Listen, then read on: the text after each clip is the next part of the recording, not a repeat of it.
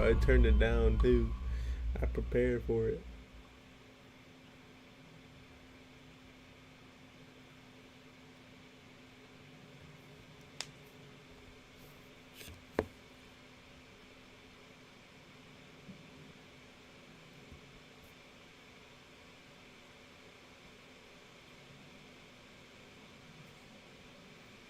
This is the drugs, and I know.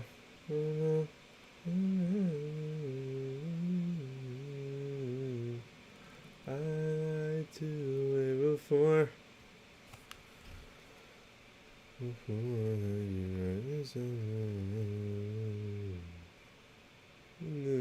at me. Maybe I don't want to downrange it.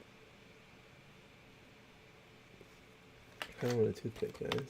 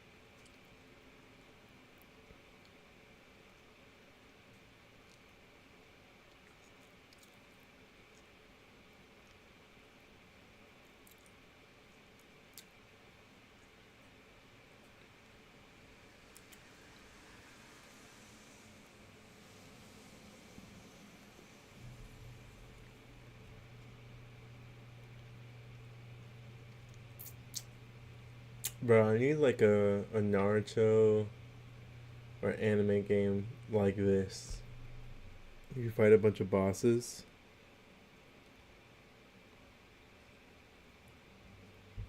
Dude, this is like a Naruto game. It goes so hard.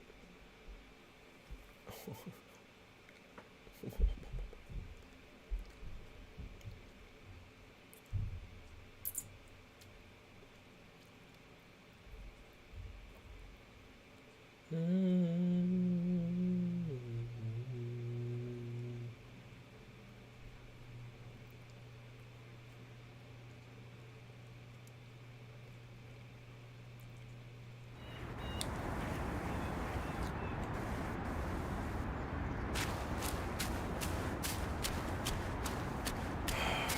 hate this part, bro.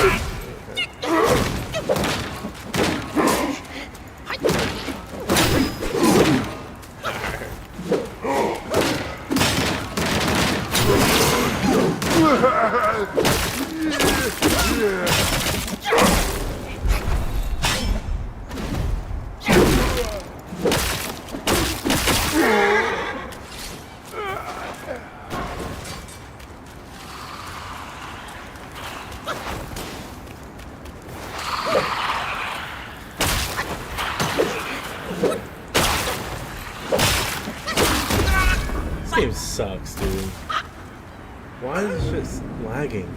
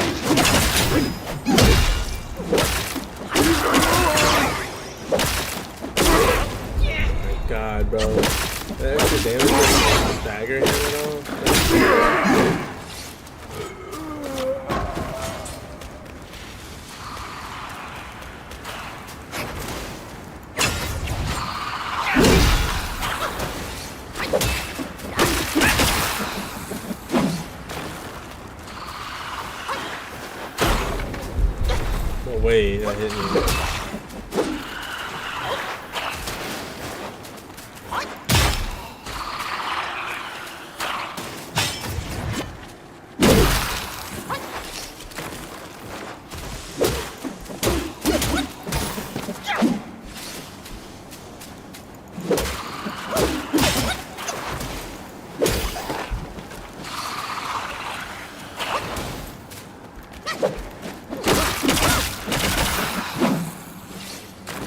Ooh, what's this?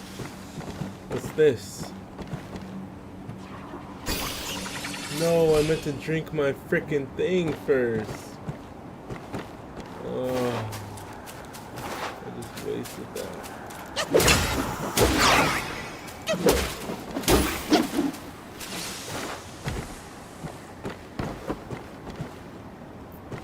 Damn it, that sucks.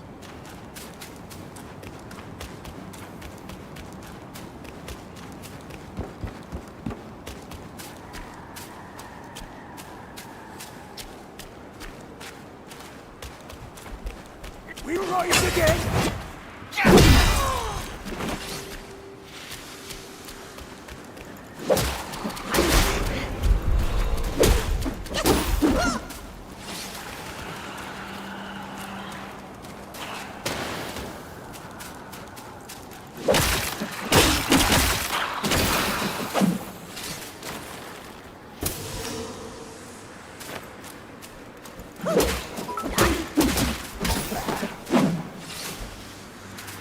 Joneskin, thank you for the apology. Appreciate you. What's up, my boy?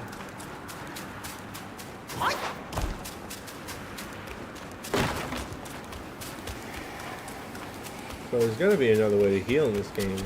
Surely. Oh, I accidentally just cast that. Oh. Okay.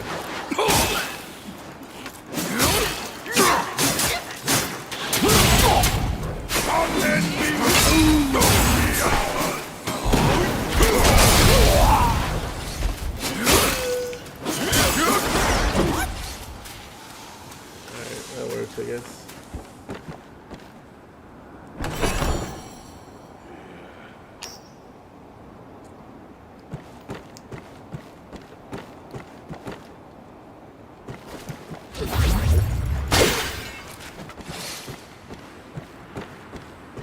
Okay, where am I supposed to go? It's going pretty well, man. How's your day going?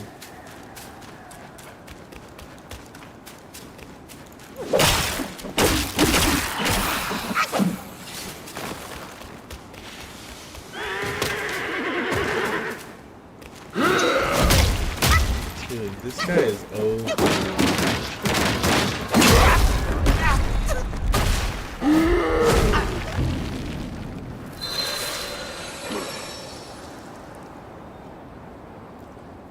Actually OP.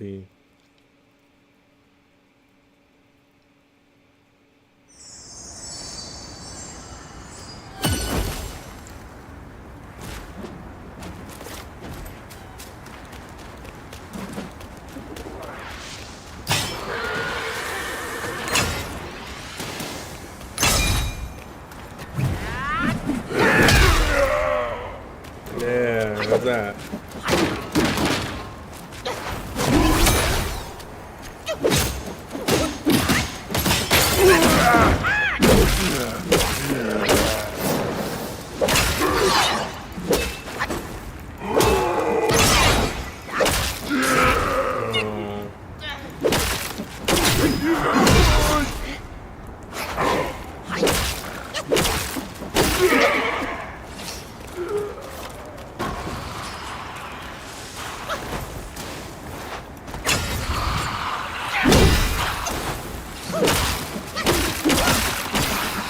Yeah, okay, we're getting the hang of it. We're warming up, we're warming up.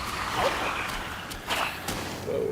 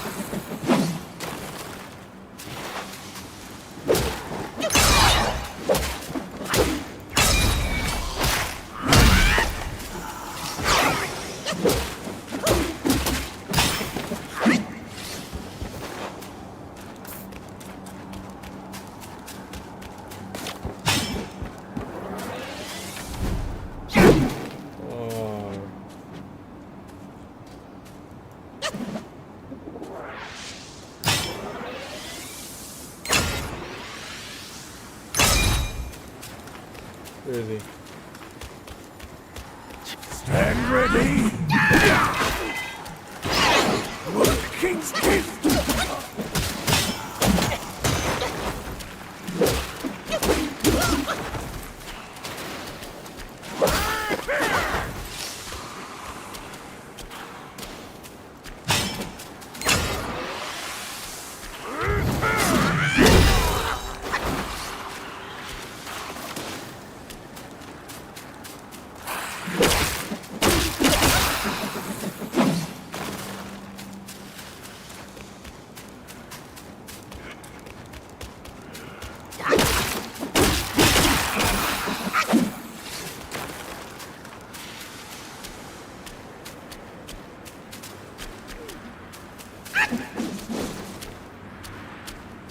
Only I can defend our land from the sword.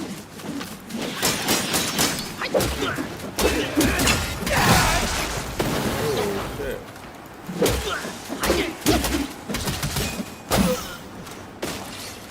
Unending boom.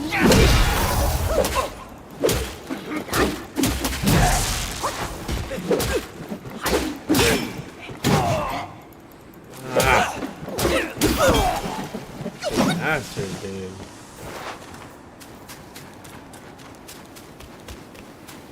Dude, I should like slowly heal after a while. The fact that there's just no passive healing is kind of crazy.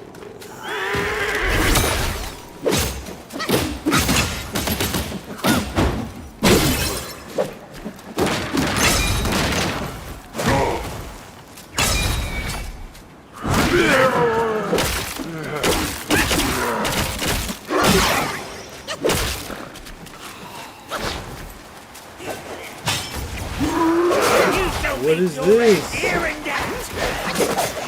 Oh, okay. I see how it is.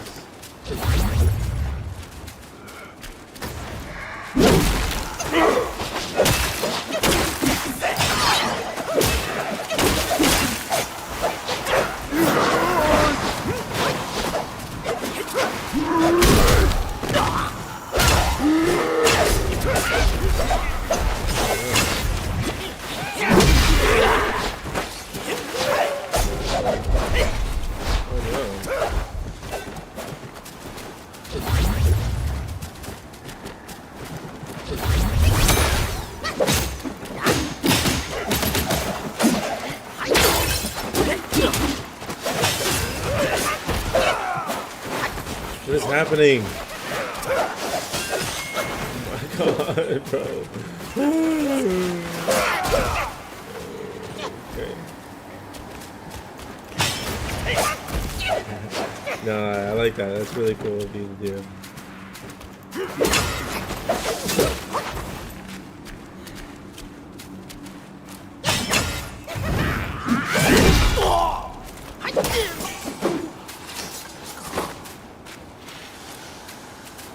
What is this?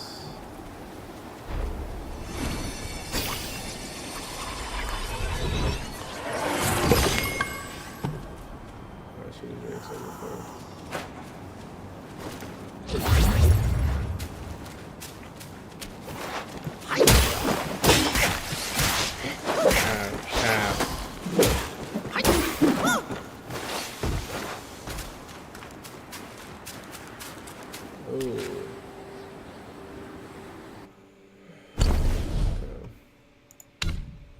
I thought the other two like died with him, but I guess not. Heavy attacks that cost a focus point.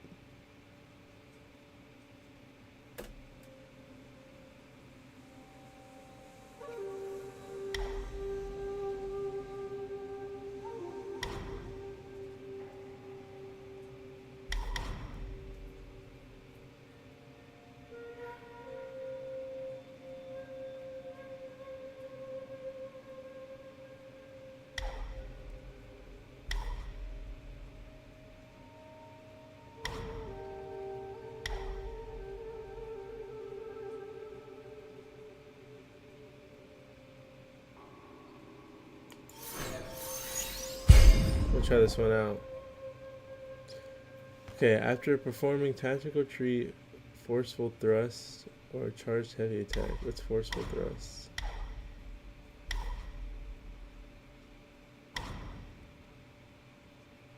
Okay.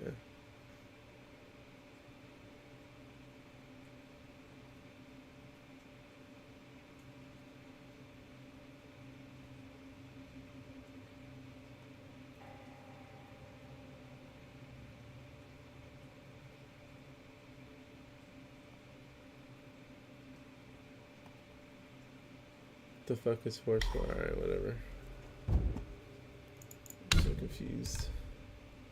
What's that spirit I got? What is it?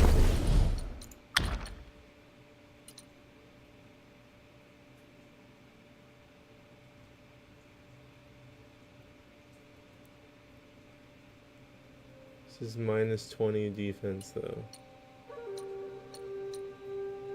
I'm good off that chief, thanks though.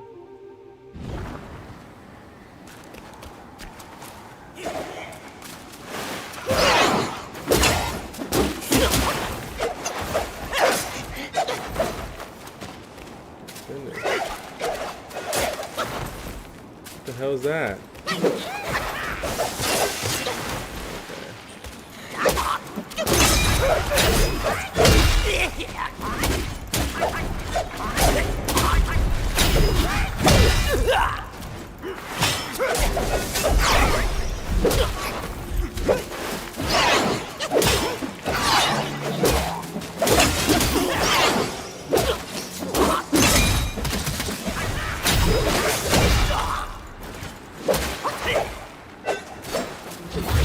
Am I not getting health back, or like what's going on here?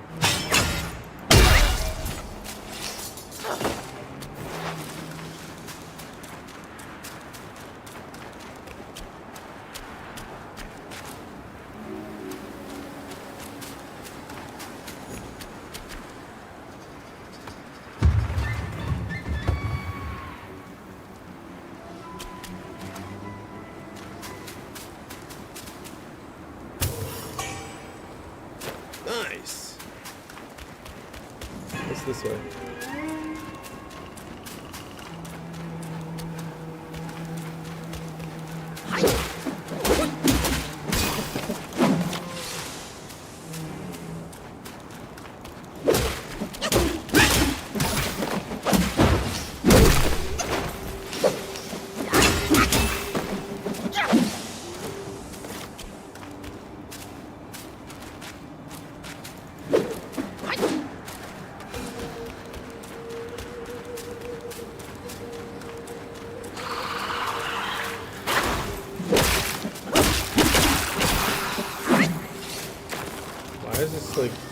What is this little corner? What?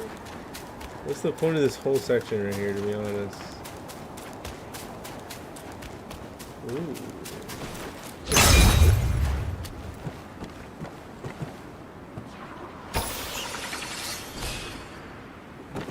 Thank you very much.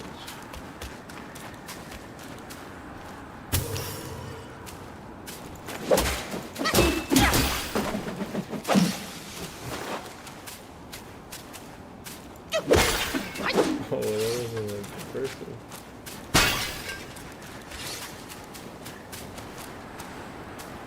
I knew I heard something.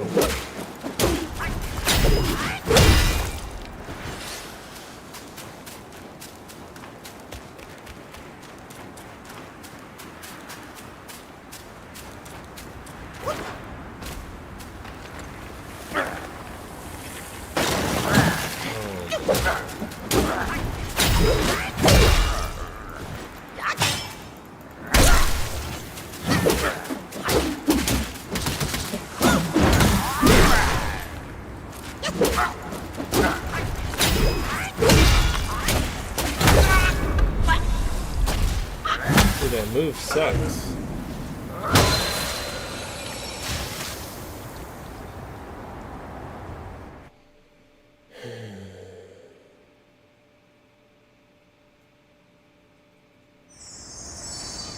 Oh my god, bro.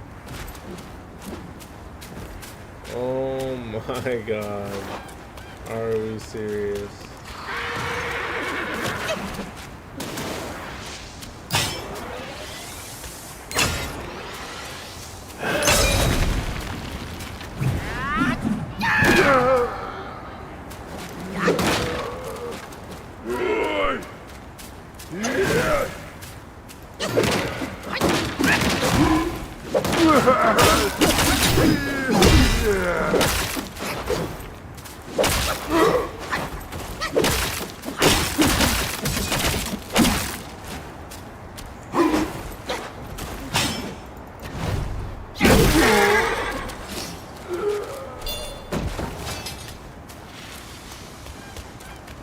Okay. Oh wait, I forgot mine.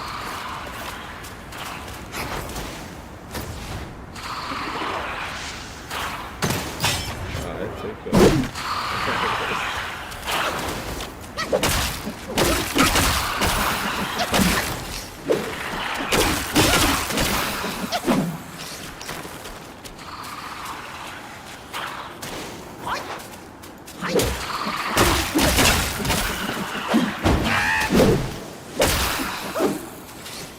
Dude, no way I have to kill all of these people.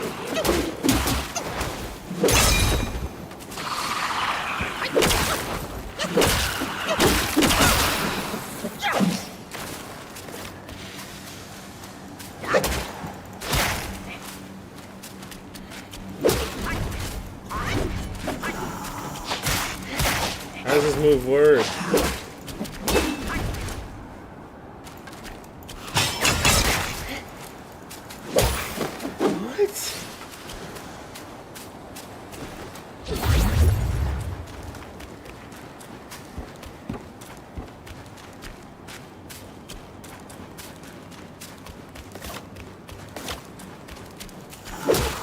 Rise again! Or make you hang dead!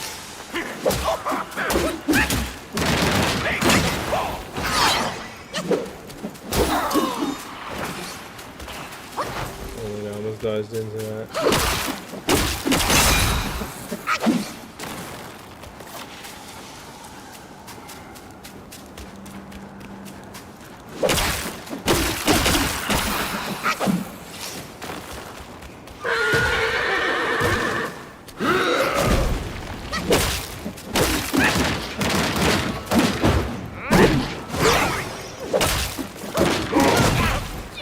I thought he was staggered.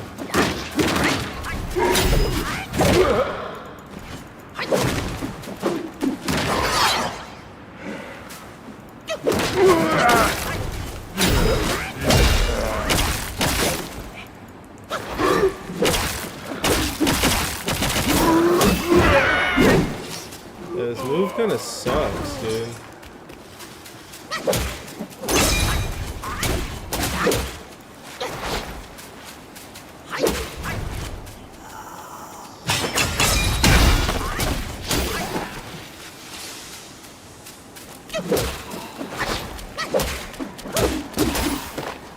Yeah, I really want to watch a tutorial on like how to play this game. It's gotta be something I'm doing wrong.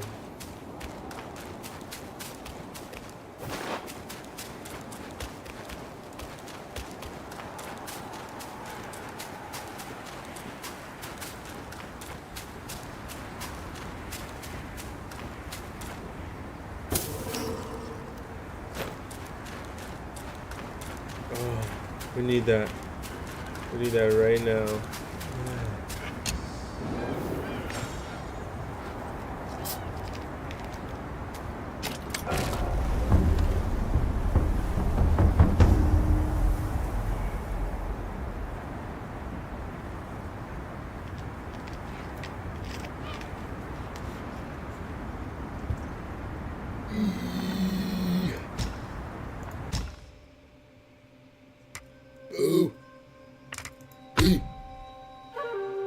What's this?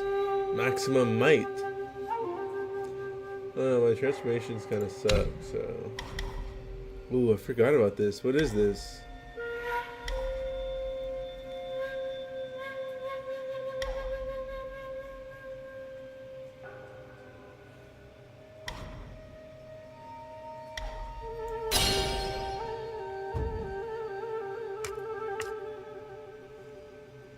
Oh, it's either this or...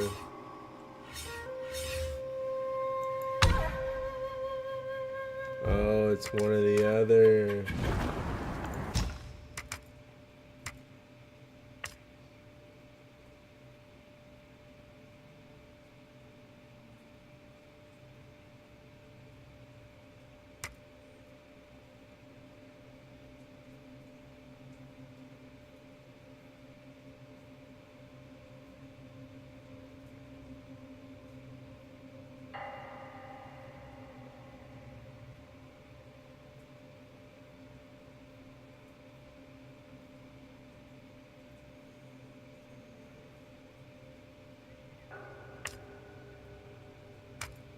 Let's try it. Let's see if it's good or not. So it replaces my cloud step. Ooh, I should rest.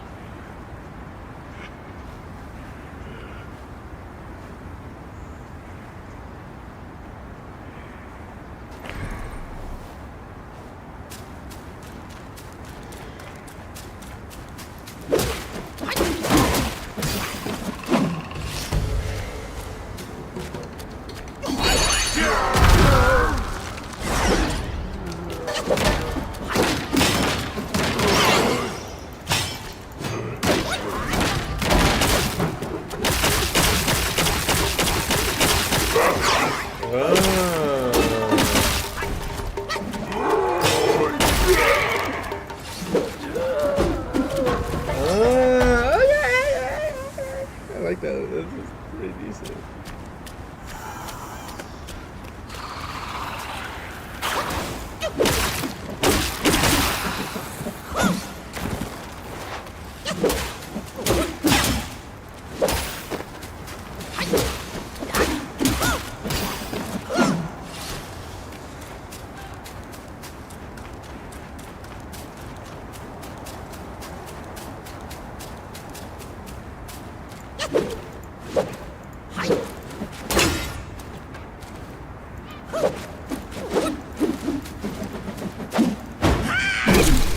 Oh, the rats count as focus? No way.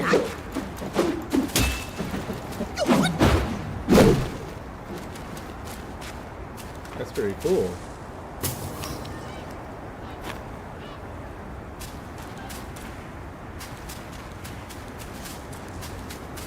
Oh god.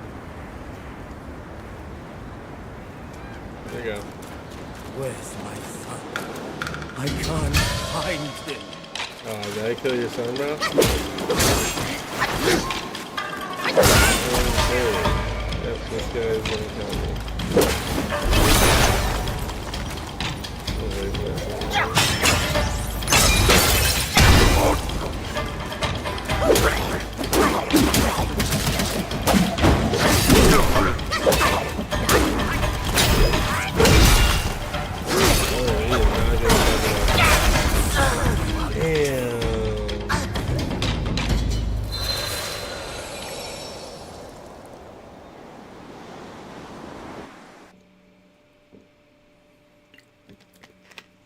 Alright, cool thing is, he has like low health. He's pretty easy to hurt, so...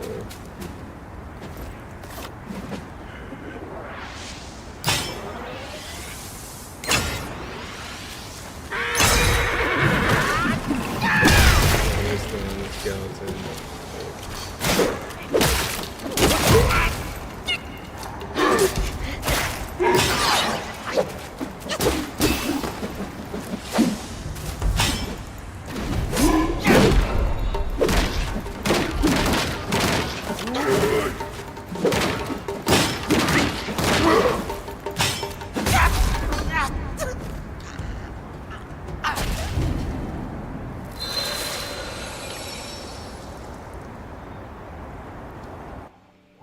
Oh my god, man.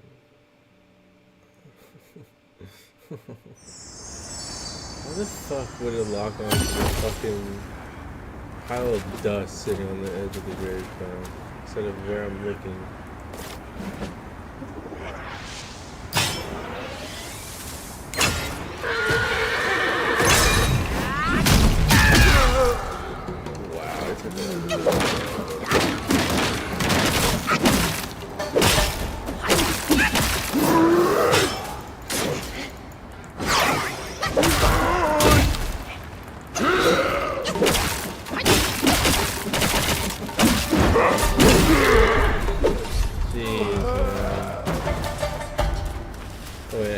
will just respawn.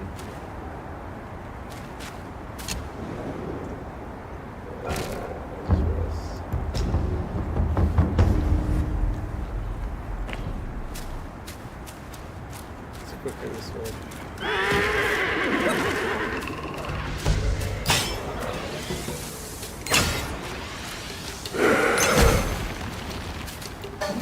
What happens in my... Okay. So...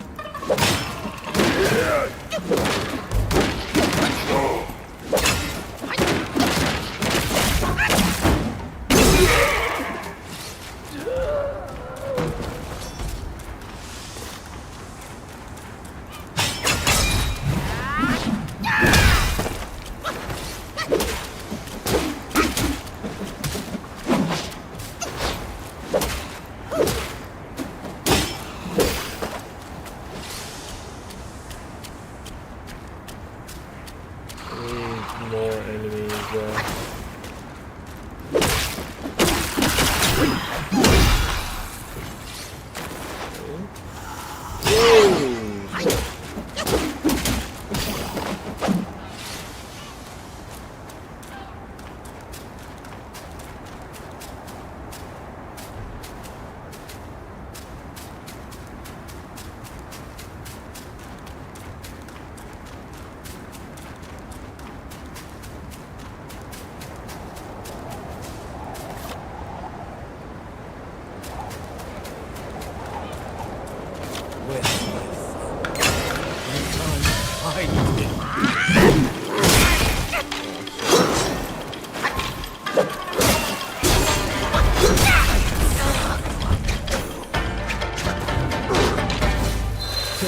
Land a single hit on him, bro. Are we serious right now?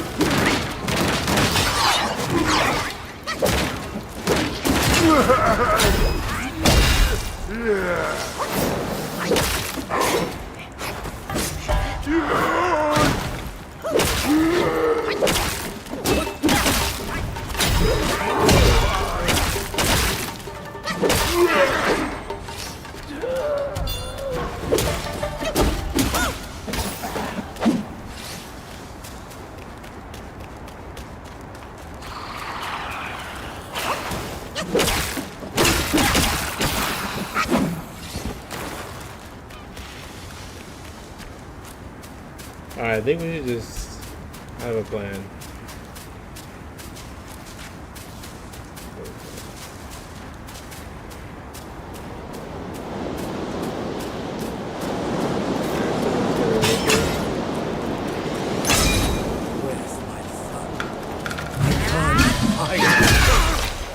Wait, how did I take on?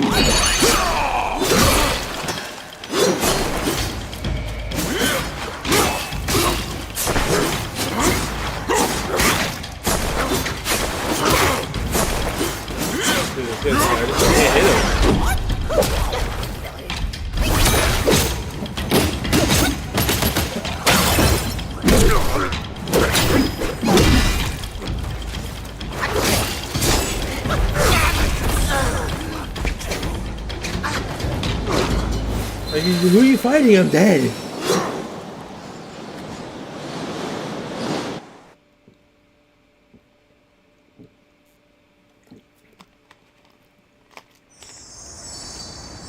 Oh my gosh, bro. The checkpoint sucks. Yeah, this barren desert.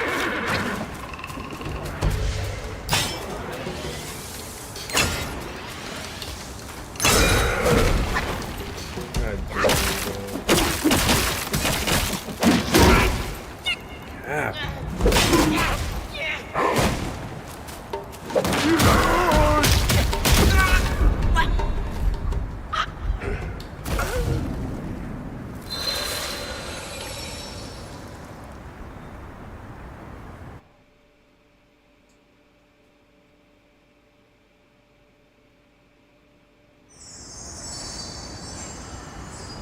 If I die one more time, I'm looking at the fucking Wukong tutorial.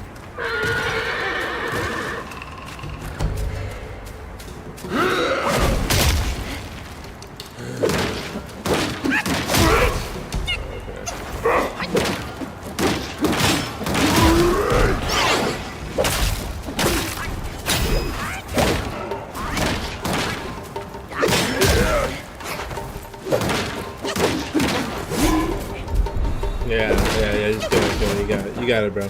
You got it. Go on, now you want to stop hitting? Okay.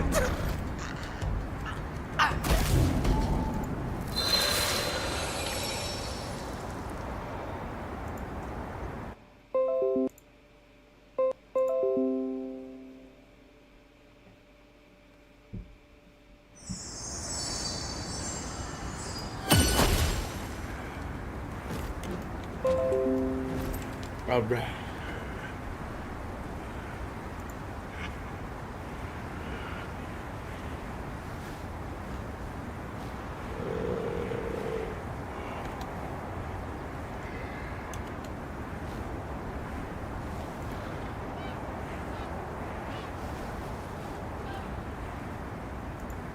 Okay. Here we go.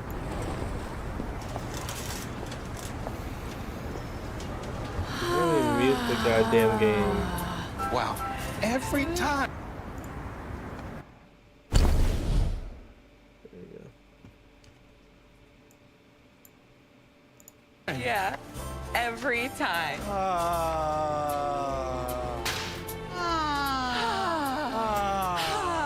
I know that all. At Sprouts, our wide-open layout invites you in, with healthy around every corner and tasty on every shelf. This is that Sprouts feeling. Black Myth Wukong is just packed with hidden items, special mechanics, and even secret bosses, including some in the starting region that you don't want to miss out on. For example, once you talk with the Wise Master, who you'll find within the first hour or two, he'll enchant your gourd. You probably already saw that this lets you collect the spirits left behind after defeating a boss, which each give you a special ability, basically letting you transform into that boss briefly and use one of their attacks. But the enchantment also gives you another benefit. When you collect wandering spirits, so one of the green floating ones you find in side paths, it will give you a healing charge back in your gourd. So if you could use a bit of healing and your gourd is already full, it's smart to drink from the gourd before collecting the spirits. You might also want to think about saving those spirits to collect after you've cleared out enemies in the surrounding area, so you can use the spirit to gain a bit of healing back without resting at a shrine. Eventually, you'll also come across some regular enemies that are glowing blue, and these guys also give you a special spirit ability. Plus, absorbing the spirit will fully recharge your gourd. That's true for bosses as well. And by the way, if you took down a boss early on, like the Wandering Wight, you might have been a bit confused about why you couldn't collect the spirit. But don't worry, spirits for any bosses defeated before getting the enchantment will be saved for you under the Cultivate Spirits tab at the shrines. These spirit abilities can be pretty strong, so it's definitely worth seeking out bosses to collect them, and some bosses are missable. You can go back to them later, but you might want those abilities before moving forward. And keep in mind, the spirit abilities have a passive bonus as well. For example, the Wandering Wight gives you plus 20 defense. So you definitely want to do a lot of exploring and also Also, check the shop inventories often. For example, I was surprised to find when I went back to the first region after moving on that there was this back scratcher curio for sale in the shop. The game doesn't really tell you this, but after you complete a region, new items will become available in the shop in that region, and you need to go back to find them. This back scratcher curio gives a really nice boost to your max stamina, so it's definitely worth checking those out. Something else the game doesn't really tell you about explicitly are relics, which you get after defeating a regional boss. These relics give some options for nice special abilities, but you need to go into the menu and choose which one you want to activate it. So you want to check for that after completing each region. You also definitely want to be searching around every arena after a boss fight. There's pretty much always at least one special item around the arenas or a special object to interact with that will unlock something later on. You've probably already found items like the celestial medicine pills, which increase your max health, mana, or stamina, but there are much more complex secrets too. Like if you ring all 3 giant bells found near bosses on Blackwind Mountain, it will unlock a special shrine you can travel to for a secret boss fight. Secret bosses at these shrines give special vessel items with unique abilities as well as some other rewards. Back out exploring though, you want to keep an eye out for chests that are disguised to look like environmental objects, like these chests that look like logs. Now, if you have the deluxe edition, you'll also get a special curio called the Wind Chime after reaching the second shrine in the game. The game doesn't tell you about this, but the Wind Chime gives a nice little boost to movement speed, and you won't have any other curios to equip at this time anyway, so it's definitely worth using. Not always being clearly told you've obtained new items or that there are new items available in the shop is definitely a pattern in this game. So you always want to be checking things like curios every so often to make sure you're not missing out on something good. Another example is it's not totally clear that you can craft the Pilgrim's Armor once you reach the Guanyin Temple Shrine right before heading into a boss fight. There are a lot of armors like this that will just show up as craftable at shrines as you progress, and they just get better and better as you go, so always check to see if there's new armor available to craft. You might have also noticed these numbers next to some of the perks on gear items. These indicate how many pieces of that armor set you need equipped in order for the effect to be activated. Generally, you want to make sure you have enough pieces from a set equipped to have at least one of those abilities active, so you don't want to mix and match armor too much. But there is certainly potential to create some builds that mix a few different set pieces. Now, I also want to show you some hidden, useful combat tricks and the best skills to grab early on. But first, let's check out a few settings you might want to adjust. First off, there are auto targeting and auto lock-on settings, which are both off by default. Auto lock-on is something you're probably familiar with from other games. It just means your camera is automatically going to rotate to keep an enemy in view so you can track them more easily and don't have to do it manually. But auto targeting is a little different. Turning this on will make your attacks automatically land on the enemy when you're close enough for them to do so. By default, it's off, and you actually need to direct your attack a bit with the movement stick towards the enemy to make sure it lands. Personally, I like leaving this off, but if you feel like your attacks just aren't landing a lot of the time, try toggling it on. There's also this setting for descriptive information, which is actually really nice because it lets you view the descriptions for items like potions without going into the menu. You just hold the button down longer and they pop right up. If you're using a controller, you can also toggle input type between A or B. It's on A by default, but for me, B is more like what I'm used to in other games. You can also swap jump and dodge if you want to. And on PC, you'll have an additional setting for controller type, which just forces the game to display either Xbox or PlayStation glyphs if you're seeing the wrong ones. I'll also point out the headgear setting. This lets you turn a piece of headgear invisible if you don't like the look, but you'll still have it equipped so you're not sacrificing any benefits. But let's talk about skills. I think the most important thing to realize is that the stances category has a lot of important ones to grab early on. In addition to the stance specific skills, there's also the focused attack series all the way on the left side here. These unlock based on how many points you invest in the rest of the skills on this page, and they give you additional focus charges, which is super important since focus is a really key part of the combat system. We'll talk more about focus in a second, but I would highly recommend investing most of your early skill points into skills on this page. Putting a few sparks in the top row skills of each of the trees in the foundation category is also a good idea, but you're going to want the bulk of your first 20 to 30 sparks in the stances category. And specifically, I think it's best to focus on the ones under the default smash stance, as well as a few of these extra skills on the left side. I know it's tempting to start using pillar and thrust as soon as you can unlock them, and you should totally try them out. That's the beauty of being able to respec your skills, which you can do by going into the reignite sparks option at a shrine. You can reset all of them, just one category, or individual individual sparks. But here's the thing with stances, they become so much more effective once you invest sparks into their trees. So I think it's best to focus on one stance first instead of spreading points across all of them. Smash can deal a lot of damage quickly, and it's really easy and fast to charge up if you unlock Force Unbound and invest some points into Quick Hand. So I would definitely recommend focusing on Smash first. In that Smash tree, you're going to find Resolute Counterflow, Winding Wind, and Skyfall Strike, all of which I would grab early and try to get used to using their associated combos as soon as you can. They're a really good way to deal damage, and you're much safer than you think while using them. To pull off Resolute Strike, you need to have at least one focus charge built up, which is this glowing dot in the bottom right gauge. Then land at least one light attack, and then immediately hit the heavy attack button. But if you have more than one focus charge built up, then you can hit heavy attack again to do the Skyfall Strike. I'll get into more detail on those combos and a bunch of other combat tips in a dedicated video, but let me show you some simpler combat tips first. My favorite, and the one I use all the time, is the jump attack. While holding the movement input towards an enemy, just jump and hit the light attack button. You'll jump off them, dealing some damage and gaining a fair amount of focus buildup. The best thing about this though is that it's fast and pops you back out to a pretty safe distance. You can also just keep repeating it as long as you stay close enough and have the stamina to do it. I find this move really useful to fall back on when an enemy isn't giving me a clear window to attack with a normal light attack combo.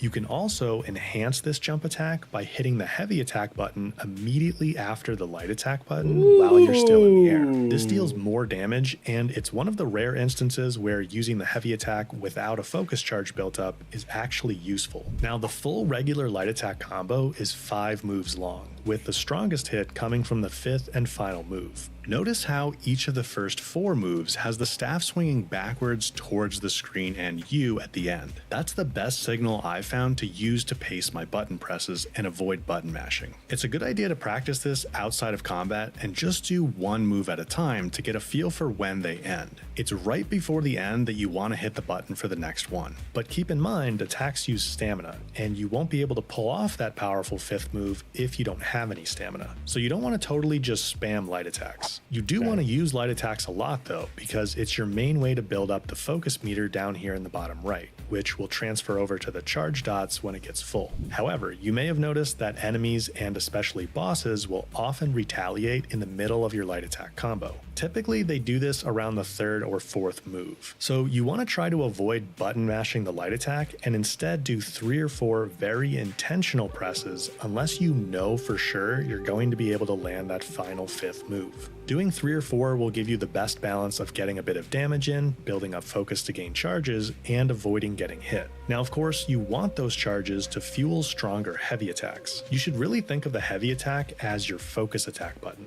not a regular heavy attack. It's really not very effective to tap it when you don't have any focus charges. Now, you can hold it to charge up focus anytime you want, but then you have to unleash the attack immediately, and if you dodge or get hit, you'll lose all the charges, including any that you built up from landing hits. So it's generally better to gain focus from dealing damage because it's sticky, as opposed to the hold to charge focus that has to be used right away. But you still need to be careful when you hit that heavy attack button because enemies will often run away and you'll miss, which wastes all the focus you built up. It's also important to realize that your dodges operate in a chain of 3, with a short delay after the 3rd. So you want to think about dodging in sets of 3. However, if your stamina is depleted, you'll only get the first dodge animation in that 3 dodge combo, which covers the least amount of ground. So another reason to keep an eye on that stamina. Of course, you also have perfect dodges, and if you can pull those off, they won't burn any stamina. Plus, they have invincibility frames, so practicing your dodging is definitely worth your time. There's a bunch more combat tricks and a lot more depth to the whole combat system, and we'll get into all that in a dedicated video, which I'll link right here as soon as it's ready. Make sure you're subscribed so you don't miss it. Thanks for watching. All right. Here we go. I'm gonna do the settings real quick. I'm definitely getting copyrighted, but I don't care. I have 14,000 mil. Did I just see that correctly? Holy smokes! Oh wait, settings.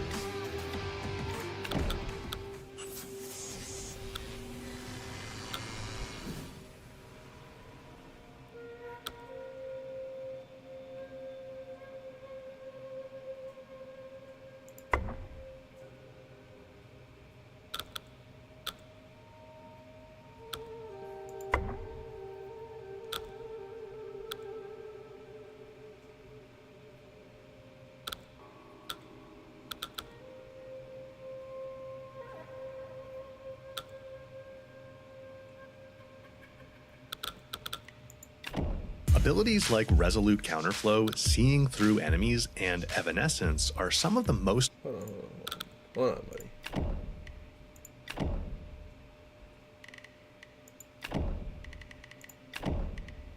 Is that it?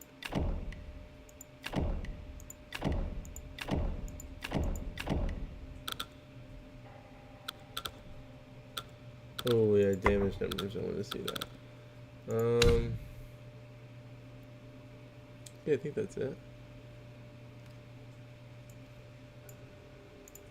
confusing and misunderstood mechanics in Black Myth Wukong. So here's how they actually work. Seeing through enemies is a mechanic that comes into play with the varied combos for Smash Stance and Thrust Stance, which are Resolute Strike, which you unlock with the Resolute Counterflow skill, and Tactical Retreat, which you get with Offense and Defense. To do these varied combos, you just need to hit the heavy attack button right after a light attack. For Resolute Strike, you also need to have at least one focus charge on hand to power it. For Tactical Retreat, you don't need any. Don't worry, we'll talk more about focus in a minute, but just executing one of these varied combos isn't enough to trigger the see-through. For that, you have to hit the heavy attack button just as an enemy is about to hit you. You know you'll nail it when you see a red flash. Seeing through an enemy grants a moment of invincibility and enhances the attack quite a bit. With Resolute Strike, enemies also become easier to stagger. So trying to work in the see-through mechanic is definitely worth it, but it's also hard to pull off. The best thing to do is simply use your light attacks like you normally would, and then be ready to hit the heavy attack button as if it was your dodge button and you're trying to nail a perfect dodge. Again, the timing is pretty tight. Hitting heavy attack when the enemy's attack animation starts is too soon. You have to wait until they're actually about to hit you. But it's important to understand you can also do a varied combo without seeing through the enemy. In fact, that's probably what's going to happen most of the time, and they're still worth doing even if you miss the see-through, especially if you unlock some of their upgrade abilities. Like with Resolute Strike, unlocking the next skill down adds Skyfall Strike to the combo. So now, if you have another focus charge ready to go, you can just hit heavy attack a second time right after Resolute Strike to do the Skyfall Strike for an even stronger attack. And that Skyfall Strike hit will pretty much always stagger even the toughest bosses, whether you've got the see-through or not. With Tactical Retreat, if you've got a focus charge, you can hit heavy attack a second time to trigger Forceful Thrust, which deals a solid amount of damage and a lot of stagger. But as you can see, focus charges are key if you want to use these stronger attacks. Focus charges are these glowing dots down here on the edge of the focus gauge, and focus is arguably the most important combat mechanic in the entire game. Early on, it might not seem super important, but it fuels all the most powerful staff attacks, and you're really going to need those as you get further along. So you can build up focus in two different ways. The first way is primarily achieved by hitting enemies with light attacks, but also by doing a few other actions like pulling off perfect dodges, which are when you get the ghost image left behind after dodging at the last second. These actions build up the focus meter on the left side of the gauge, and once it fills up all the way, you get one of those charges. Now, you start the game with just one charge slot, but you'll want to unlock more pretty quickly by investing points in skills on the stances page. As you invest points anywhere on this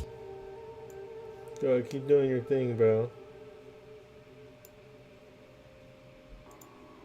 page, the focused attack skills along the left side will unlock, giving you additional focused charge slots. Although the last one works a little differently, so we'll come back to that in a second. But the main thing is just getting at least focused attack 2 and 3 unlocked. So once you have focus charges built up, there's a few different things you can do with them. The simplest thing is just tapping the heavy attack button to unleash a stronger attack. In fact, that's pretty much the only time you should be hitting the heavy attack button, when you have some focus charges built up. Heavy attacks are pretty weak without any focus fueling them, so generally, if I'm going to hit heavy attack, I like to wait until I have at least 2 focus charges built up. Not only does this deal more damage than just one charge, but it also almost always staggers the enemy. Pretty weak without any focus fueling them, so generally, if I'm going to hit heavy attack, I like to wait until I have at least 2 focus charges built up. Not only does this deal more damage than just one charge, but it also almost always staggers the enemy, whereas a single charge heavy attack attack typically won't. So my typical combat loop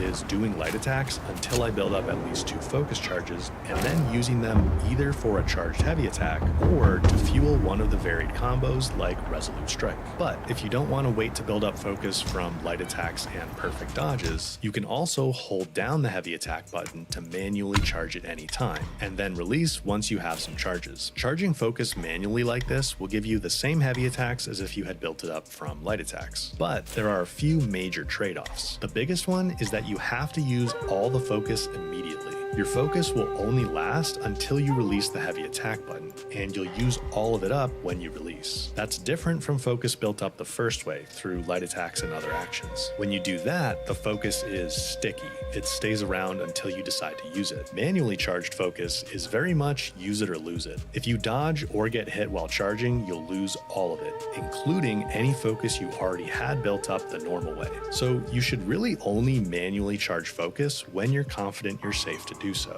Another trade-off is that you'll be stuck in place while charging with the pillar and thrust stances. That only makes it more likely you're going to need to dodge and lose all the charge, or in the case of pillar, you might run out of stamina, which forces you to unleash the attack earlier than you wanted to. So the takeaway is don't get greedy with manually charging. However, once you unlock the Force Unbound skill, the Smash stance does allow you to move around while manually charging, which is why Smash is probably my most used stance. Anytime there's a break in combat, with Smash stance, you can start holding down heavy attack to begin charging focus, and then sprint to stay mobile. You should also know that Smash stance can deal the most damage in a single hit compared to the other two. So think of Smash stance as your primary damage dealer. One build to keep in your back pocket, especially for boss fights, is to equip the full Pilgrim's armor set to get the level 4 perk, which increases your attack damage every second you're sprinting, maxing out at 10 seconds. So as you head into a boss fight, you can hold down heavy attack to manually charge your focus all the way up to level 3 while sprinting to stack the charged smash attack with the extra damage from the armor perk for a powerful opening hit. Of course, you can use that in the middle of combat too. For example, after immobilizing, you can start charging and just run in a circle to stay near the enemy. You might not have time to get a full 3 charges, but you can still deal some solid damage very easily. But Smash Stance isn't the only one I use regularly. I do also use the Thrust Stance a lot. Manually charging it is a great way to break enemy shields, and it also tracks enemies higher up than you'd think, so you can use it to hit flying enemies or just enemies that are perched up high. But what I really like about Thrust Stance are the Tactical Retreat and Forceful Thrust abilities. You can do Tactical Retreat without any focus charges built up,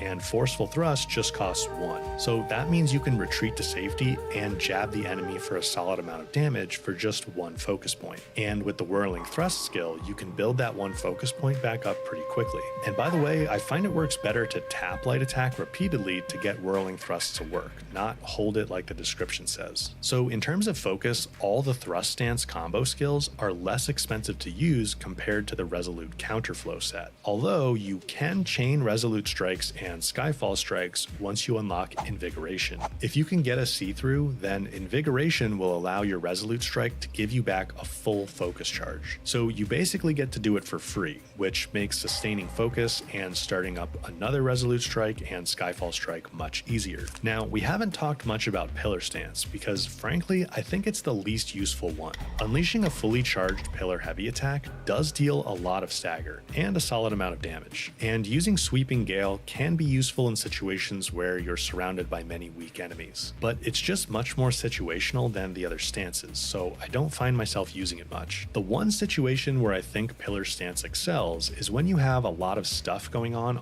the ground. So either a lot of small enemies swarming you, or maybe a lot of ground level attacks coming from a boss. In that case, it's great to hoist yourself out of harm's way, but even then you have to be really mindful of your stamina. While you're perched in the air, you'll quickly lose stamina if the bottom of the staff gets hit. So if you've got focus built up, a quick Pillar Stance heavy attack is pretty effective. But manually charging one is often difficult until you can upgrade your stamina quite a bit. And I really don't recommend upgrading your stamina very much, or really at all, until you're very late in the game. It's just more effective to dump your upgrades into health and mana instead. But let's back up for a second and make sure we understand some nuances with a few basic mechanics. We've been talking about those focus charges a lot, and you may have noticed that the final focused attack upgrade seems to indicate you're going to get a 4th focus charge slot, but a 4th one never shows up. Instead, the 4th slot is actually the entire gauge. If you already have 3 charges built up and you manage to charge up the meter again, the whole gauge will glow gold and you can unleash a super powerful attack. But you only have 10 seconds to do it. After 10 seconds, the gauge will lose its glow and you'll see the focus meter losing charge back down to the 3rd level.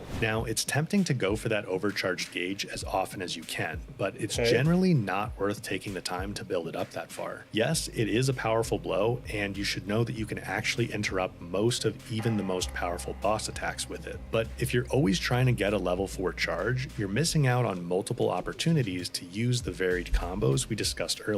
Or even just unleashing a few lower power heavy attacks, which together would deal more damage than a single fully charged one. So I generally only go for the level 4 attack when I happen to get the 4th level without trying for it. Now, there are a couple of useful things to know about the basic light attack combo as well. It's important to understand that the full light attack combo is composed of 5 moves, with the strongest hit coming from the 5th and final move. But remember that attacks use stamina. You can still attack without stamina, but your hits will deal much less damage and you won't be able to pull off that powerful 5th move. So you don't really want to attack without stamina. You might have also noticed that enemies will often retaliate in the middle of your light attack combo. Typically, they do this around the 3rd move. So you want to try to avoid button mashing the light attack and instead do very intentional presses so you're ready to dodge cancel out of the combo at any moment. You don't want to go for those 4th and 5th moves unless you know for sure you're going to be able to land them. I've also noticed that the first 3 hits of the light attack combo seem to deal more stagger, or at least tend to interrupt enemies more than the 4th move does. The 5th will definitely interrupt them if you can get there, but that 4th move where you do a bunch of low damage hits really fast is pretty much the window where you're most vulnerable.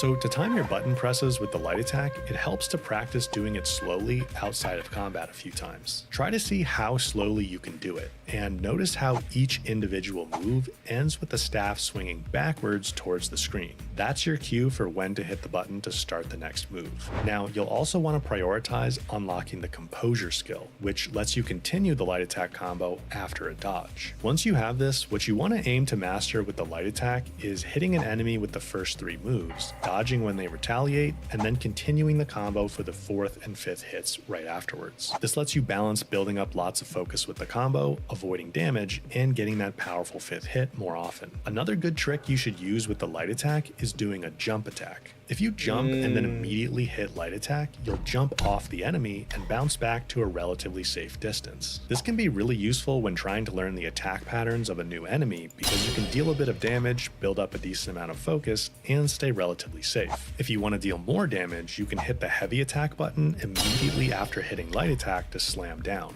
That's one of the only situations where using a heavy attack without any focus is actually useful. Alright, let's clear up this Evanescence thing. Evanescence is a skill in the upgrade tree for your Immobilize spell, and it both extends the length of the immobilization and boosts the damage you can deal to the immobilized enemy.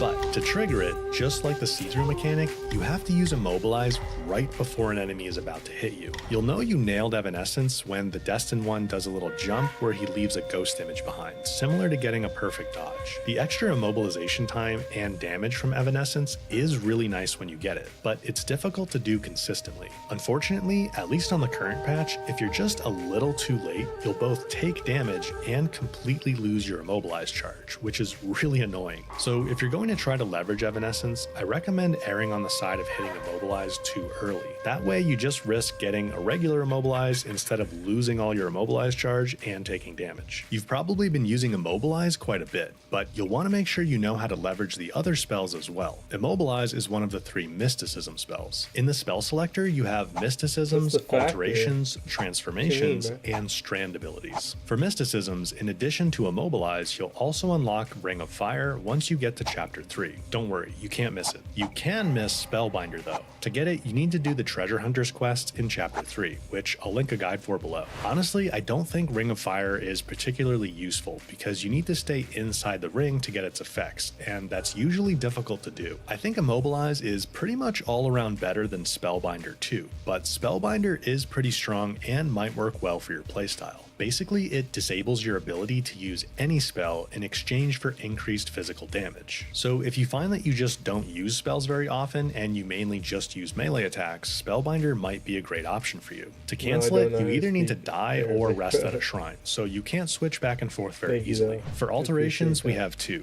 Cloud Step, which you can't miss in Chapter 1, and Rock Solid, which you can't miss in Chapter 2. Both of these are great options, but they facilitate very different playstyles. Cloud Step leaves a decoy behind that enemies will attack so you can get a breather. The decoy does have health, so it won't last very long if it's getting pummeled, but while it's still around, you're invisible and can heal, take medicines, and even cast other spells. If you attack while your decoy is still alive, you'll do an Unveiling Strike, which deals some damage and typically staggers the enemy.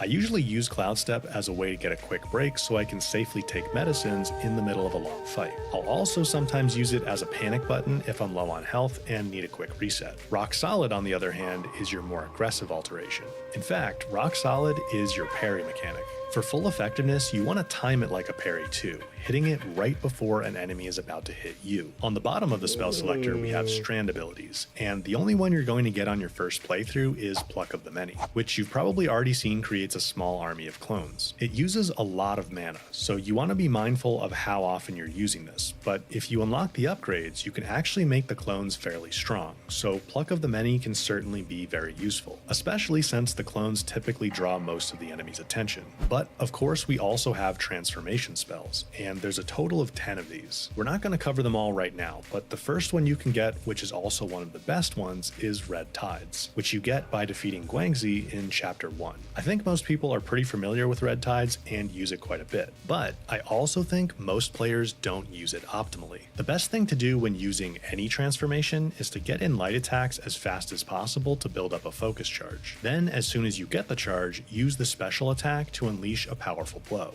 The focus gauge looks different while you're transformed, but it works the same way as normal. It's just that you can only get one charge, and that charge is indicated by the whole gauge glowing. But with Red Tides, you actually have 4 different variations of the special attack. It changes based on which direction you move while triggering it. I've found the best one is moving forward, which will trigger a vault up on the staff and slam down. You need to be relatively close to the enemy for this to land, so be careful not to trigger it too far away. The second best one, which is a bit better if you are far away, is to move backwards. You'll fly through the air like a fireball to hit the enemy. The sideways movement special attacks aren't great from what I've tested, so I wouldn't even bother with them. Keep in mind that even without any might upgrades in the skill tree, there's just enough time to get in 2 special attacks with Red Tides if you charge up focus quickly and avoid taking much damage. By the way, might is the gauge under your health bar while transformed, and it operates a lot like stamina, depleting as you take damage and do attacks. But it also slowly degrades over time, even if you do nothing. Now, don't confuse spell transformations with spirit transformations. Both types turn you into a different creature temporarily, but spirit transformations are much shorter and there are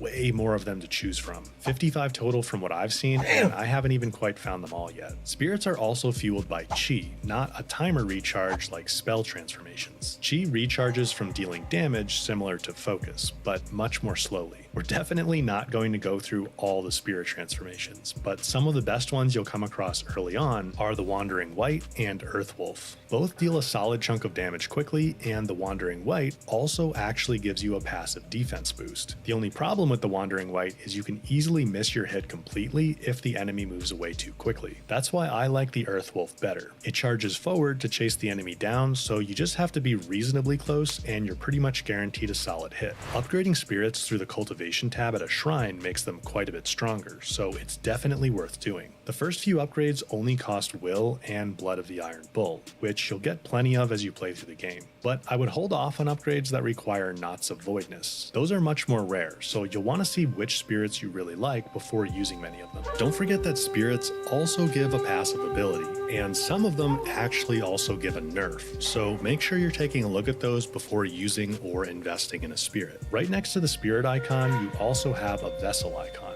Vessels come from the secret bosses in each chapter, and there are 4 of them total. I feel the Wind Tamer and Weaver's Needle are the best ones. The Wind Tamer comes from chapter 2 and gives you a passive defense boost. When triggered, it gives you a much more significant defense boost, and the flash will also stun enemies, even interrupting some of the most powerful boss attacks. The Weaver's Needle comes from chapter 4 and passively boosts both your critical hit chance and damage stats, and when activated, basically jabs enemies relentlessly to deal easy damage. I think a lot of players also sleep on giving themselves extra protection and boosting damage with medicines. For example, I certainly didn't realize for a while that the elemental type medicines like body cooling powder for fire resistance and anti-miasma for poison resistance actually also reduce general damage from enemies that deal those sorts of effects. So body cooling powder isn't just for resistance against fire itself, but also against basically any attack from an enemy that's capable of fire attacks, even if the attack you're hit with doesn't involve fire. The elemental resistance medicines are more specialized though, so I generally stack a different set of 4 at the start of a boss fight to give myself a boost. We go over exactly which 4 those are in this video right here. So thanks for watching, and I'll see you over there in just a second.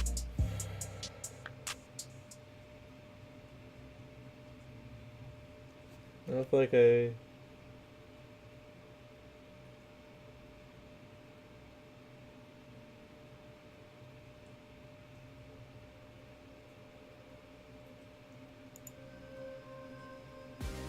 Get matched today with the tax expert who's just right for your situation. be They'll so do your bad. taxes from start to finish. And you can work with the same expert year after year with TurboTax Live Wow, Full dude. Service. Let me skip Hand this off your ad, please. taxes today. Hi, this is Oh, Batayo, and a you little thing I double love added. about the Chick-fil-A Grilled Spicy Deluxe Sandwich is that first bite. I really like the marinated chicken breast, the multi-grain brioche bun, and that creamy cilantro lime sauce. It all works beautifully together. It's just deliciousness. Real guests paid for their testimonial.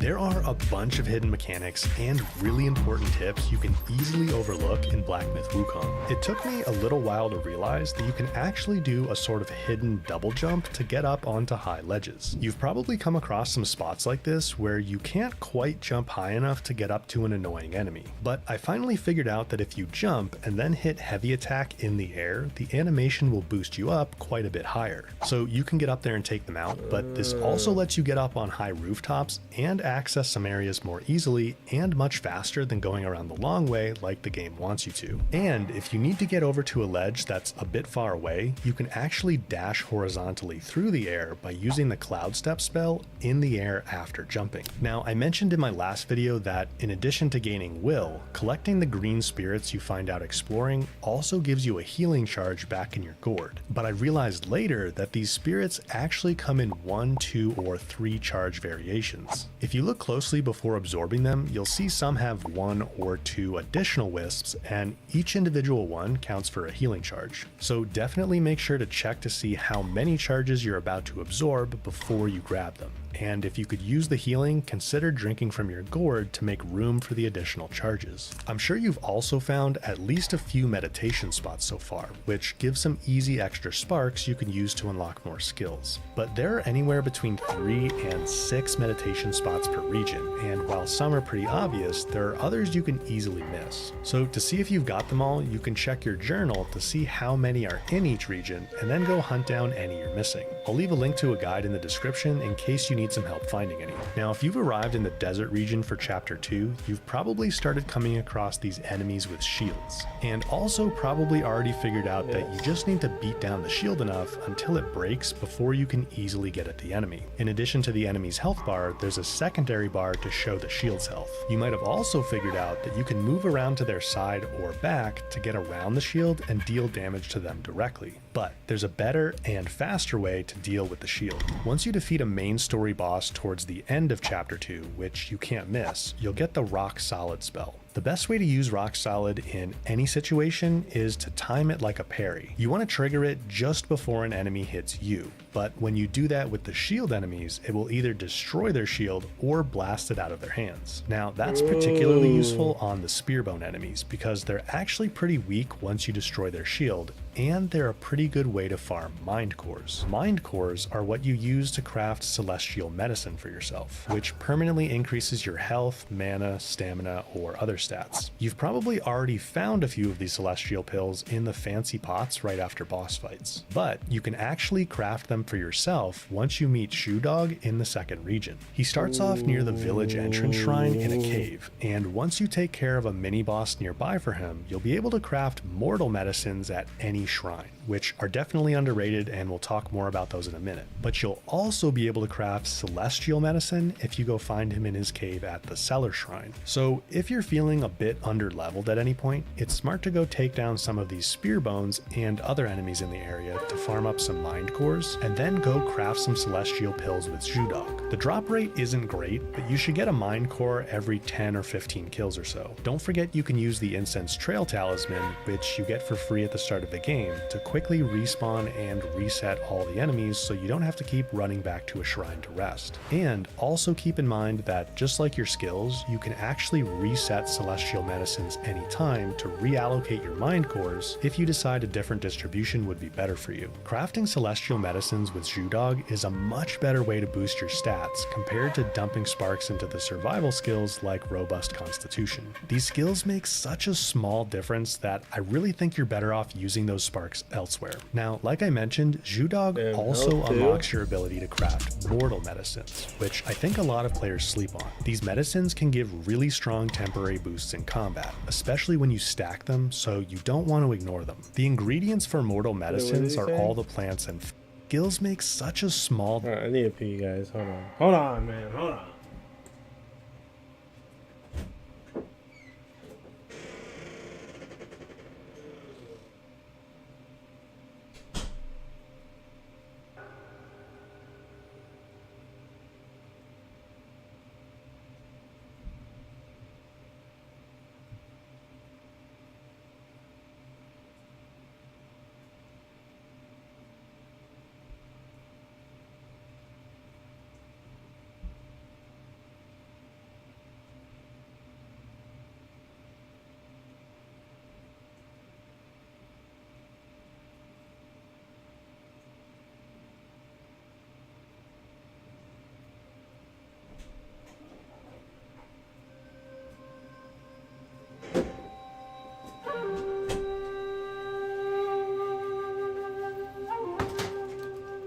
Oops.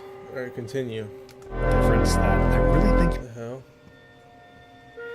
you're better off using those sparks elsewhere. Now, like I mentioned, Zhudog also unlocks your ability to 25 craft mortal MJ, sorry. medicines, which I think a lot of players sleep on. These medicines can give really strong temporary boosts in combat, especially when you stack them, so you don't want to ignore them. The ingredients for mortal medicines are all the plants and fungi you find while exploring, so you definitely want to snag those anytime you see them, especially since it takes a full hour for them to respawn. Now, I wouldn't waste medicines on fighting regular enemies, but they can really make a big difference in boss fights, and there's 4 early medicines you're going to want to stack. The Evil Repelling Medicament reduces damage you take, so it will help keep you alive. On the flip side, Tiger Subduing Pellets increase your damage output by 8 points, which is okay, but you can buy the enhanced version from Zhudog for 900 will, and those increase your attack by 15, which is much more significant. You can also find the formula for the enhanced versions near the Bitter Lake Shrine in the 3rd region, so you can craft them yourself and not have to spend will on them. By the way, if you need some more will, don't be afraid to cash in your piece of gold items. I was hanging on to these for a while, but they aren't used for anything else, so it's okay to just sell them. Now, you also have Amplification Pellets, which boost your critical hit chance. Critical hits are higher damage hits that randomly occur based on your critical hit chance stat, and by default, they boost your damage by 30%. That's what the critical hit damage 130% means. But if you take an Amplification Pellet, your crit chance increases by 10%, so those higher damage hits will happen more often. An additional 10% chance to crit doesn't sound like a lot, but the effect lasts about a full minute, and And the extra critical hits really do add up when you're in a boss fight where you're probably landing a lot of hits over time. And if you get lucky enough to get a crit on a powerful move, like a fully charged focus heavy attack, an extra 30% on that can be massive. You can tell you got a critical hit when you see a gold damage number, but damage numbers are off by default, so you might want to go into the gameplay settings here and turn that on. Now, the last basic medicine to stack is the longevity decoction, which you need to purchase from Zhudog, and this one temporarily boosts your maximum health. So I set up all 4 of these medicines in my slots, and I pop one of each right before heading into a boss fight. It can be difficult to pull off drinking medicines in the middle of a fight, so I find downing all 4 right beforehand is the most reliable way to utilize them. However, you can very easily burn through a lot of medicines using them every time you attempt a boss, and then you'll be stuck facing the boss without that extra boost. So what I do is I don't use any medicines on my first few attempts while I learn the boss's patterns. And then, once I feel like I have a good battle plan, then I start popping my set of 4 medicines to give myself a boost and make everything easier. Or if you have an attempt that's going well where you didn't pop any medicines, you could potentially pop at least 1 or 2 mid-fight if you get a chance to help make sure you can finish it off. But still, even if you manage your medicine use well, you're going to need a constant stream of ingredients once you start using them regularly. The 6 ingredients you're going to need for the 4 potions I mentioned are licorice, fragrant jade flower, snakehead mushrooms, aged ginseng, purple linksy, and jade lotus. Unfortunately, like I mentioned, it seems to take a full hour for plants to and I also noticed you'll rarely get them from breaking pots. But I'm sure you've also come across some of these guys who like to pretend to be a plant. I think it's kind of fun to fight them, but if you want to avoid them, there is actually a way to tell if a plant is real or just one of these goons. The mushrooms are probably the easiest because you can see now, similar to using medicines, you're also going to want to make sure you don't ignore upgrading your gourd, selecting a better drink, and adding good soaks. Early on, you're not going to have many gourds to choose from, so you'll have to just upgrade the default gourd a couple of levels. You'll need to go back to Shen Monkey from the Marsh of the White Mist Shrine to do gourd upgrades. Now, gourd upgrades do cost valuable Lugia fragrant vines. I think there's enough in the whole game to do all the gourd upgrades, but I'm not sure, and I haven't found anyone that can confirm that yet. I'll leave a guide for the known locations for the vines below, but maybe just do 1 or 2 gourd upgrades on the default gourd for now. I do still think spending a few vines on the default gourd is worth it. The extra healing charges make a huge difference in tougher boss fights until you can get better drinks and gourds later on. But even without any gourd upgrades, you can get a better drink pretty early in just the second region. The lamb brew heals you 20% instantly and then takes a few seconds to heal an additional 25% in increments after that. So a total of 45% compared to the coconut wine's base of 33%. You can also upgrade your drinks with awakened wine worms, but there are better drinks later on, and it doesn't seem like there's many wine worms in the game. So I would hold off on upgrading drinks until later. All the more reason to use the lamb brew over the coconut wine early on. To get it, head over to the village entrance shrine in the second region, and then turn to run up these stairs and head left along the path. You'll get down to a wooden bridge, which you want to cross, and then head up the hill past the super annoying rat archers and into an alcove at the top. The lamb brew is at the top of the stairs, sitting at the base of the stone altar. You always want to make sure you've got a good soak added to your drink as well. Soaks are basically, I would hold off on upgrading drinks until later. All the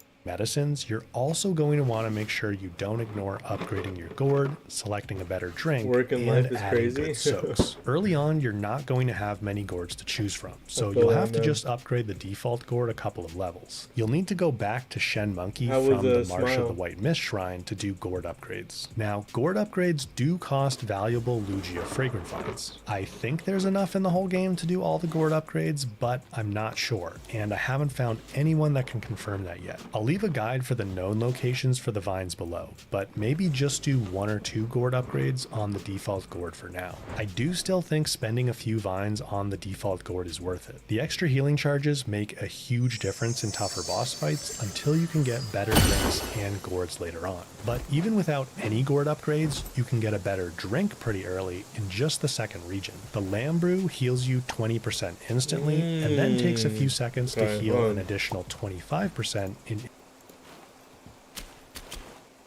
I gotta get that. Where's this monkey? Oh, he's that way. see.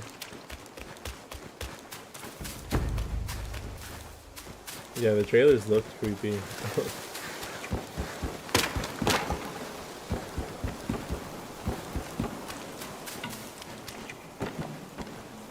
Yo, I need a new gourd.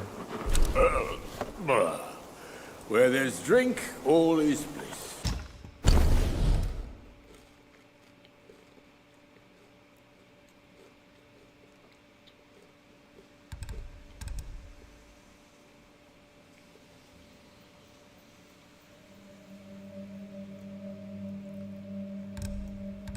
What is mine right now? It's level...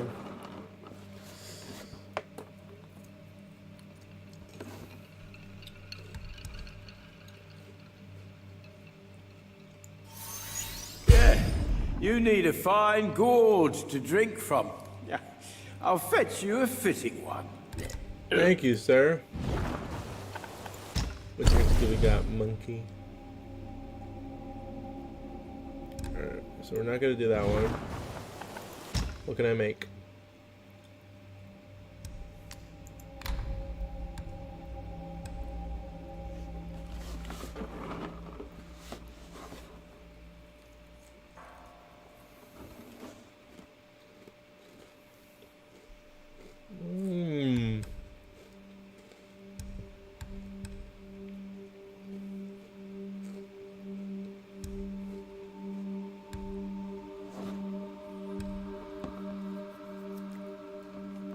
I like that one. Okay, so now we gotta go to this place. Increments after that. So a total of 45% compared to the coconut wine's base of 33%. You can also upgrade your drinks with awakened wine worms, but there are better drinks later on, and it doesn't seem like there's many wine worms in the game. So I would hold off on upgrading drinks until later. All the more reason to use the lamb brew over the coconut wine early on. To get it, head over to the village entrance shrine in the second region, and then turn to run up these stairs and head left along the path. You'll get down to a wooden bridge, which you want to cross, and then head up the hill past the super annoying rat archers and into an alcove at the top. The lamb brew is at the top of the stairs, sitting at the base of the stone altar. You always want to make sure you've got a Oh wait, this is gonna take forever to load. good soak added to your drink as well. Soaks are basically enhancements for your drinks. Unfortunately, a few of the good ones you can get early are randomly given when looting plants in the environment, like the goat skull, which licorice plants can randomly spawn as. I'll leave a guide for all the soaks linked below, but the two best ones you can reliably get early on are the celestial lotus seeds, which you can buy from Shen Monkey, and the iron pellet, which you can buy from the man in stone. I prefer the iron pellet because you get a pretty nice defensive buff each time you take a sip from the gourd, and it also lets you drink without being interrupted by attacks. I think a lot of Whoa, that's OP.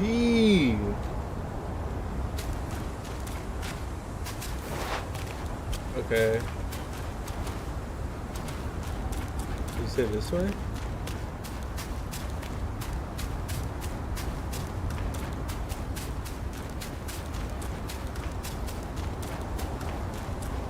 Nope. I did not. Where do you go for this?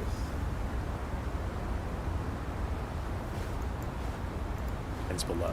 Wine's base up later. All the more reason to use the lamb brew over the coconut wine early on. To get it, head over to the village entrance shrine in the second region, and then turn to run up these stairs and head left along the path. You'll get down to a wooden bridge, which you want to cross, and then head up the hill past Left?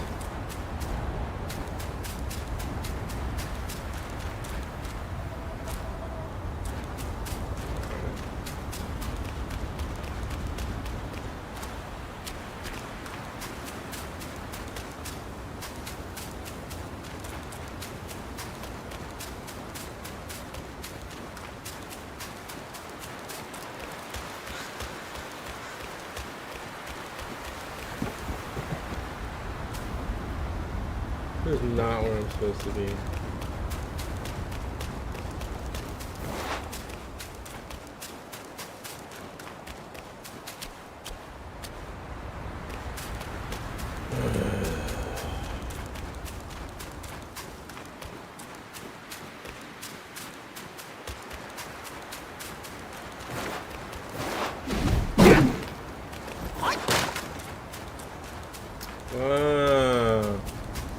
see it.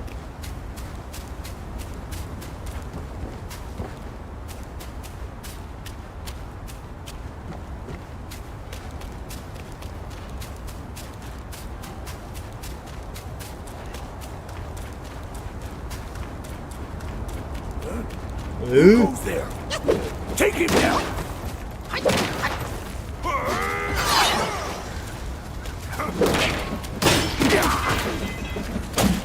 My king's gift!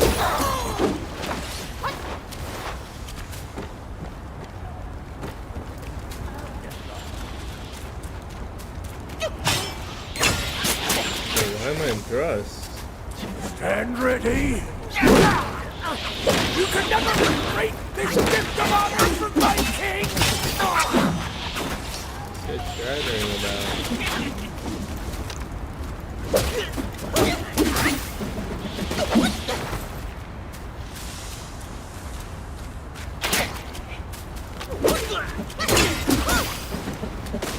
No, no! No! What's this? Ooh, skin.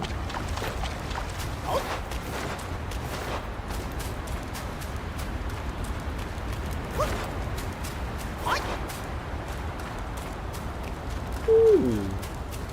Goat skull. Damn it. We got the land brew though. Gang gang.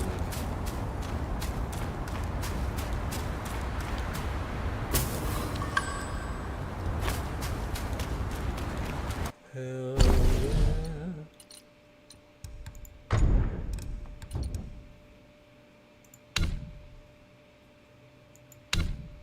Where are my drinks?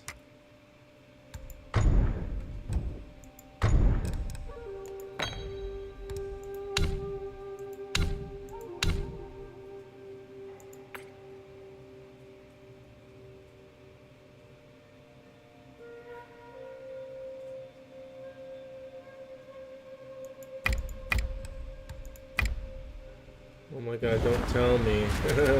Don't tell me I have to go back to that frickin' monkey.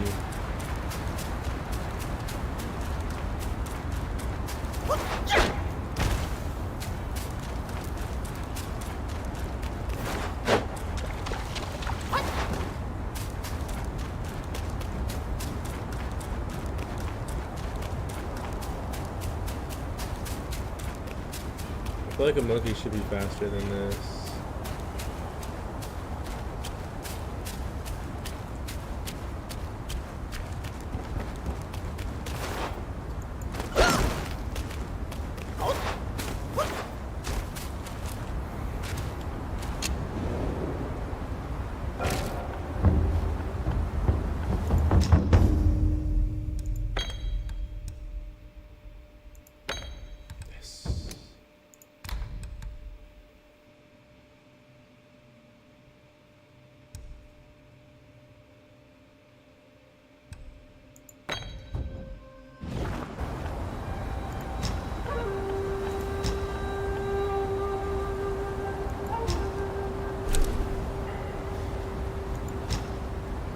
I think that's where we were. Alright, keep it going.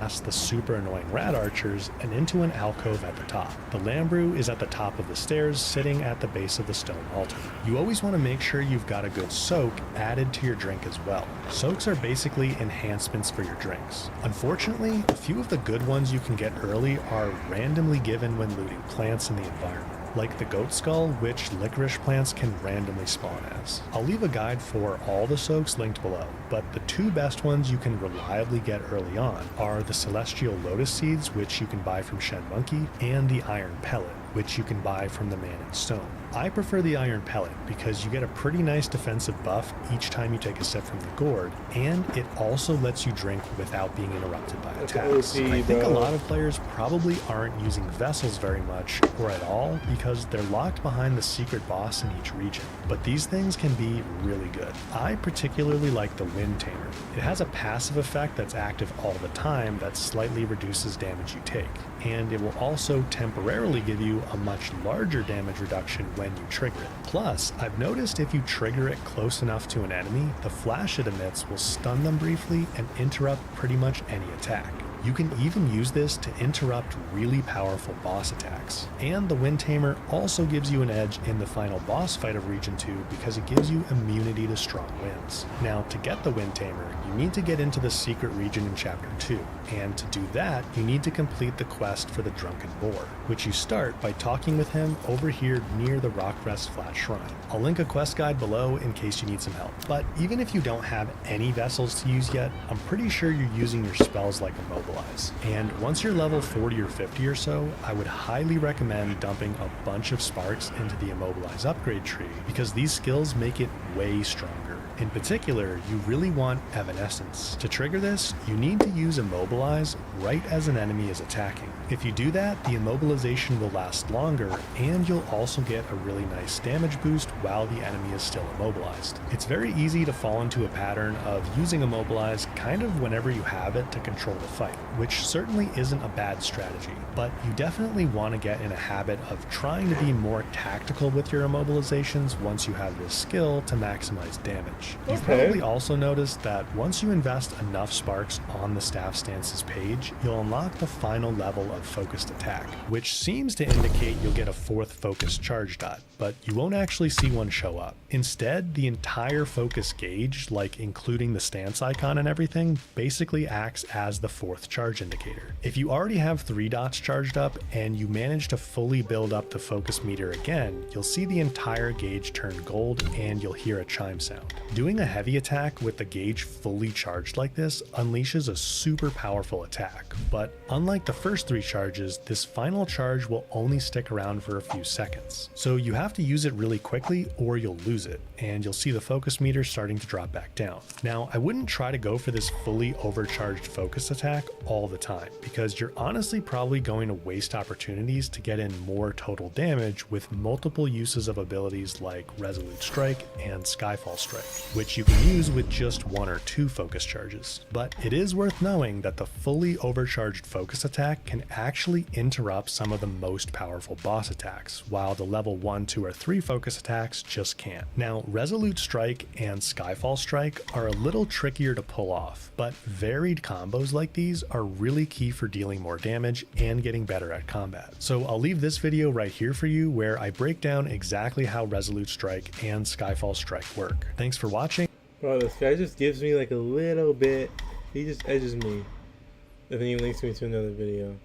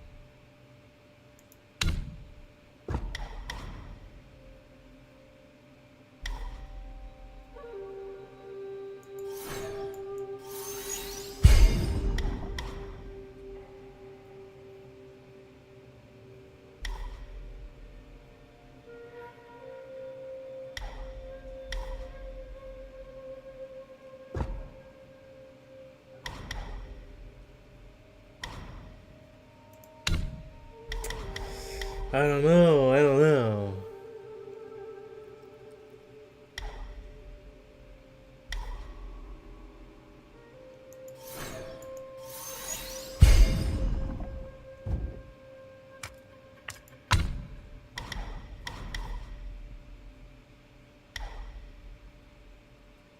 Ooh, you know what? Yeah, I gotta do that.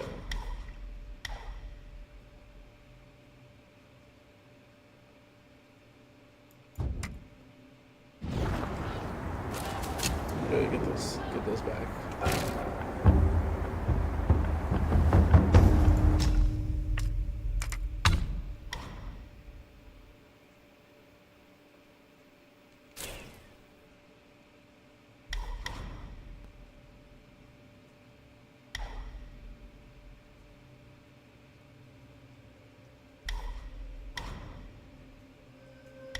Yeah, fine.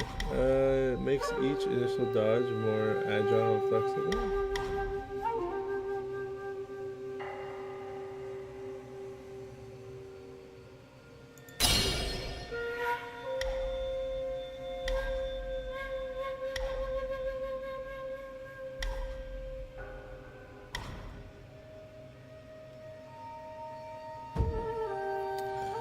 All right, let's see. Let's see.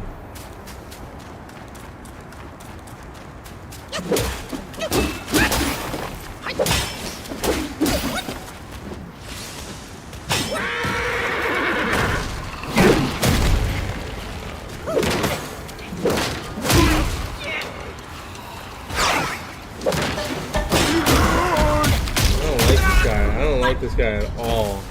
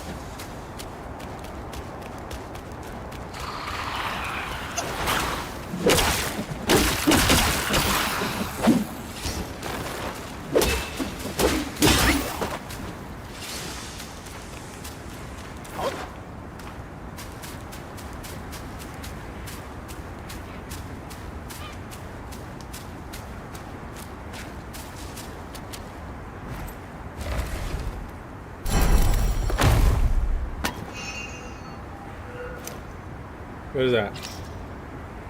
What? What kind of silk is that?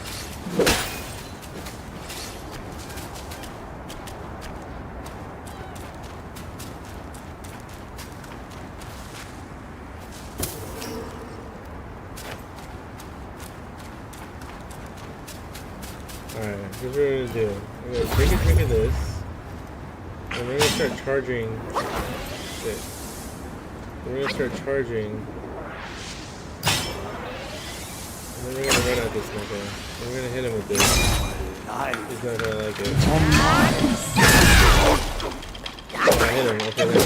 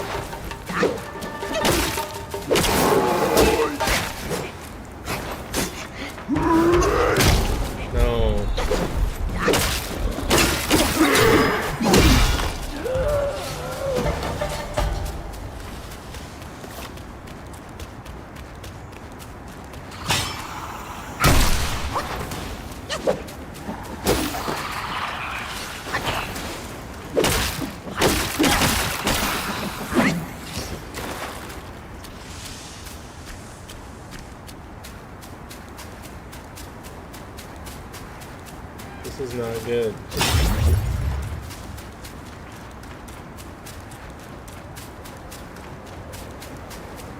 Alright.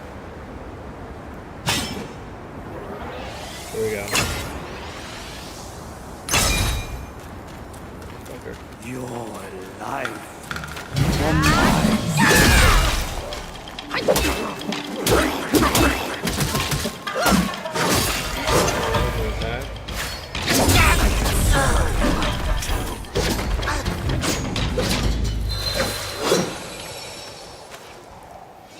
Who's on? Okay.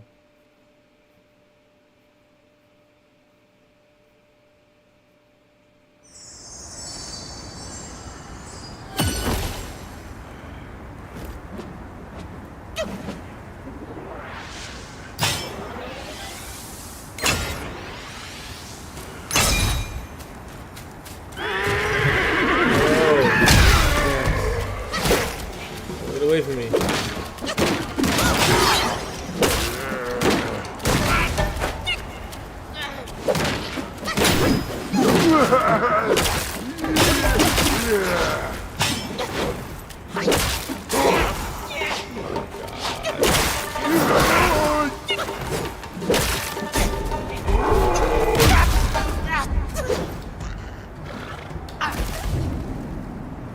I don't like these things, dude.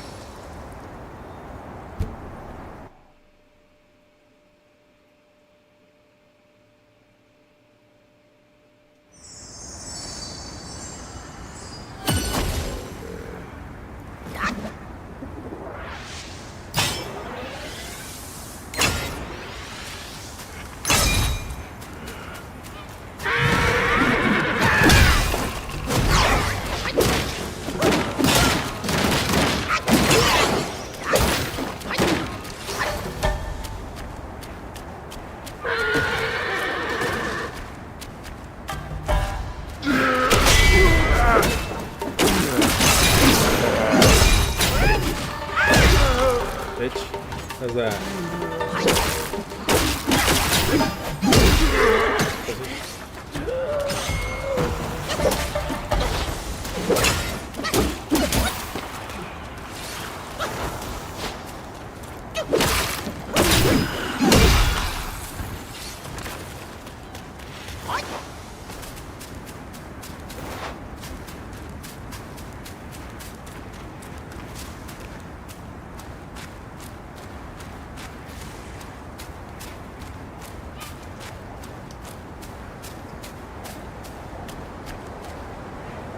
Here we go.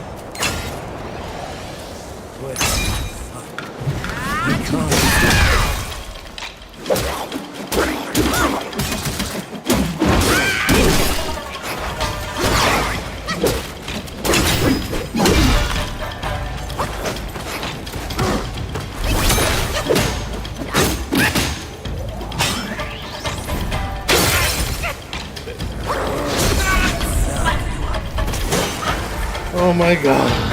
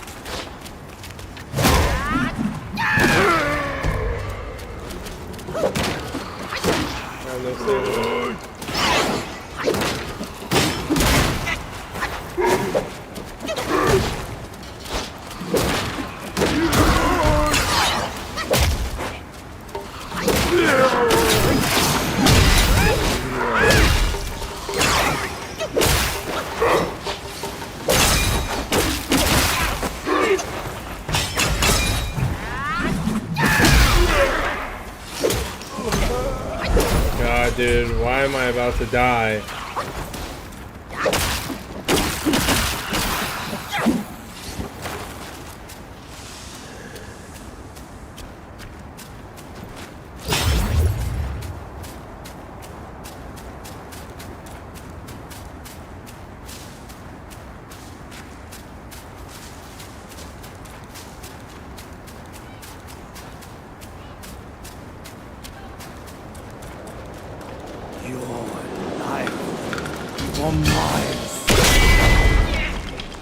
Okay.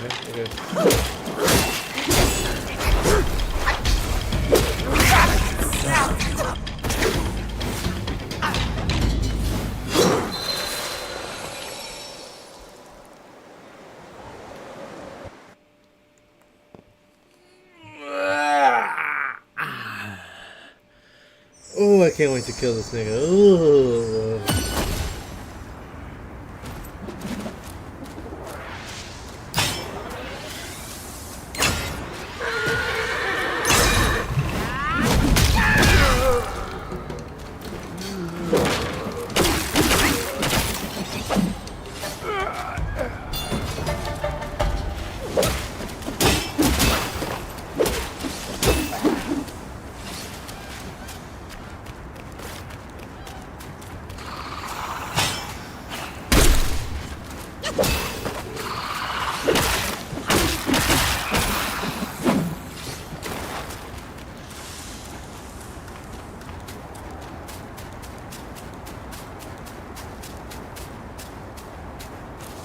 Alright, let's see what we can spend that spark on. Let's see.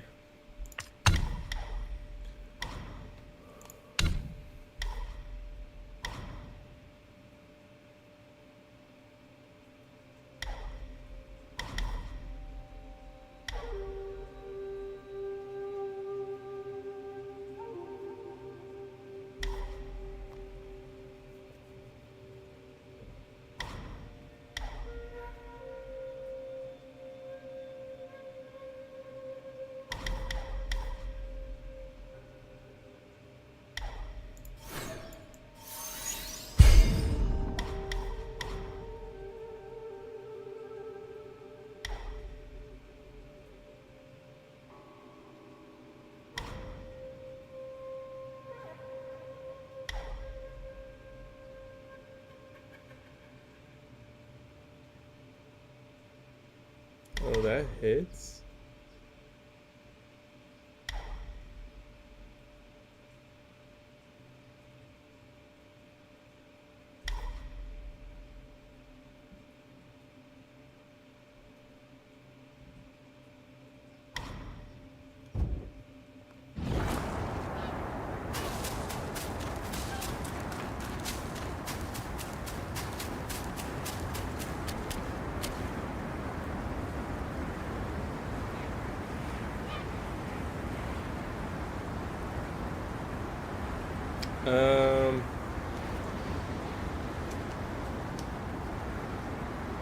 Yeah, let's just see how this goes. Where's my son? I can't find him. Oh, he didn't do his normal attack.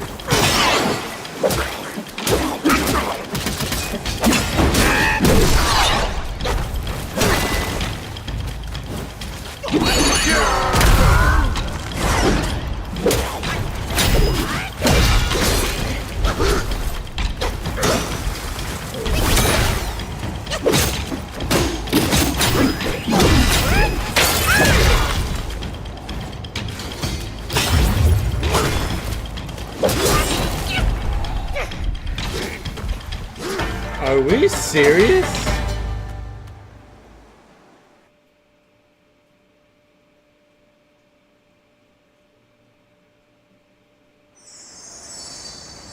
Oh my, I didn't even know you can fall off edges in this game, dude.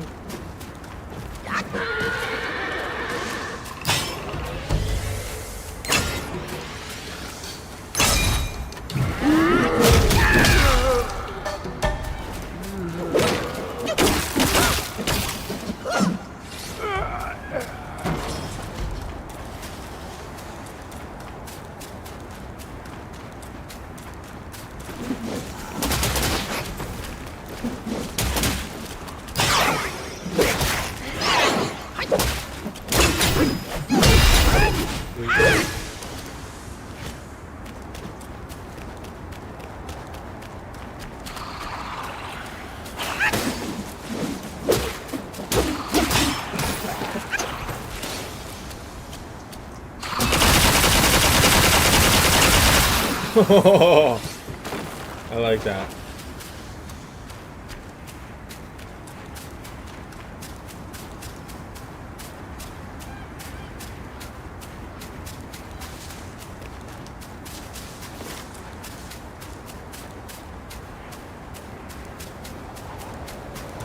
He's a crafty guy. Where's my fun? I can't.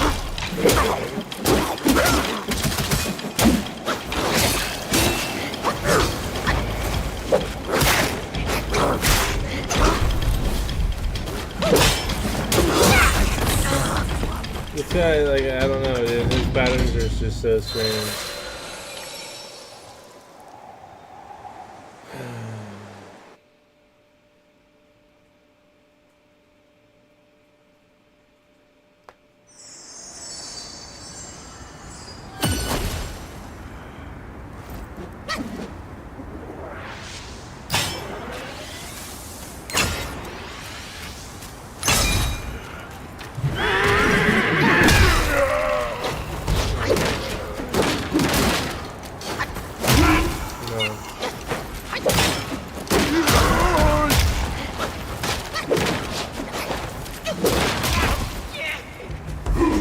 This is cooked, bro.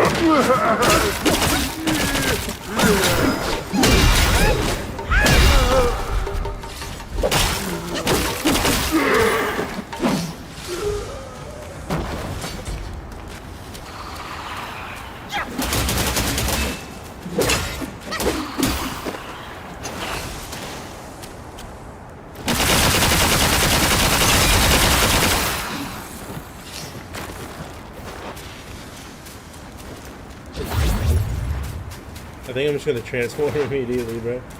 Fuck it.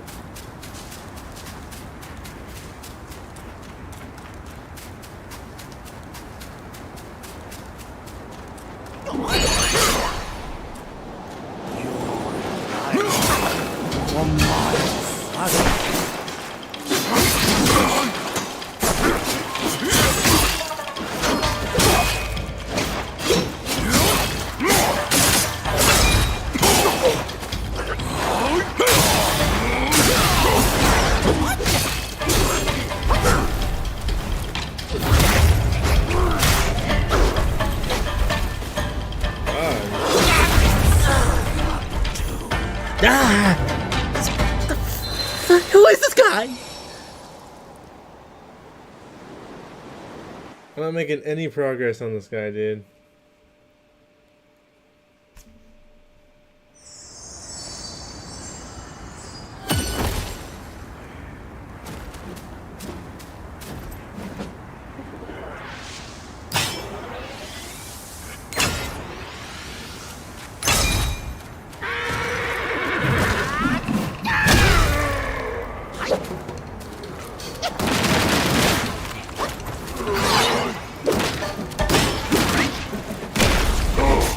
Damn it.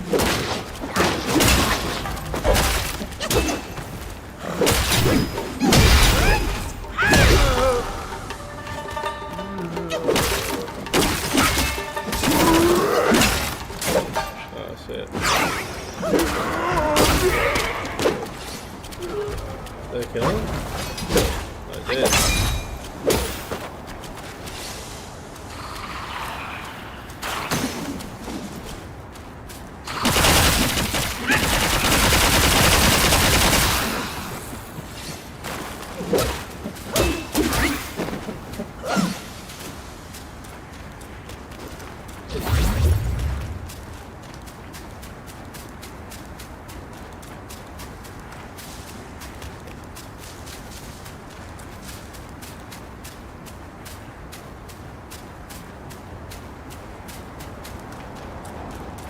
Where's my fun?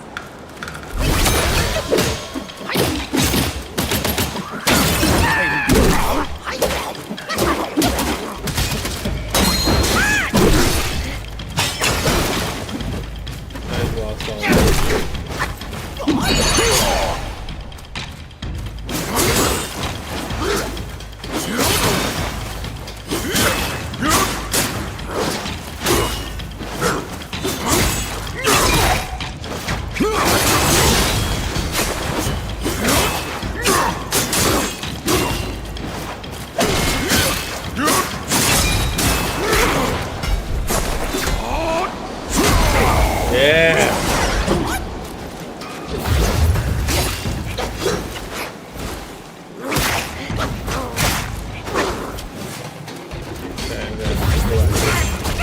Okay, let's relax here, buddy.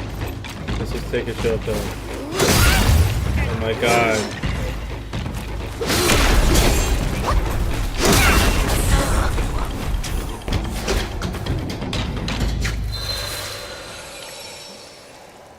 I fucking hate this, dude. This shit is so gay, man.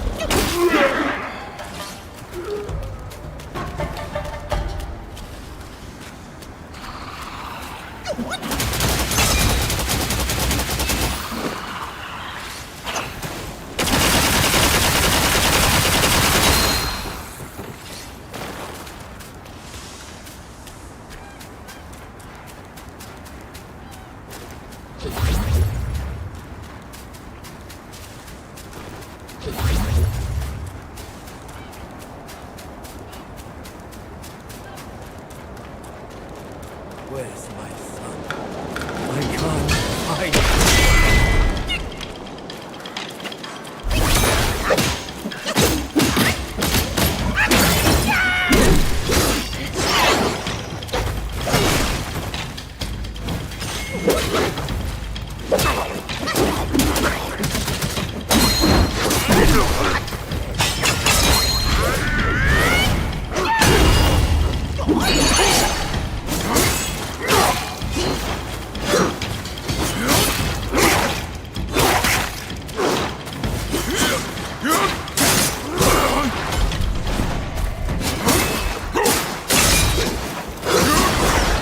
Whoa.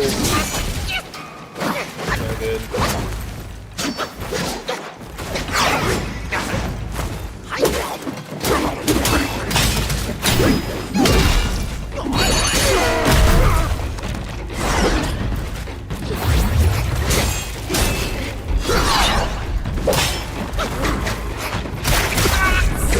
Like, what, how do you dodge this, dude? How do you dodge this? This move is fucking 26 seconds long.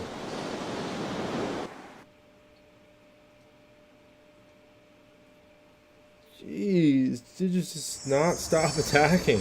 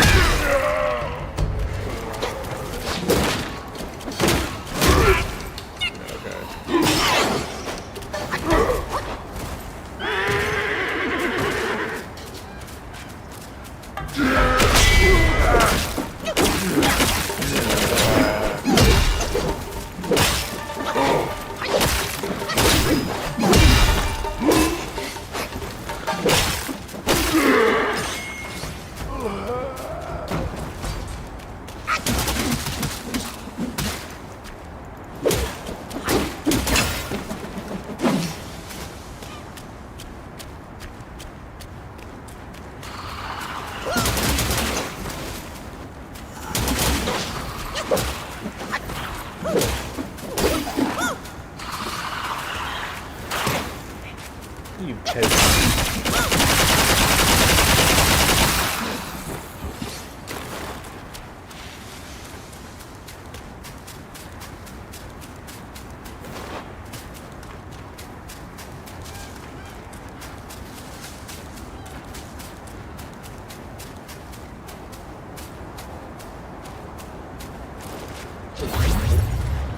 Your life for my son.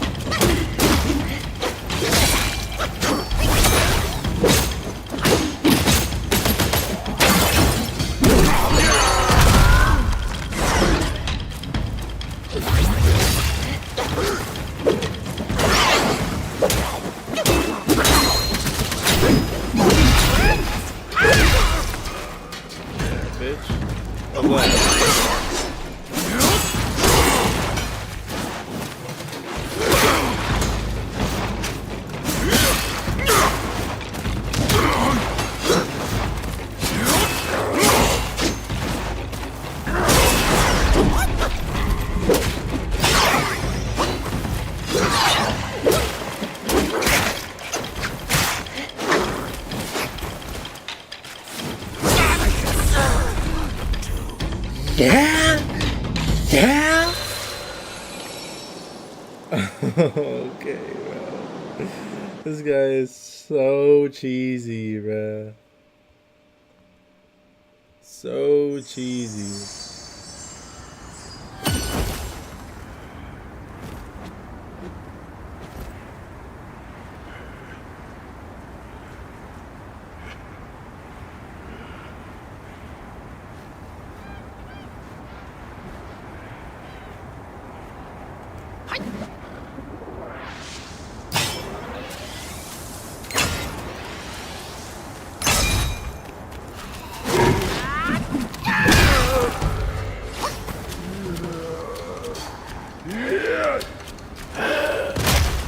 What's that attack?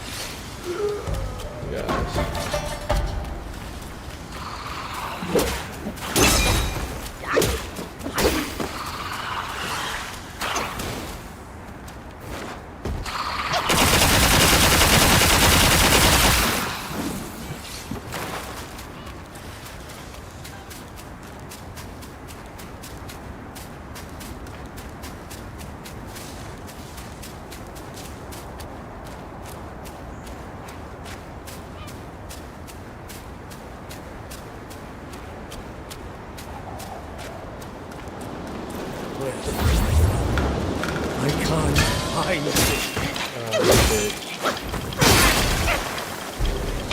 Okay, cool.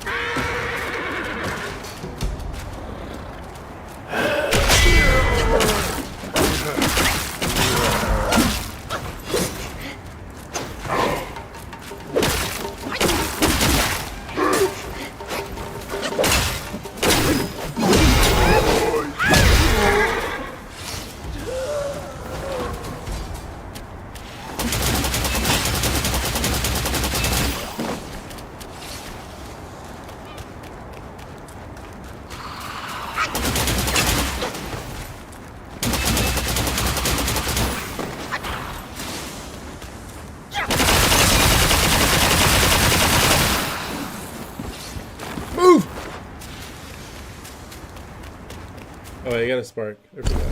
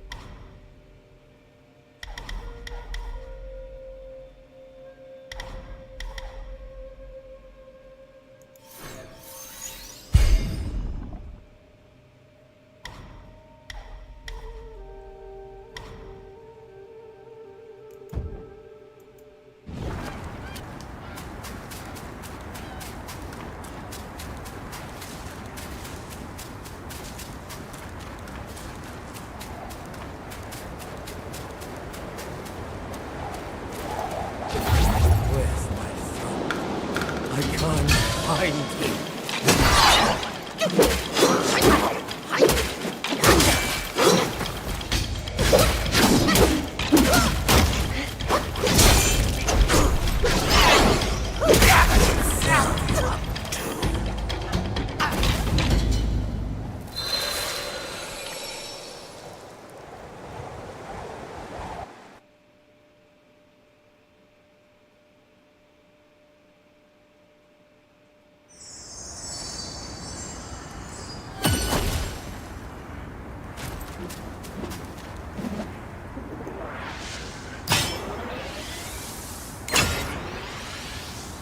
Stop taking damage from these guys.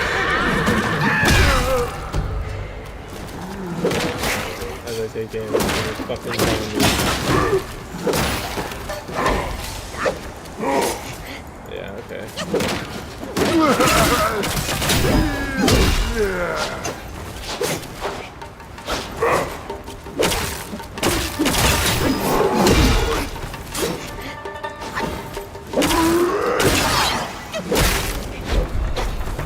As I'm about to die to fodder, bro.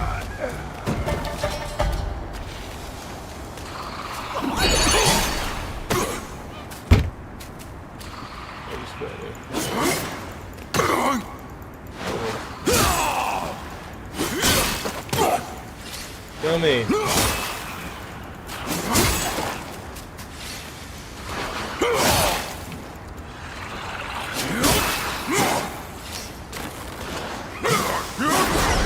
Now I can't jump off the edge or what? Oh, now I can't fall off the edge.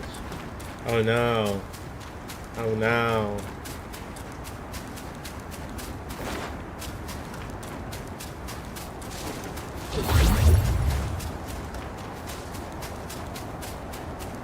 No focus. This is such a botched run, man. You are alive. For my son. Sure.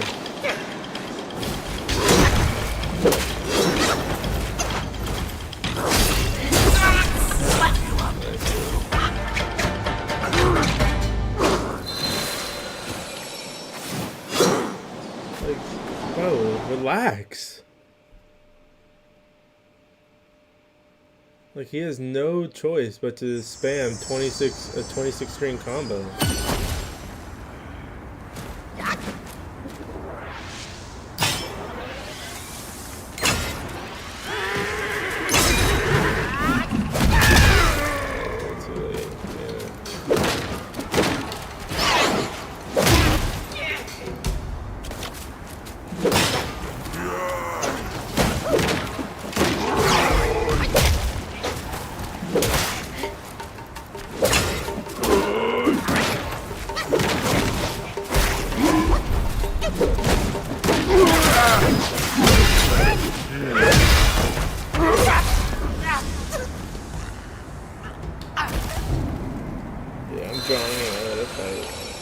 I can't do this shit anymore.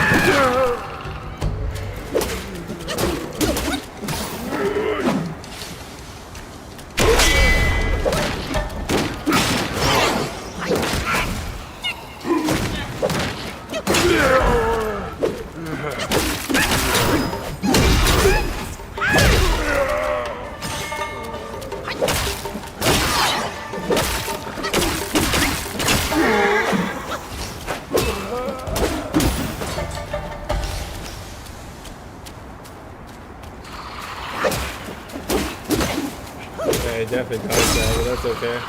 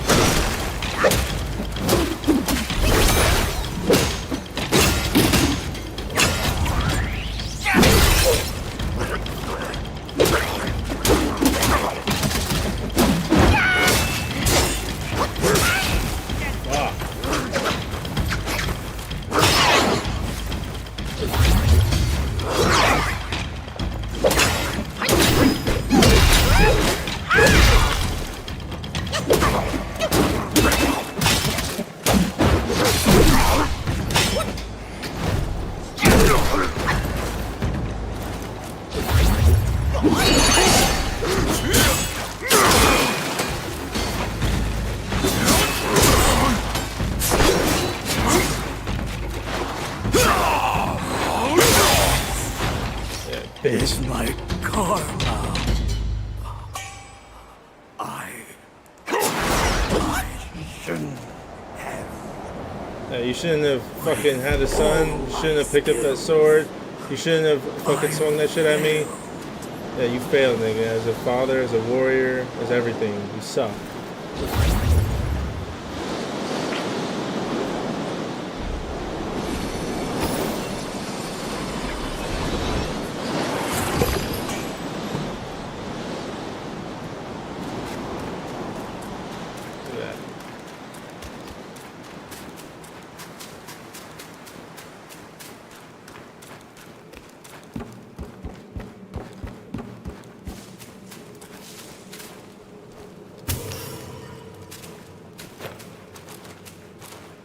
It's not even purple. Wait, no.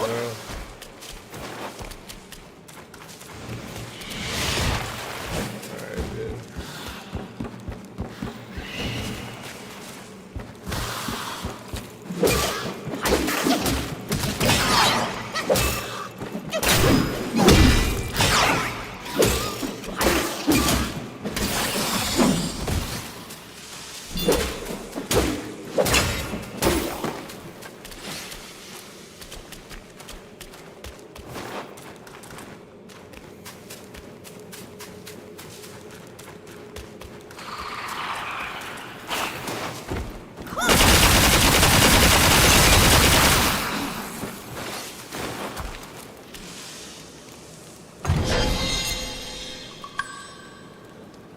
Hell yeah. I don't even know what I just got.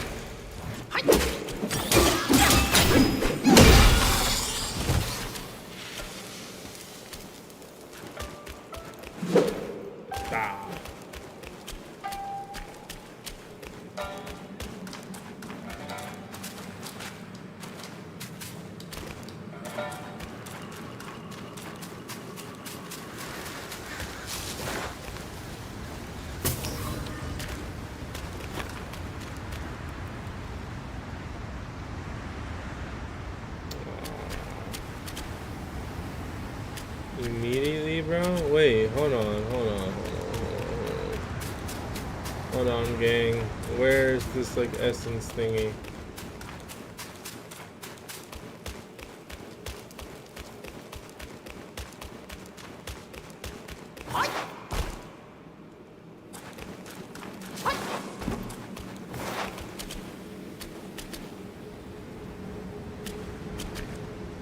Don't tell me there's no shrine here, bruh.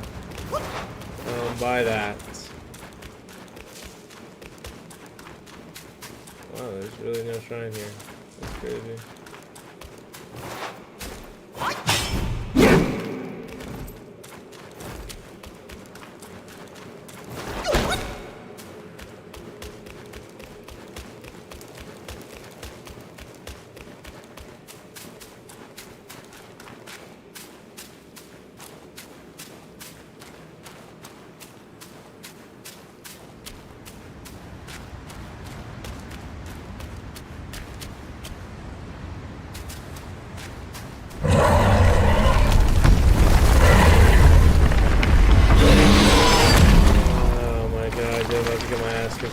Raw, very serious.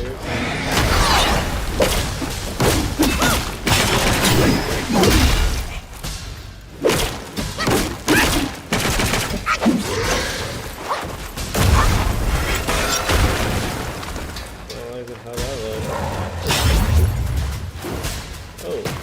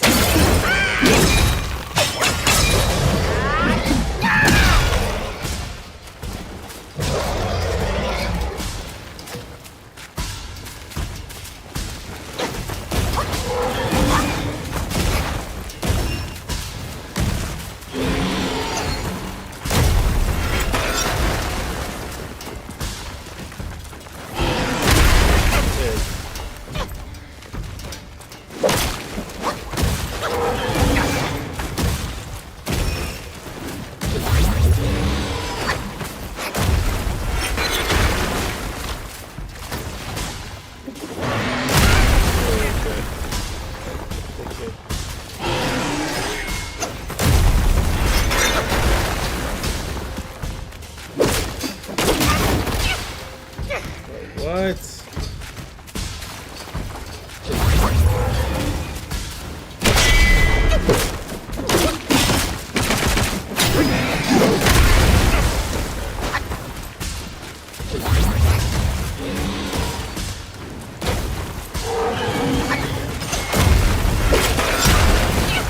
Damn it, I forgot about that little... Ah, this is not looking good. This is not looking good.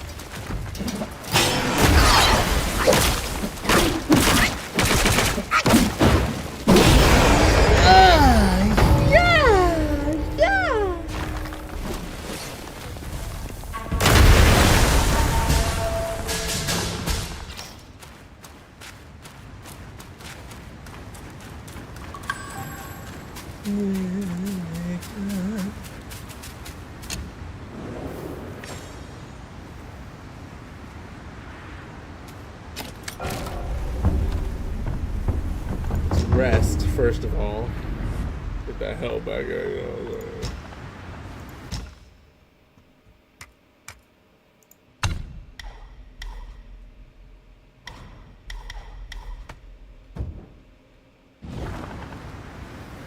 Ooh, what armor can I make with this?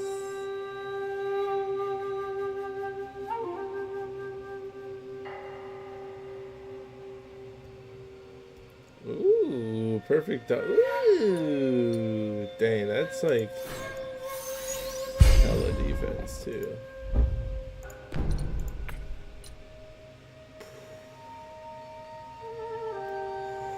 That's what I like.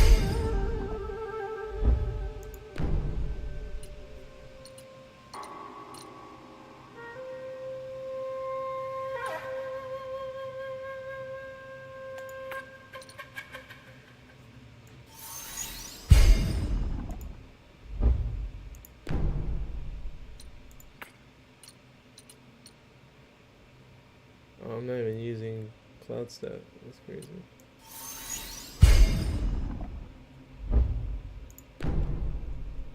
Let's go, Nick. Let's go, Nick. Can't make me weapons.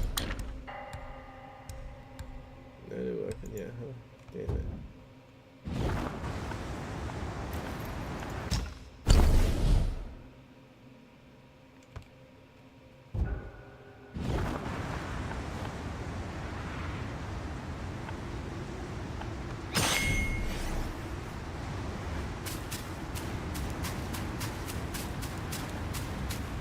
Okay, let me see the spirits.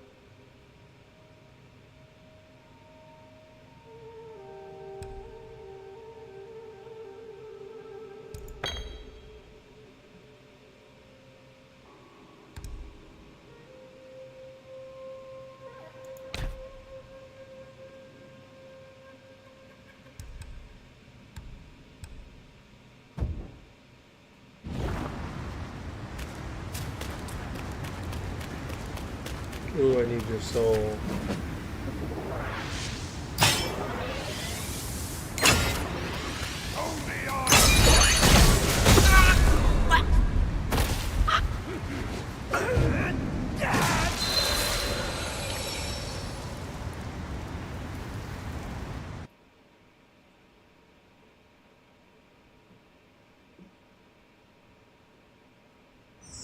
Bro, what?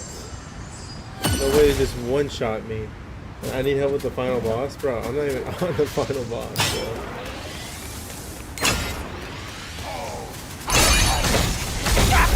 Oh, that just kills you instantly. Okay. No, that's fine. So we're not gonna... Here's what we're gonna do. Here's what we're gonna do. I'm gonna try to dodge this crap and then get in close.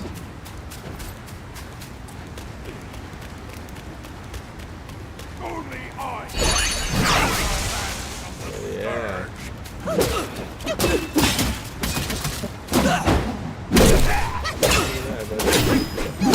Look at that, buddy. What do you think of that, buddy? What you guarding over here? That's it. Unending boon be ours!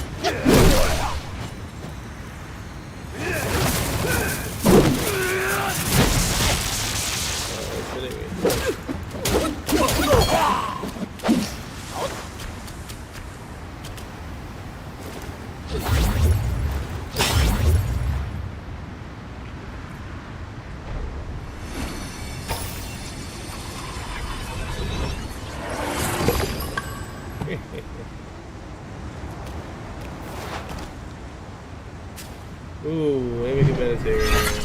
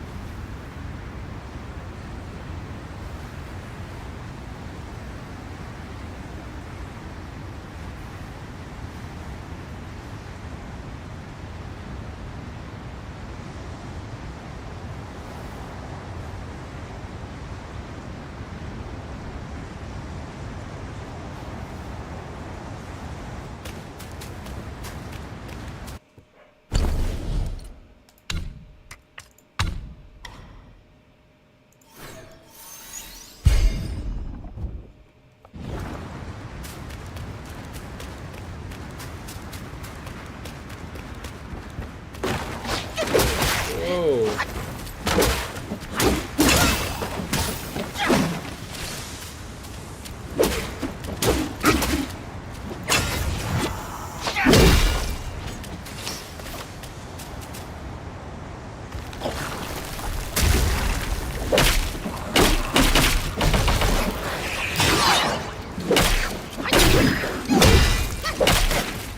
God, that's so much faster.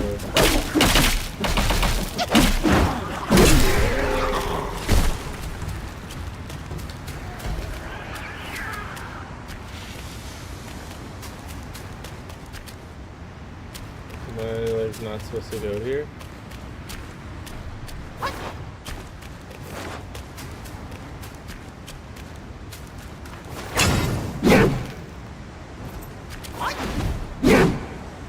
I guess not.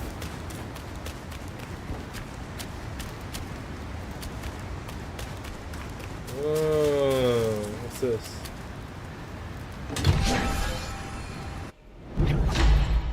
Ooh.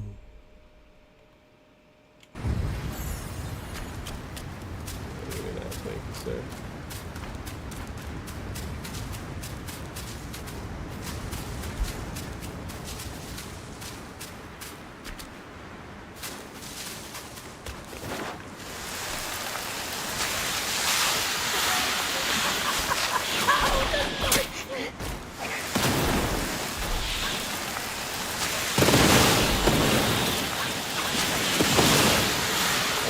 Okay. We just have like the best name ever.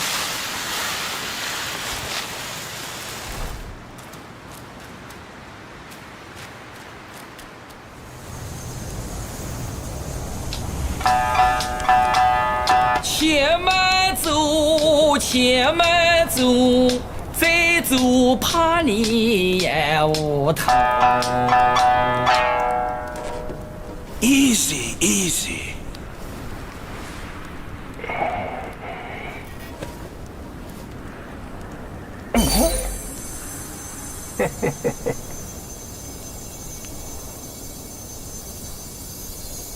Gay Ace.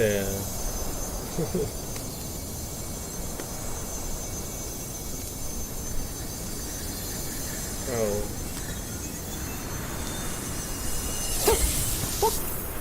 This befits you grandly.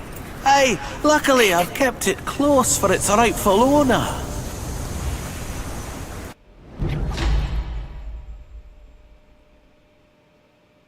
Whoa. Yeah. Yes! Kagenmushin! 无事有莫强求，方便法门归结仇。旁人以为稀罕我，做到旁门不容。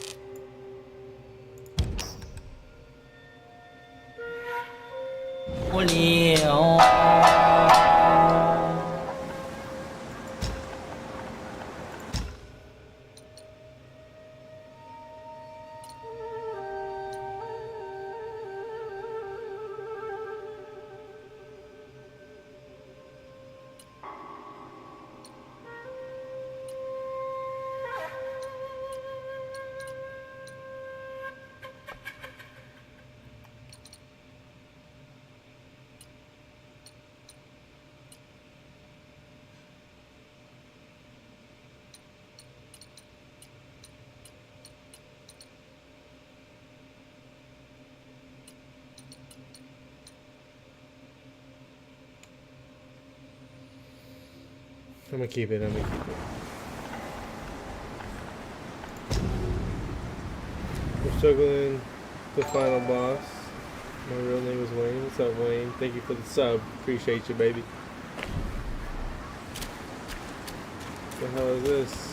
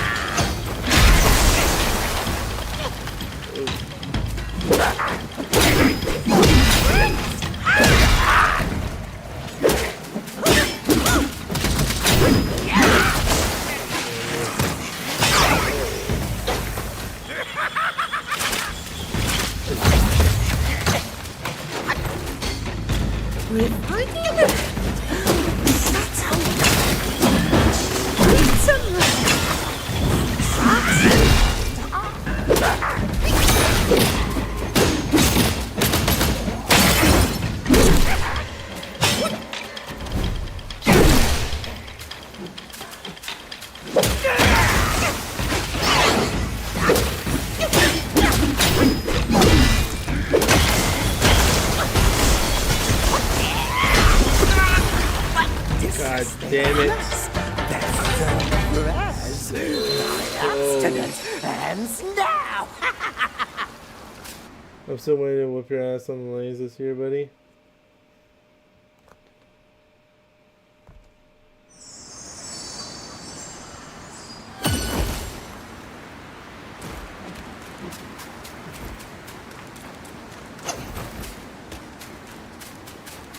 Yeah, you guys know the John Jones and Tom Aspinall thing?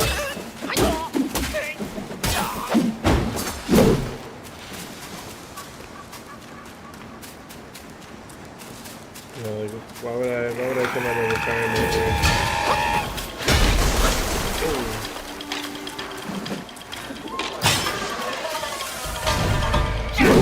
Why would I have a fucking stamina?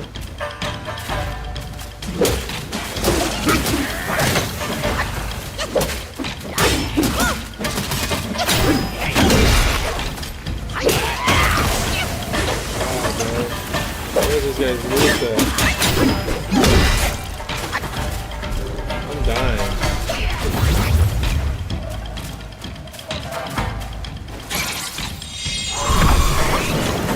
Ew. Yeah, look at that. Yeah.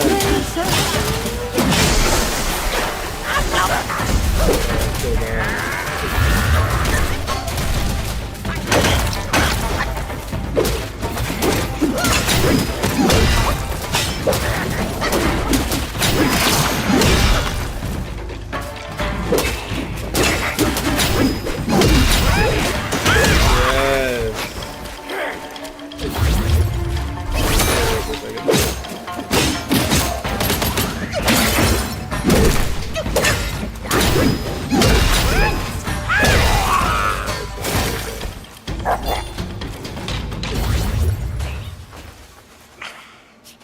Dude, this game is so loud. I had to turn my headphones for it. What's it called? Chat, this guy wants me to come out of retirement and risk my legacy for what? Just so he has a shot at champ. Oh yeah. I forgot what I was looking for.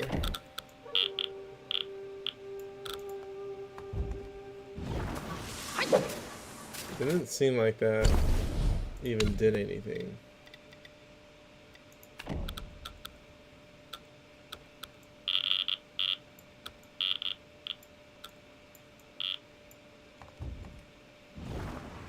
Oh, that's a little better.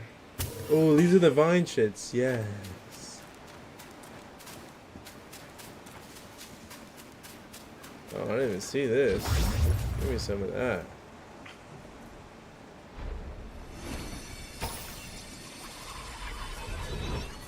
What you mean? I earned my retirement. What you mean? Definitely earned my retirement.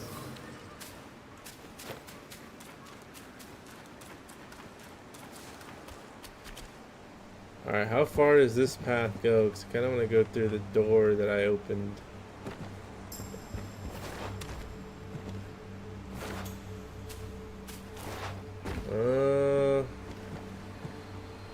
I want to see what that door is all about. It's not straight too far.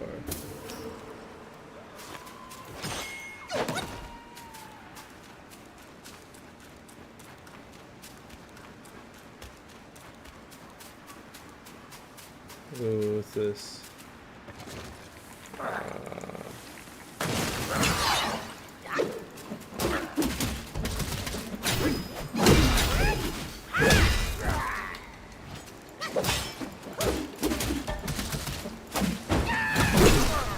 Whoa, why is this guy so strong?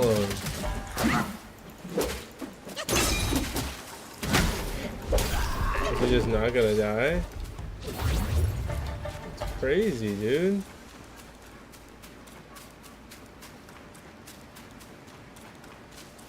My God, I'm just poisoned.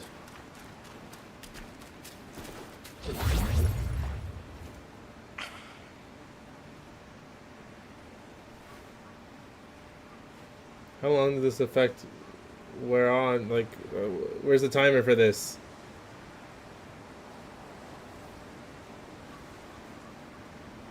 I was always top dog, buddy.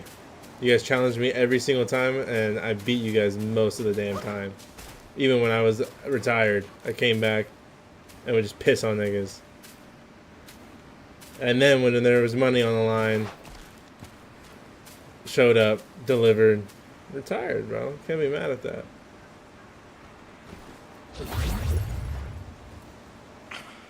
Now that you got hundreds and hundreds of hours, and I have none. Now you want that. Now you're begging for a 1v1.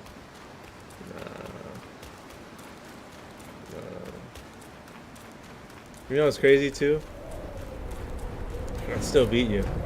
That's the crazy part. I don't even know where my shoes are.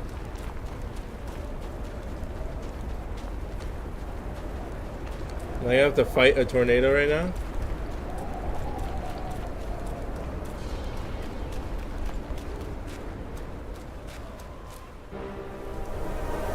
Besides every sage, a villain resides. Oh. Beneath every mountain, an abyss lies. Okay. Where disparities persist, bloodbaths may arise. Okay. I cannot escape, and nor can you! What the hell is this creature? Oh, shit. Okay, so we're dealing with like a...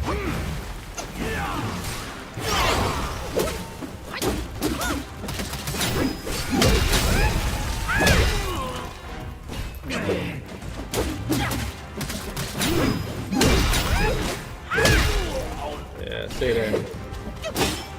Oh, we need more.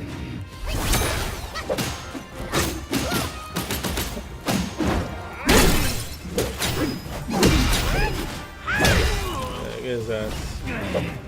It's not really doing any damage, unfortunately.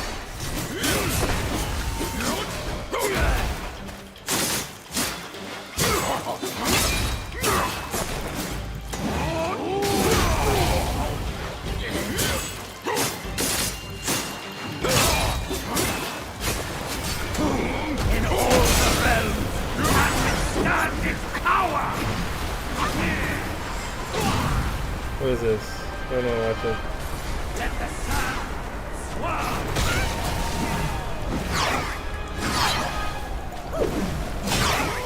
Whee!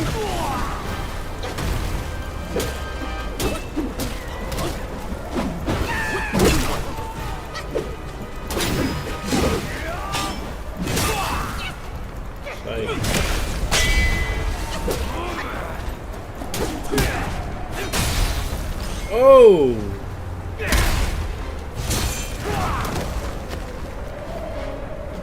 Am I dead? I'm not dead? Okay, bet.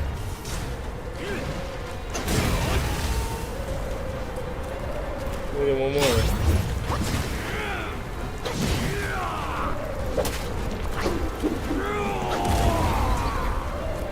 What the hell is that? What is that?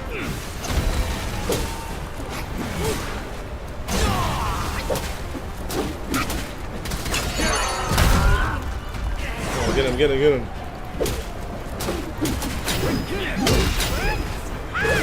Oh.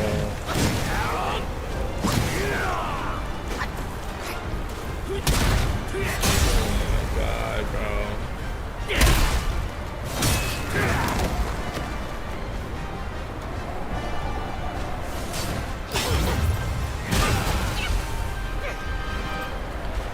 What is happening?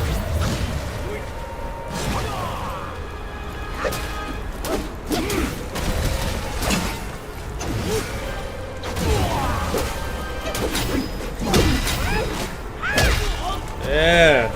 Come on.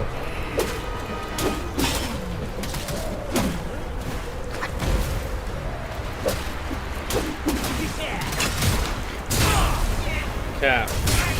Cap.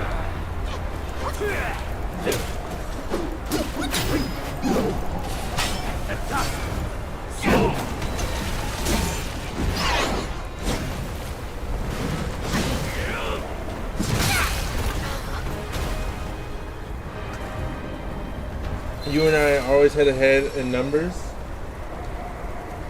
Yeah, bro, that means I'm better as a righty. If we're head to head and you're bowling on perfect conditions most of the time and I'm not, that means I'm better.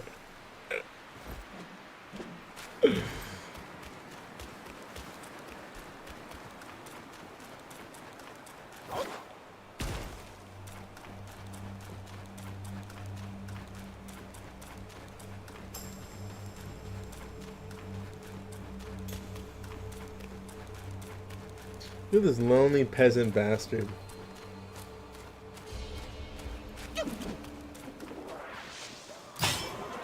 A skinny wretch like you has come far enough.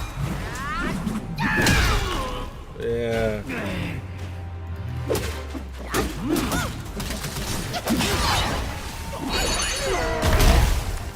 This good stuff.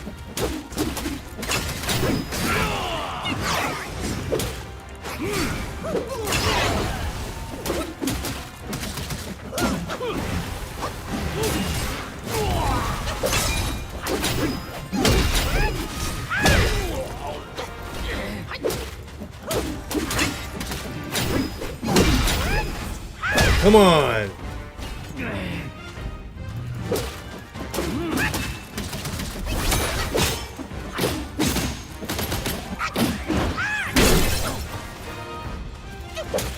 One more taste of my Samadhi wind. I'm not sure what he's doing here. Oh shit.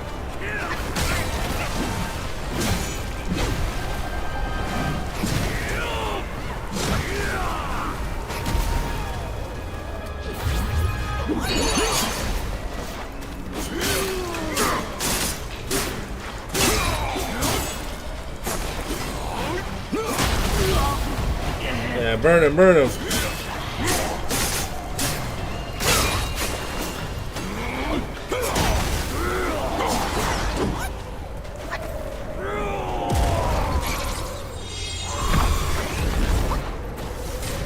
Ew.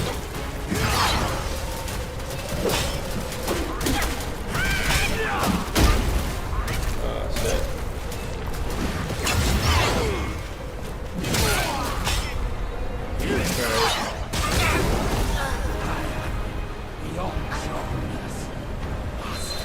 What do you mean that's how it is? No urethane in my arsenal either? That's how it was, bro. It's alright. It's okay.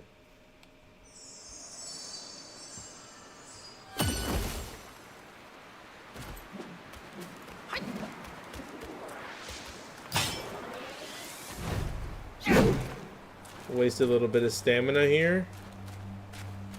Alright, we need some...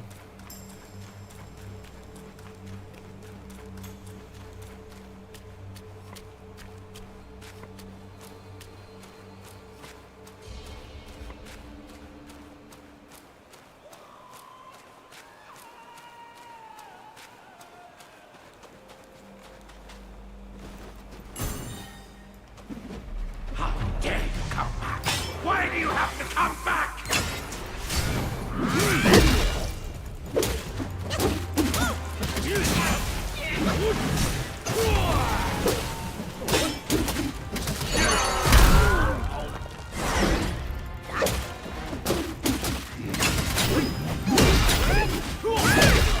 No way.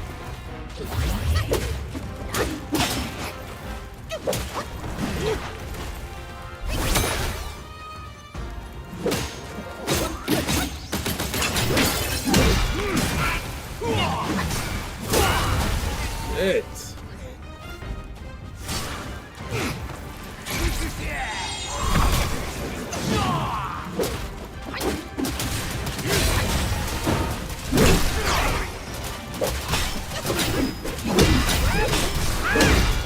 All the realms can withstand its power!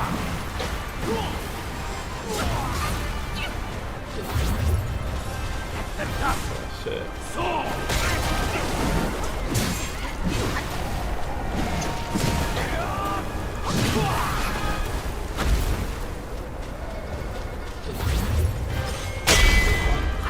Yeah.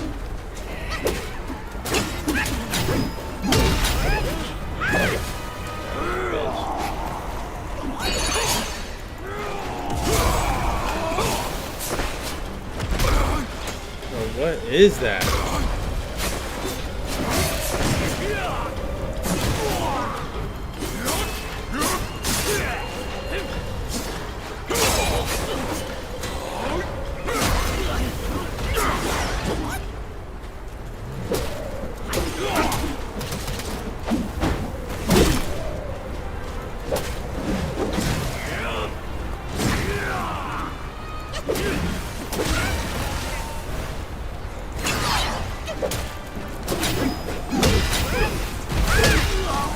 How is a stomp hitting me when I'm in the air?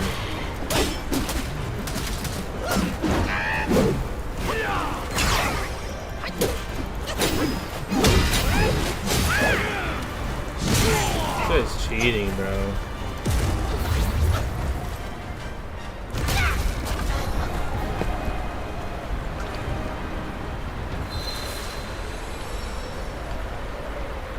I'm not scared to come out of a tournament. I just don't want to bowl. I haven't bowled in months for a reason.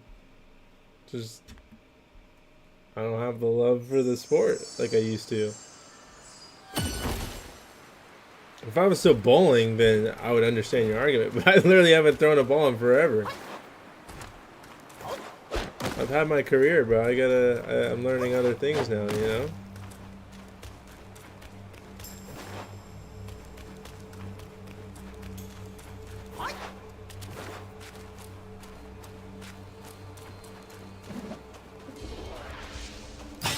A skinny wretch like you has come far enough!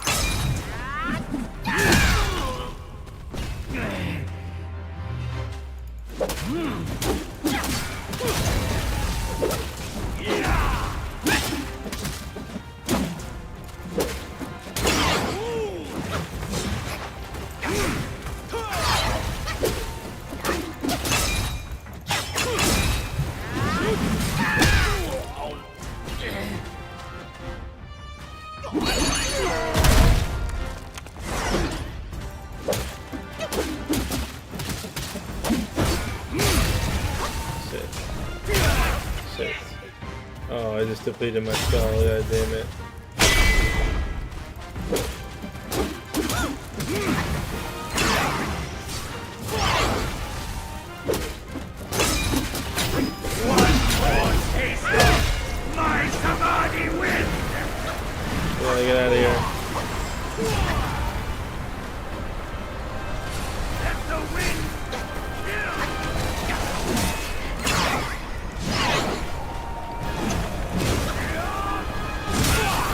Cap. Cap.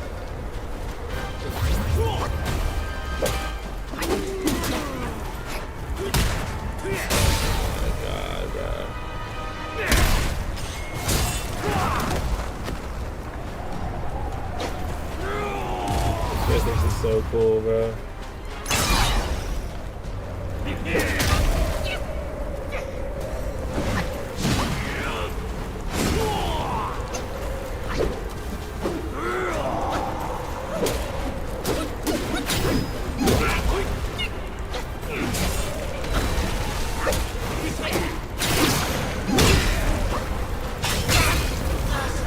This guy's such a loser, man. Has bested the monkey once again.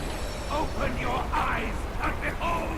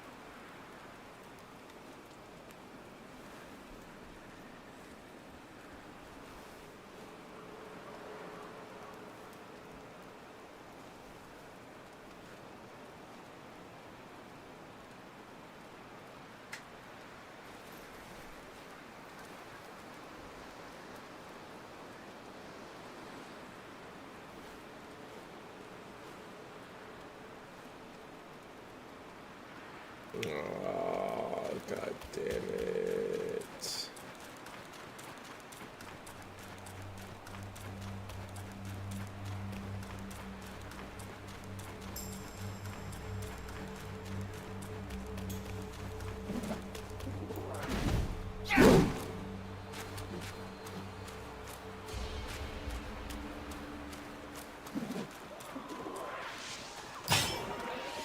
A skinny wretch like you has come far enough!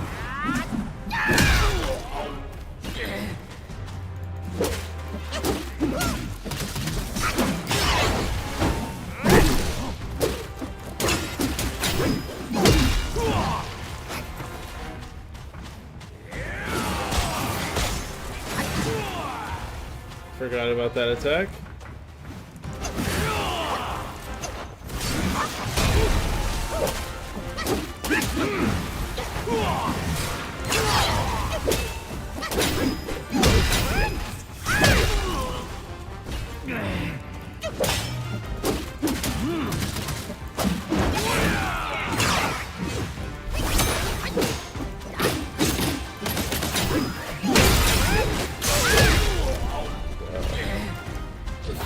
This guy's huge. No way that hits me. No way.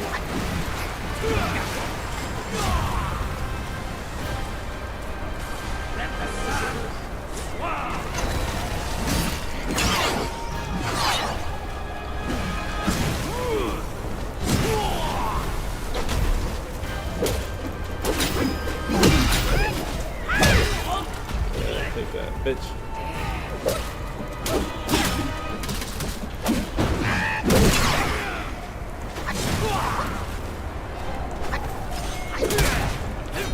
That move is so OP, bro. Come on, get up, monkey.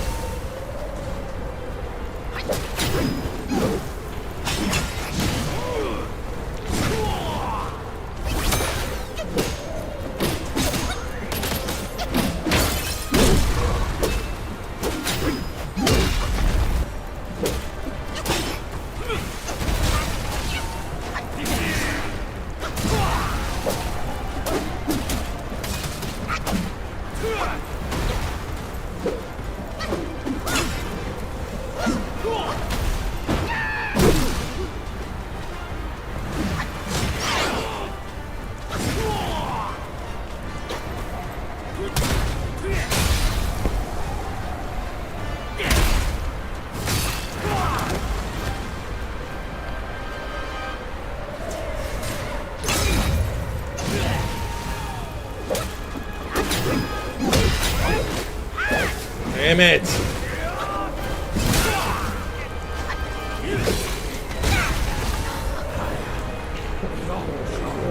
No.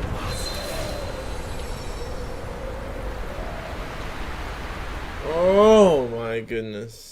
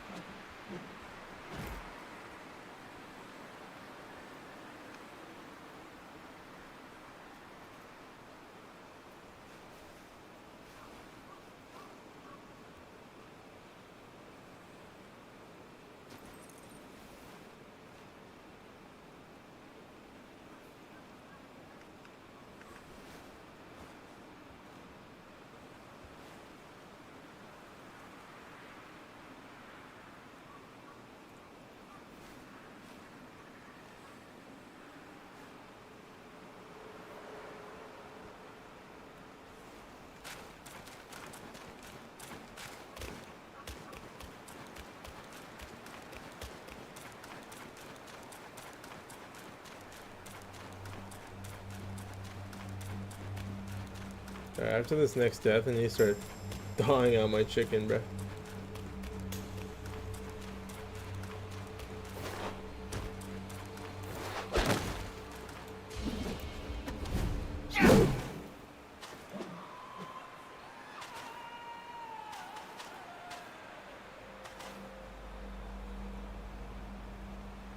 A skinny wretch like you has come far enough!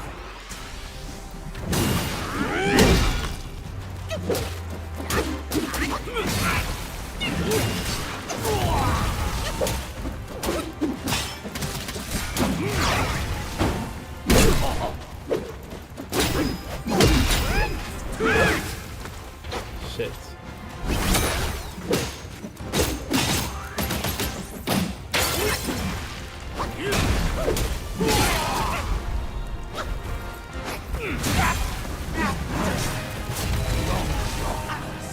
Alright, I'm done with my chicken. Fuck this stupid ass.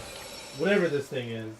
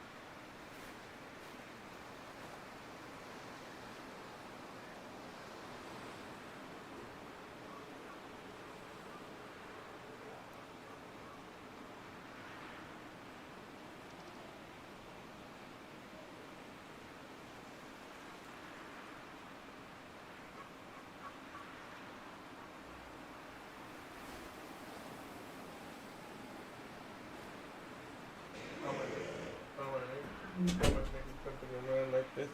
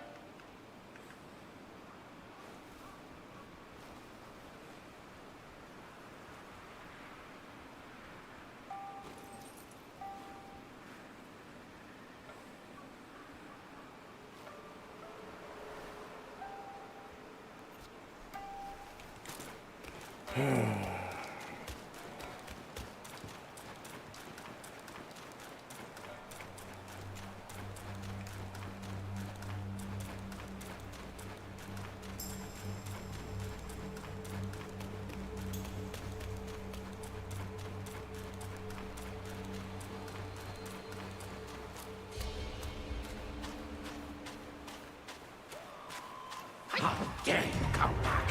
Why do you have to come back?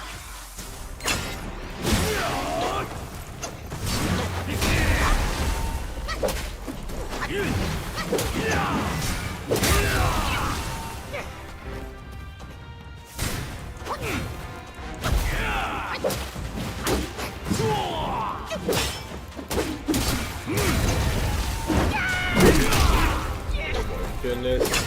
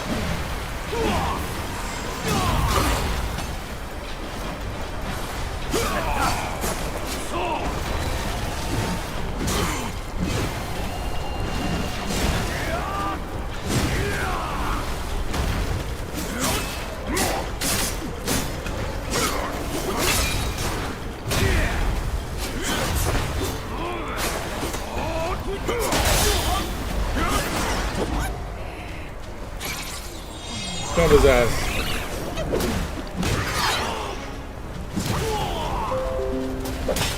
Oh.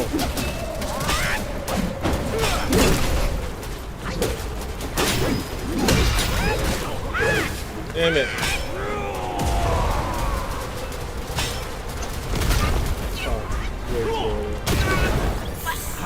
Hey!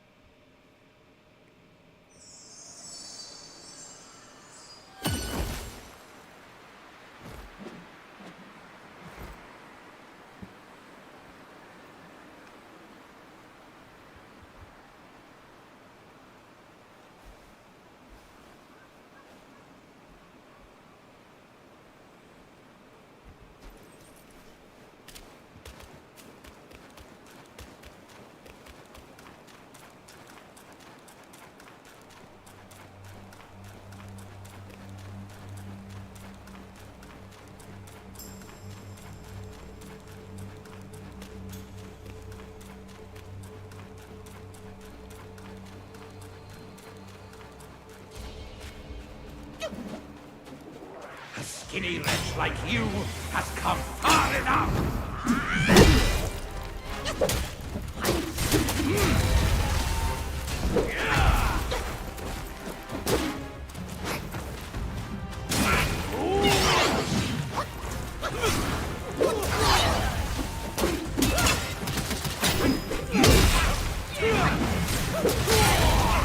Fuck, man.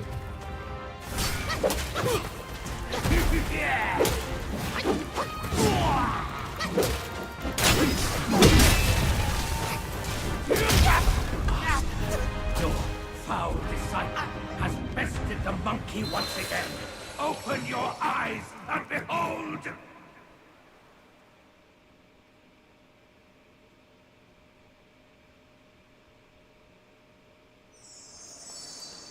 This game blows balls. I'm doing no damage to this guy, dude.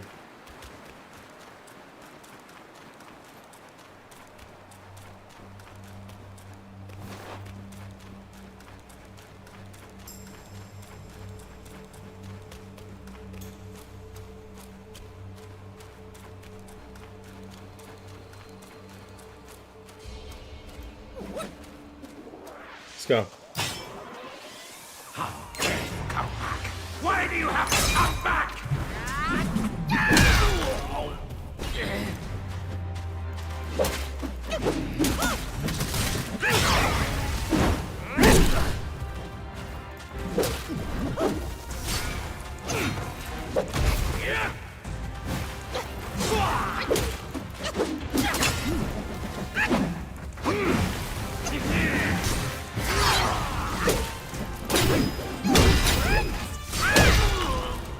Staggered.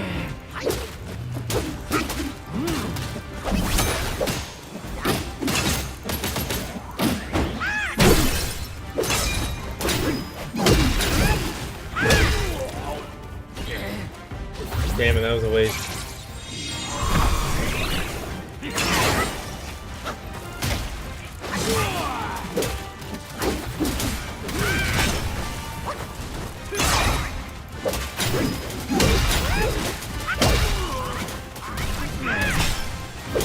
Get his ass, boys.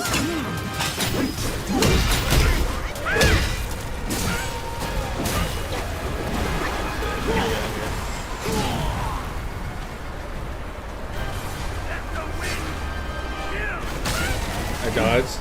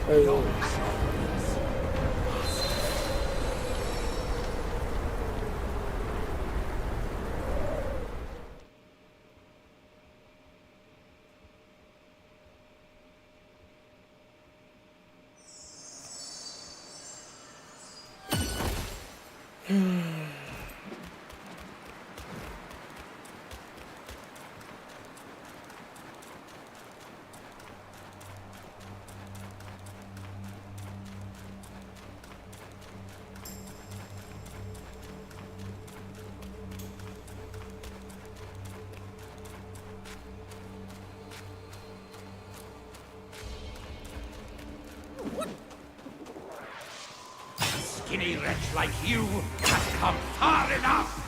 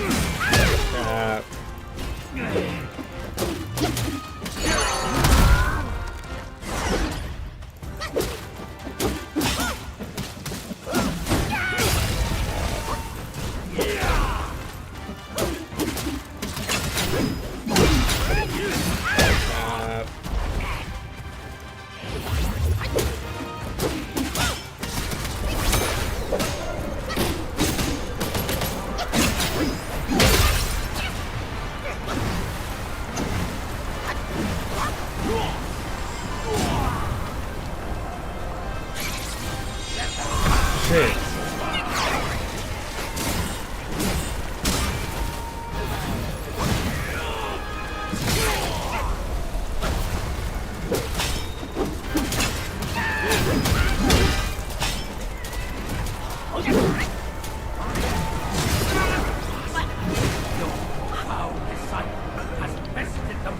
Once again, open your eyes and behold!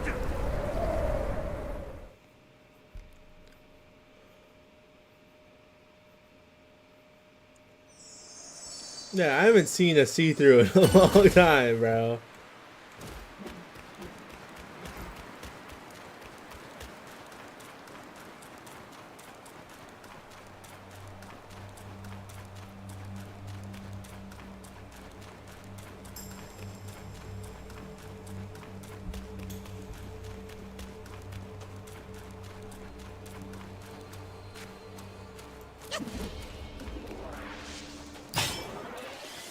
How dare you come back? Why do you have to come?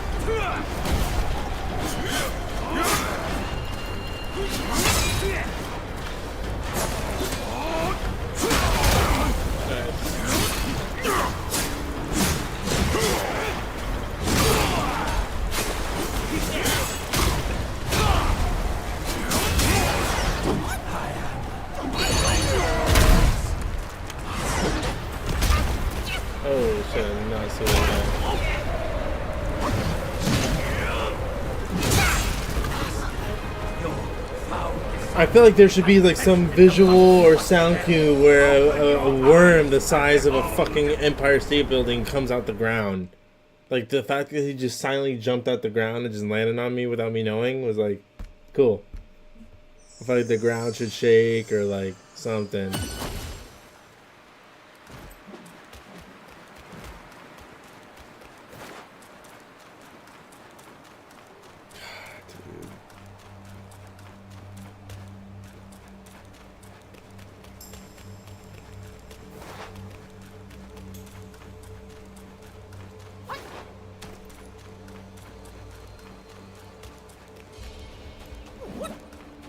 A skinny wretch like you has come far enough!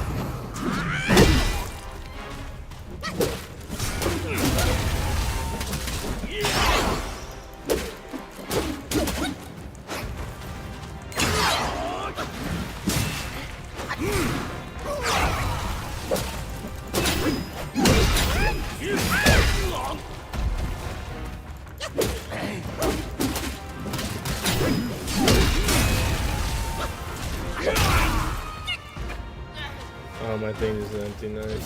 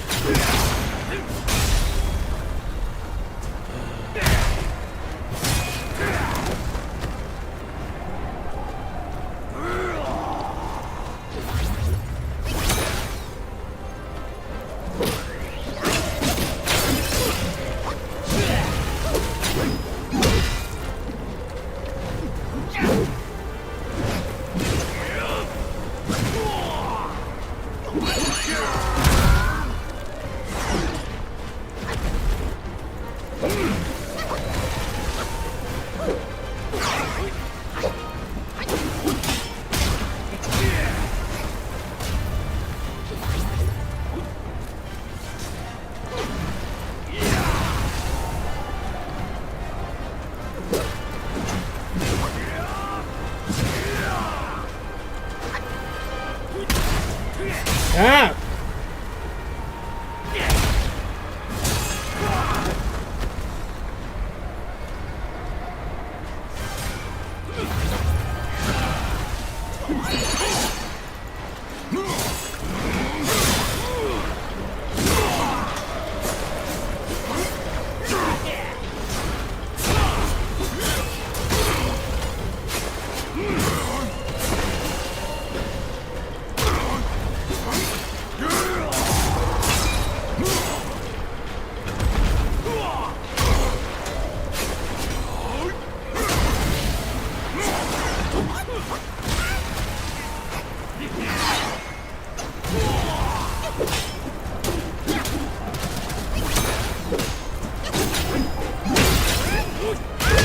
Yeah, okay.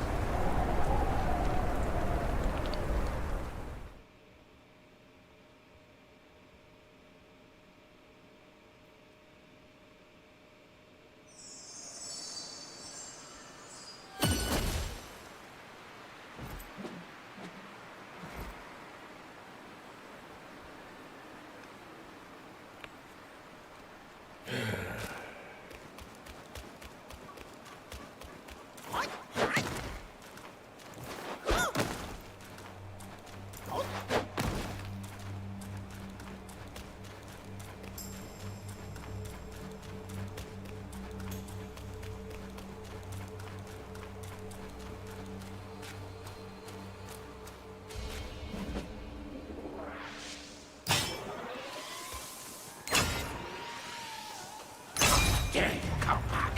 Why do you have to come back?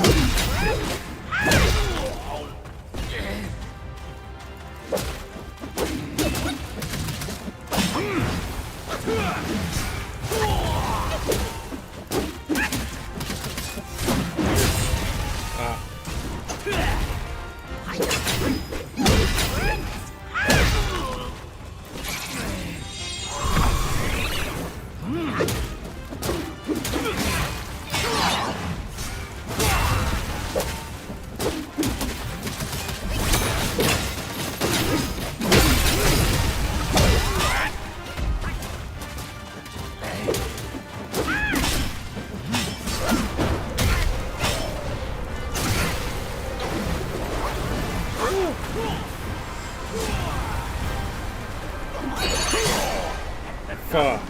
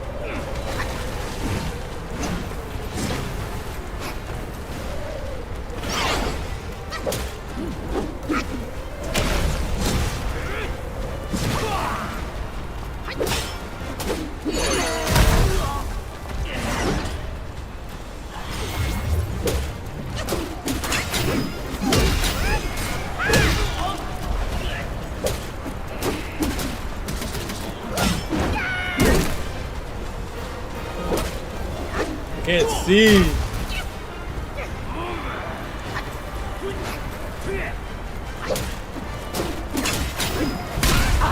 I'm a renegade. They will never forgive. So be it. Come! What is this?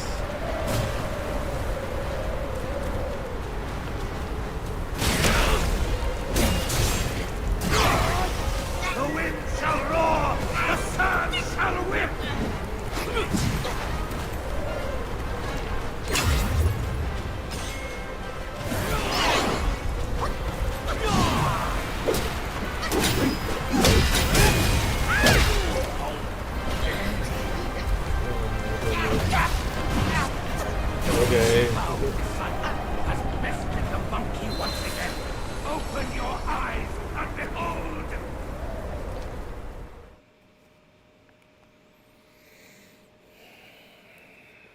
Alright, we gotta hold our transformation until after he turns into the fucking dust thingy.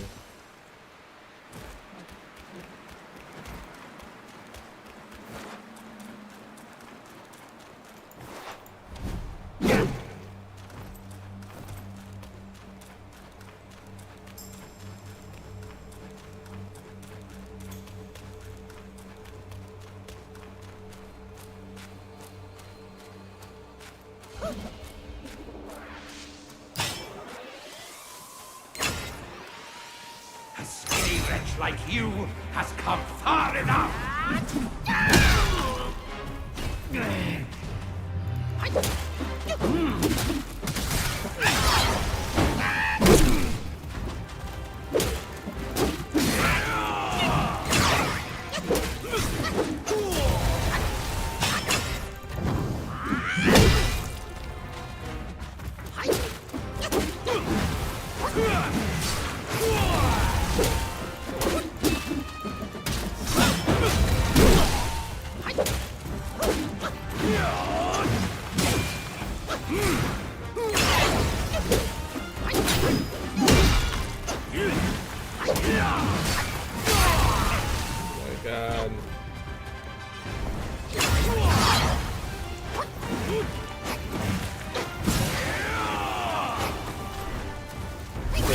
Second, but you're moving too much.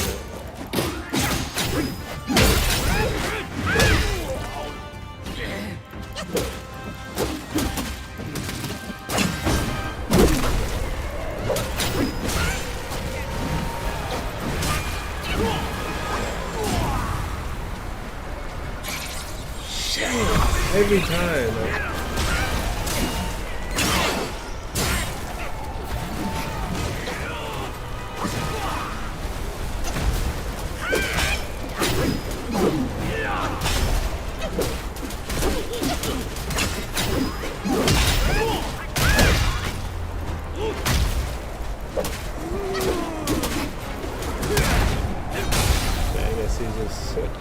Instant recovery from the stagger. Nice.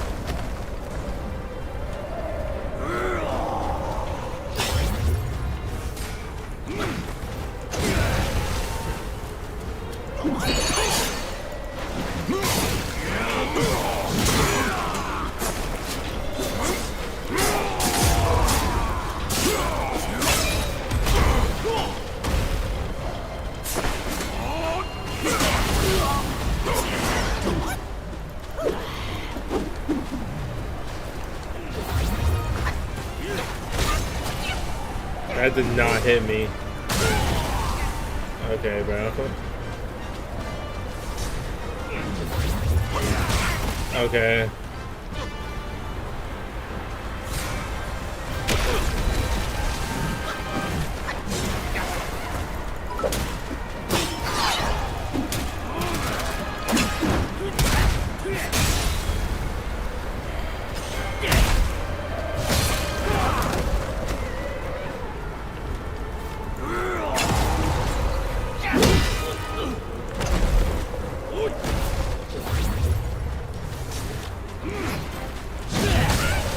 Sure.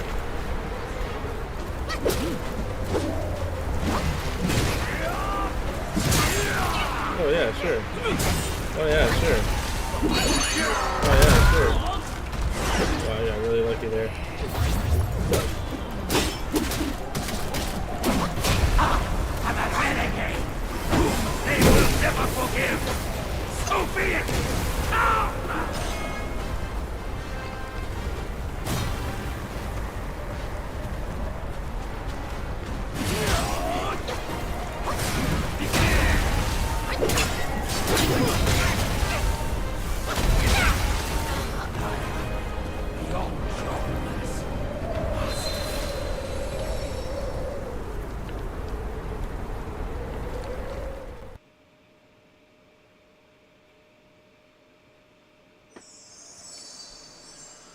This game blows. Blows.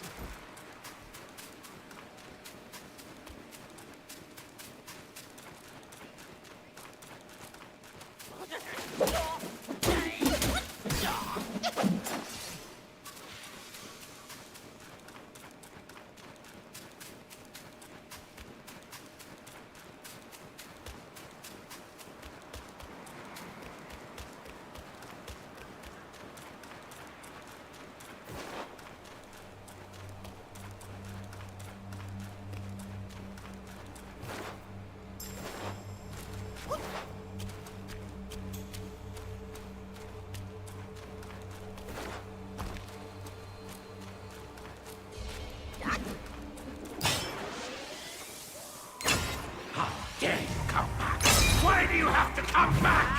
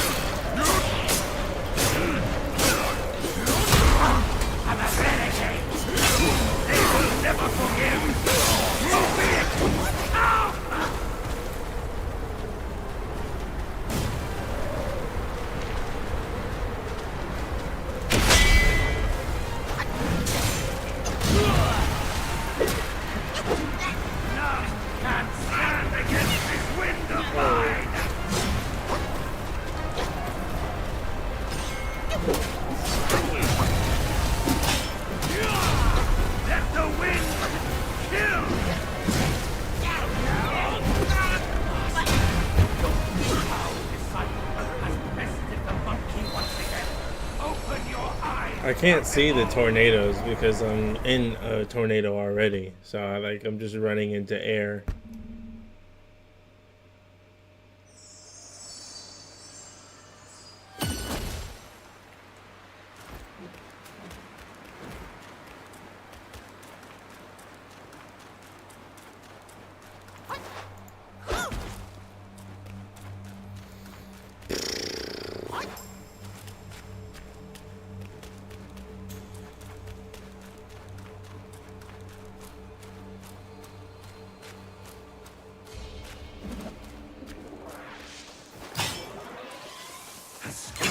Like you has come far enough.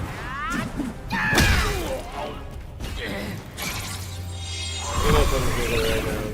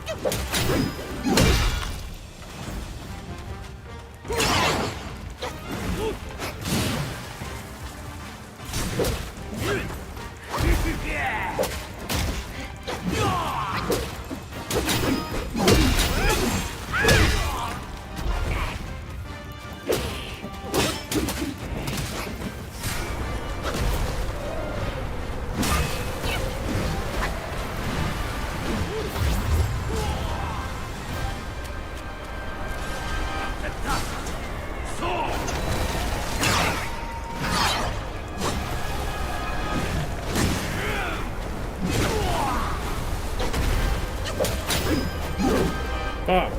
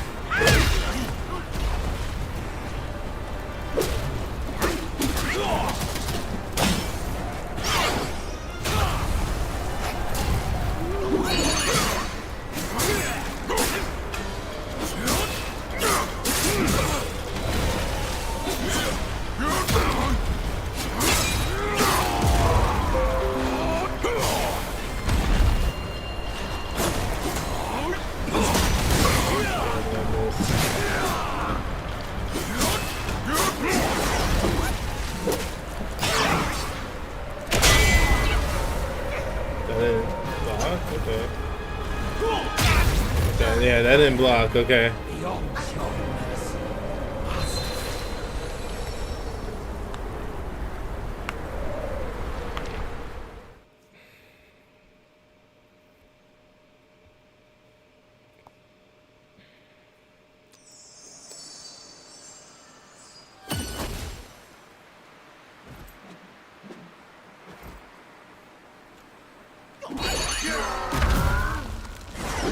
Whoops. Now we need a rest.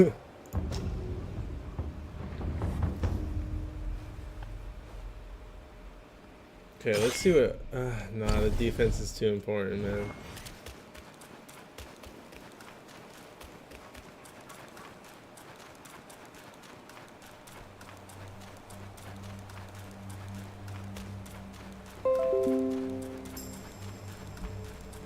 Dude, Tinder is popping right now. This is a Black Myth Wukong. It's like Elden Ring, if you've ever seen gameplay on Elden Ring.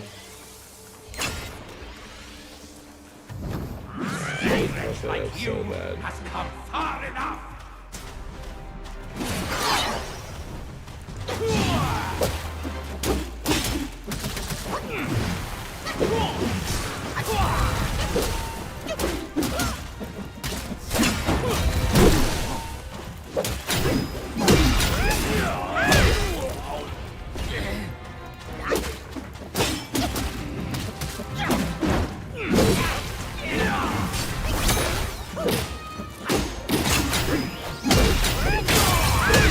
Shouldn't be hitting me, man.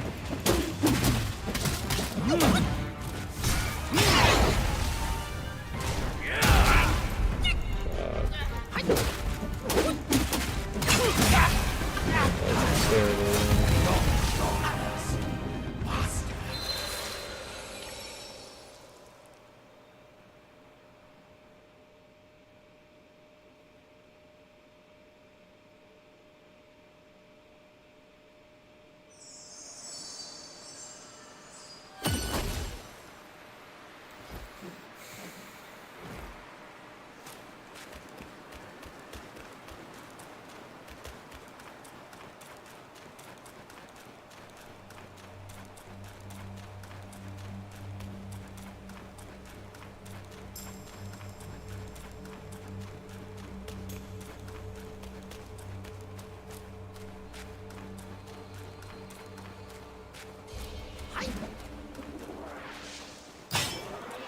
How dare you come back?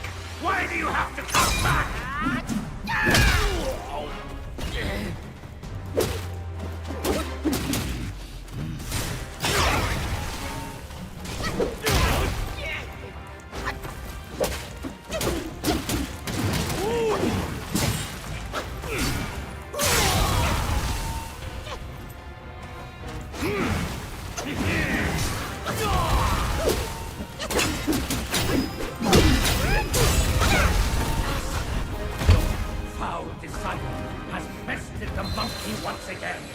It blows, bro. And behold!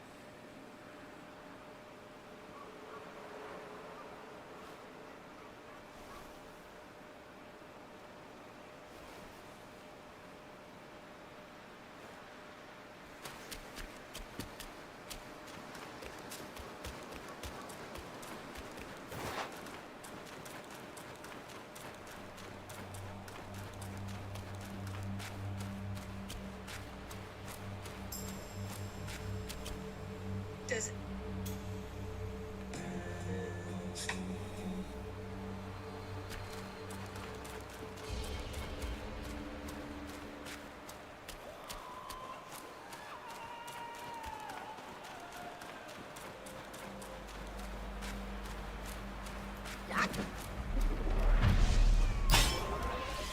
A skinny wretch like you has come far enough!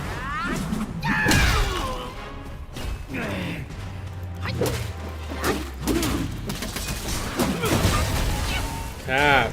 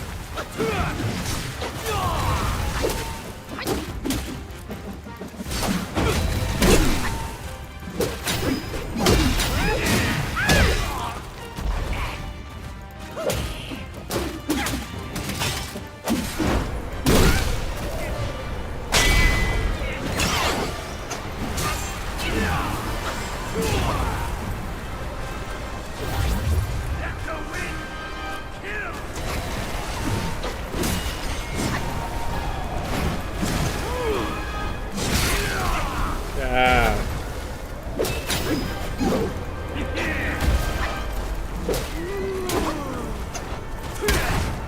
I forgot that, but it's okay.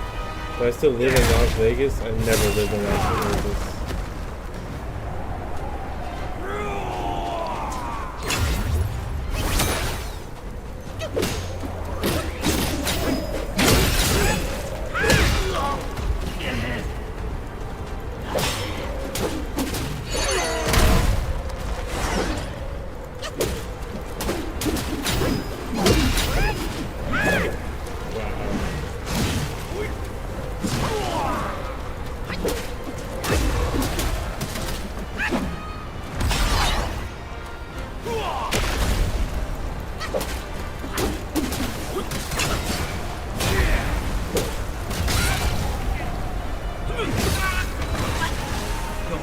Foul disciple has bested the monkey once again.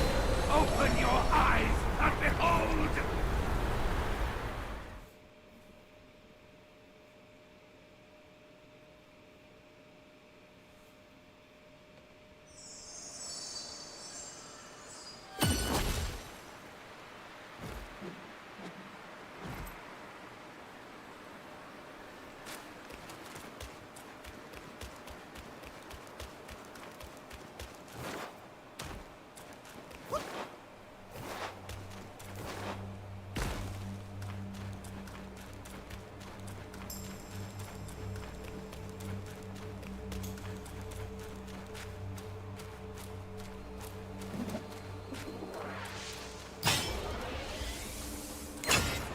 How dare you come back? Why do you have to come back?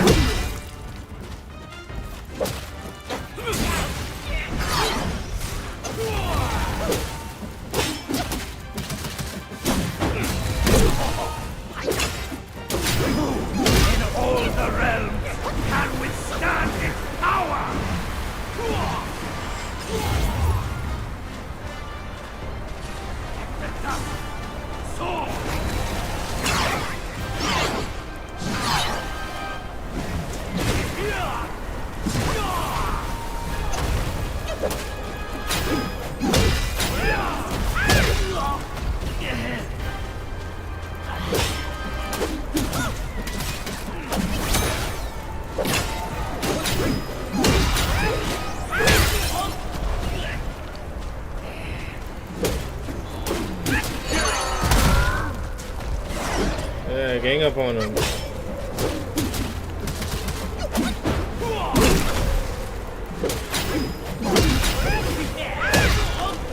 Oh, what's going on, buddy?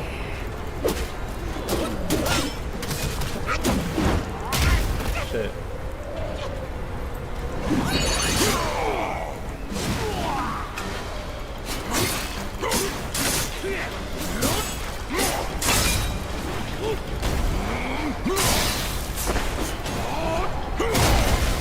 Oh wait, I missed.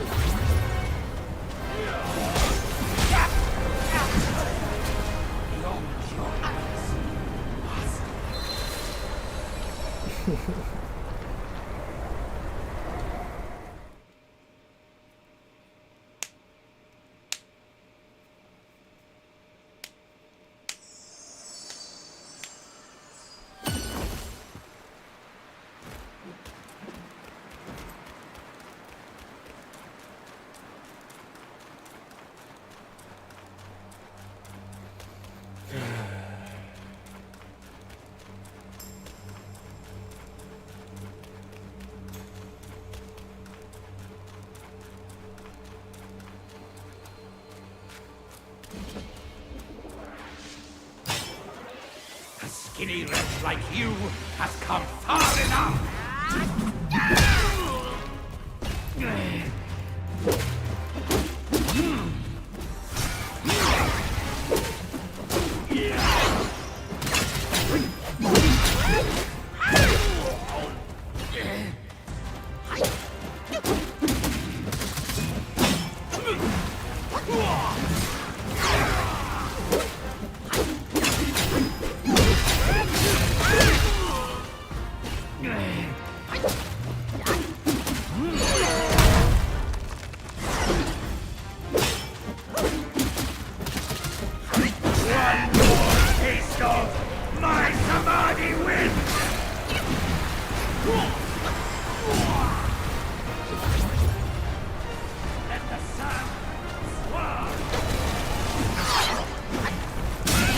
Ah!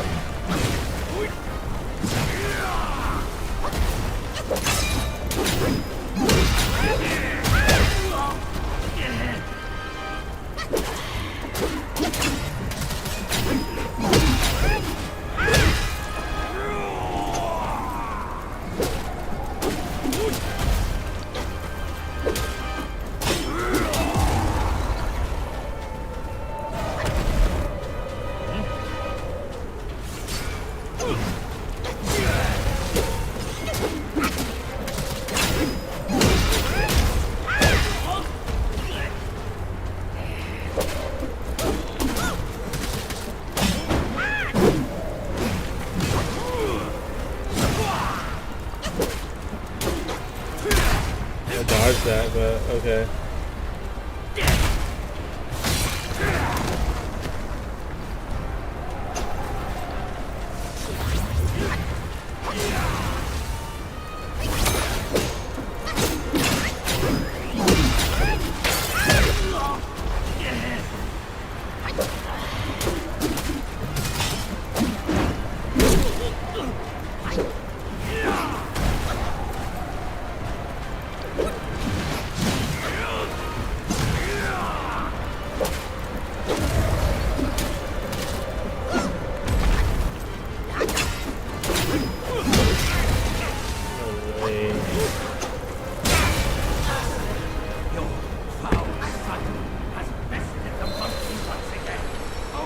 trying to get out from under him, but I was just stuck there rolling in place, so his attack hit me no matter what.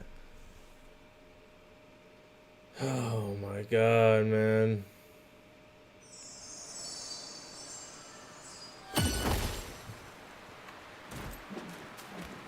I need a better weapon, dude.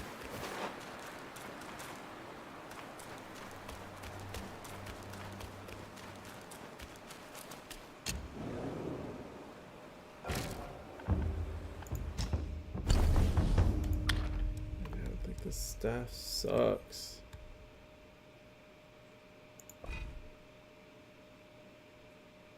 Why would I want to make another one?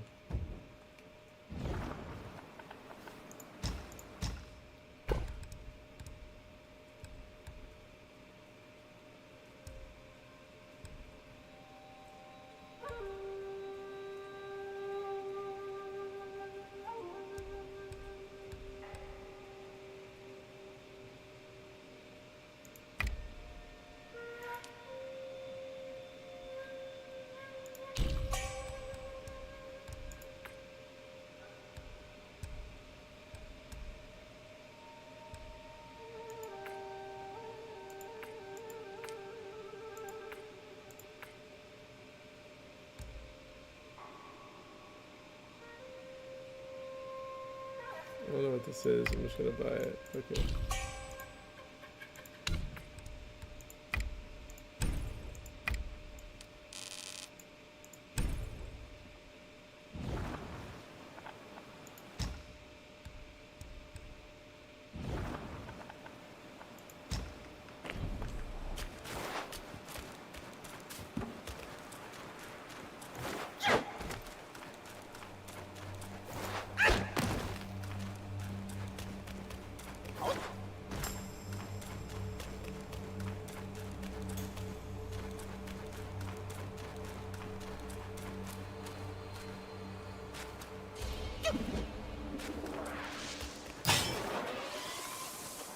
Skinny wretch like you has come far enough!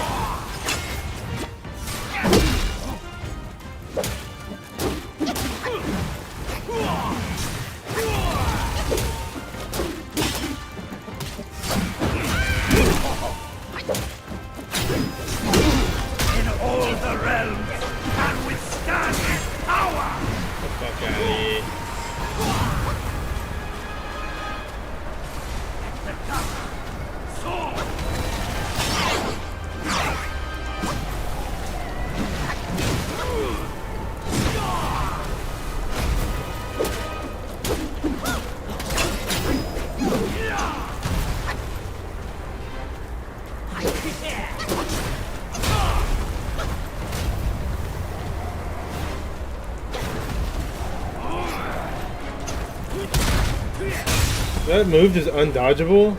Like, I don't understand. Jerry Joe, thank you for the follow, man.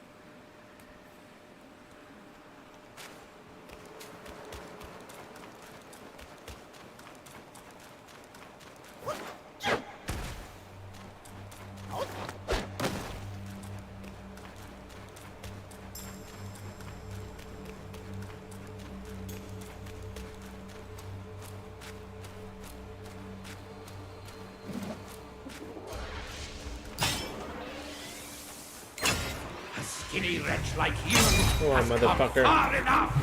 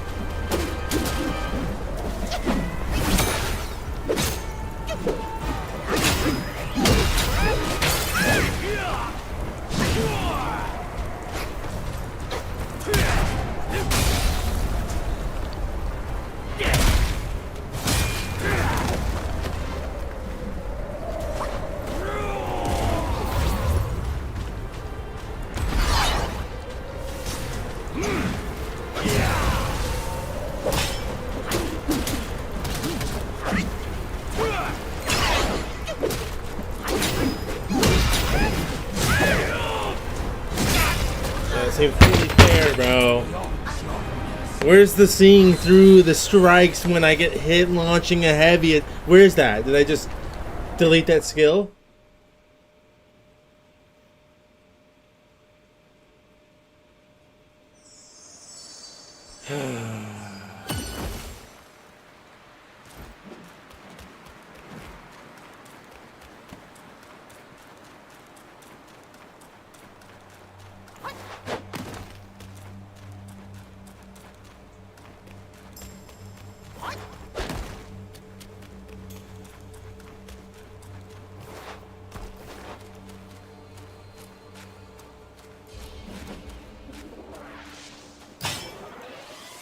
How dare you come back?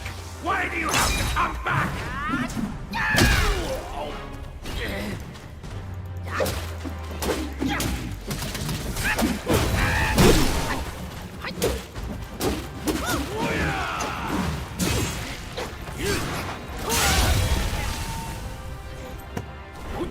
Never seen that move before.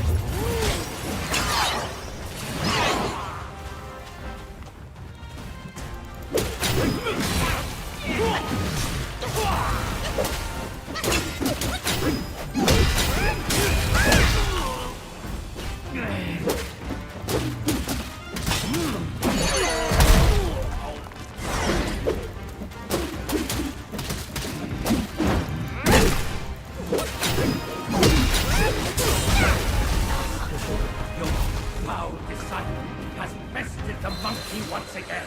Open your eyes and behold!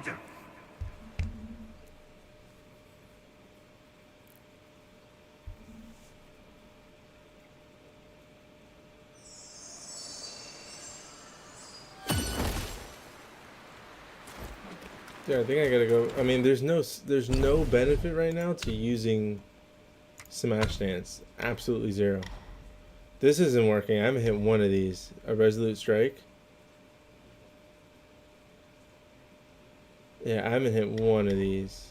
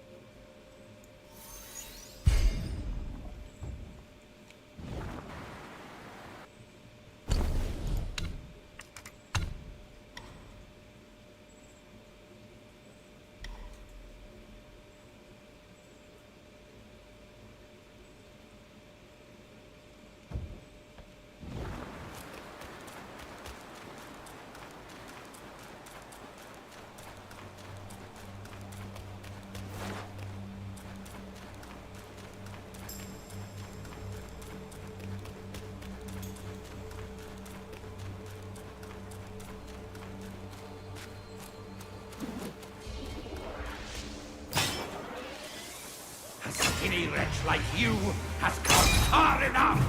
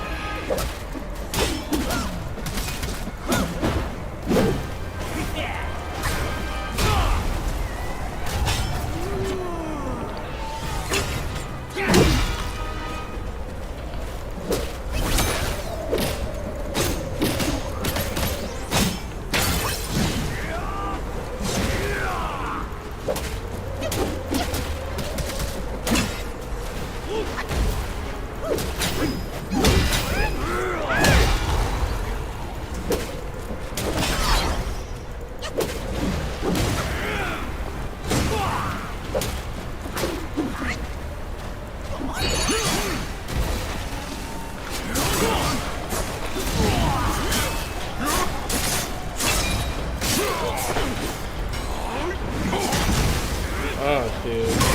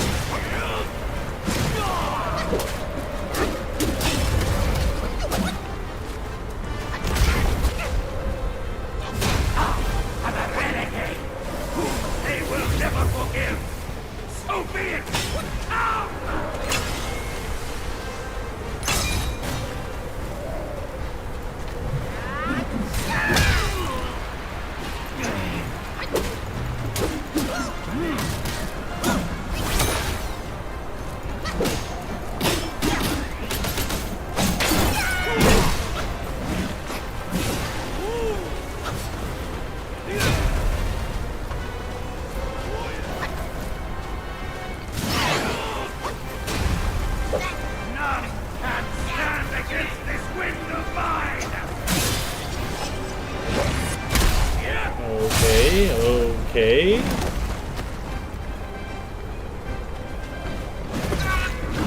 And here's some sand to finish you off, monkey god. There's some sand in your eye. Open your eyes and behold!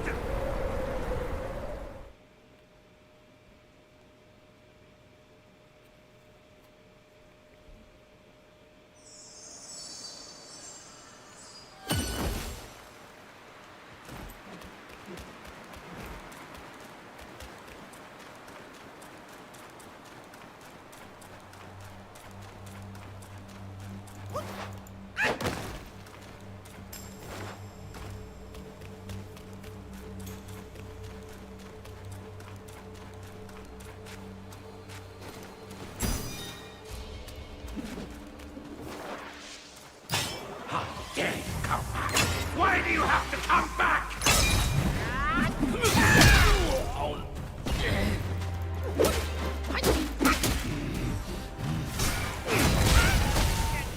That hit me?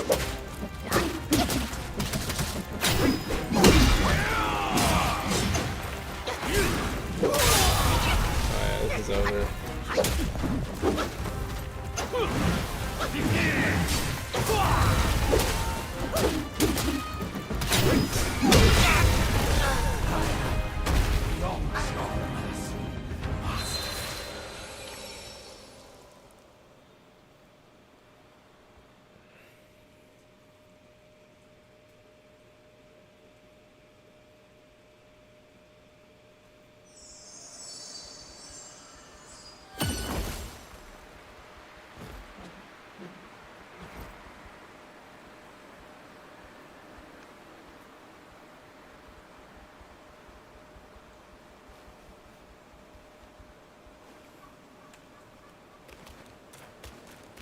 I just wasted one of my medicines. Instantly died. So sick.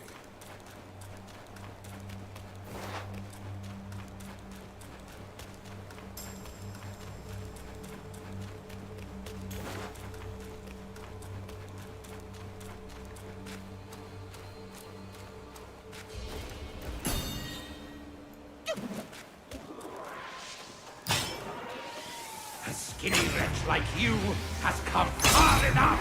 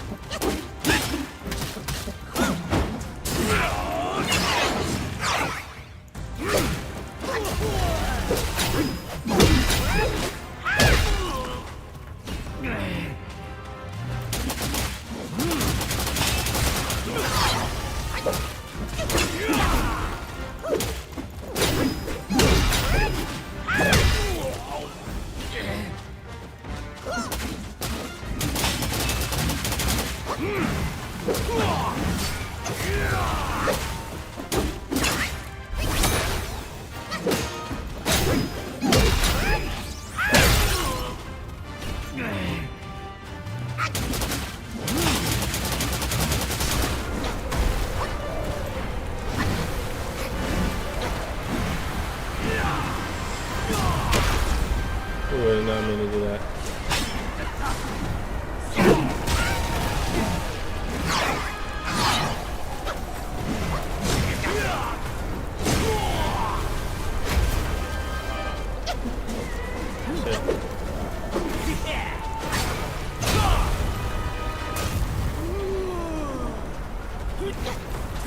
Oh my god, I dodged it.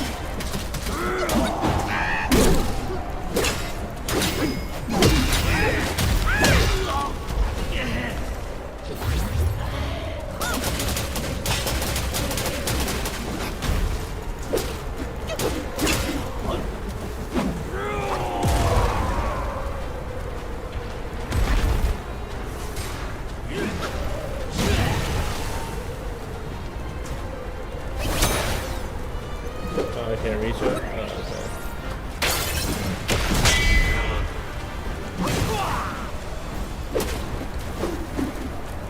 Dude, stop being a pussy, bro.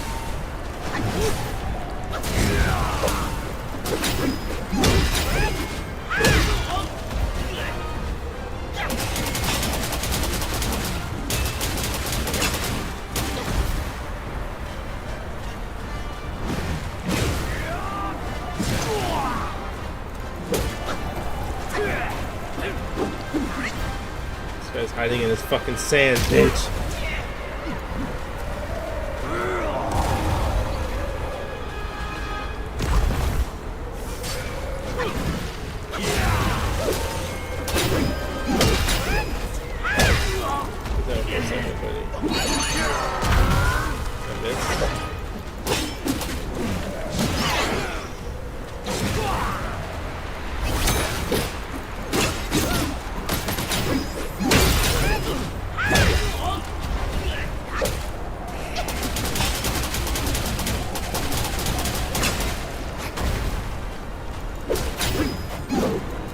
Let the sun swirl!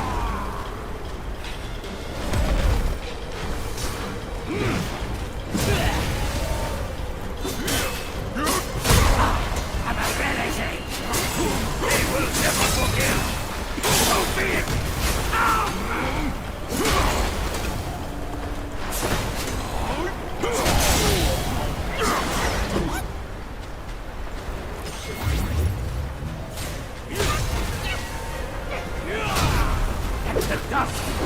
Soar! Where is this guy? The wind shall roar, the sun shall rip.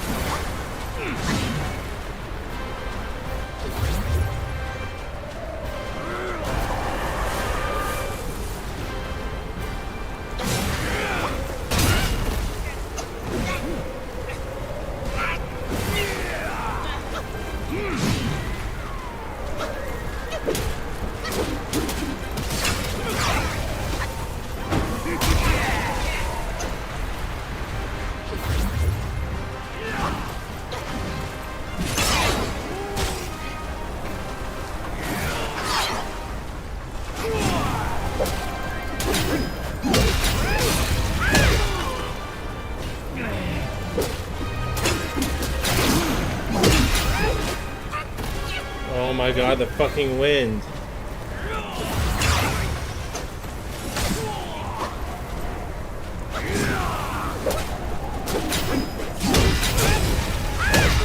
Please, bro.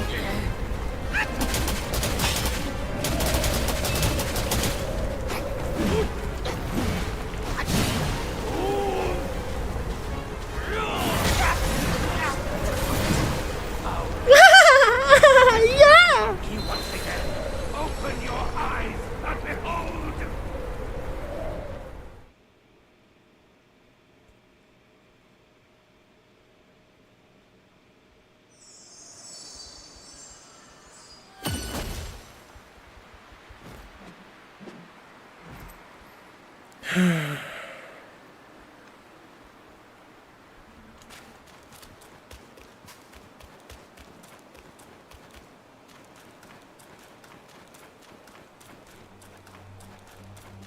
This is terrible, bro.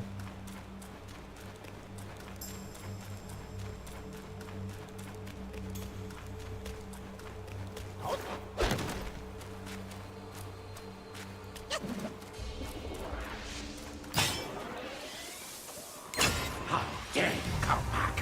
Why do you have to come back?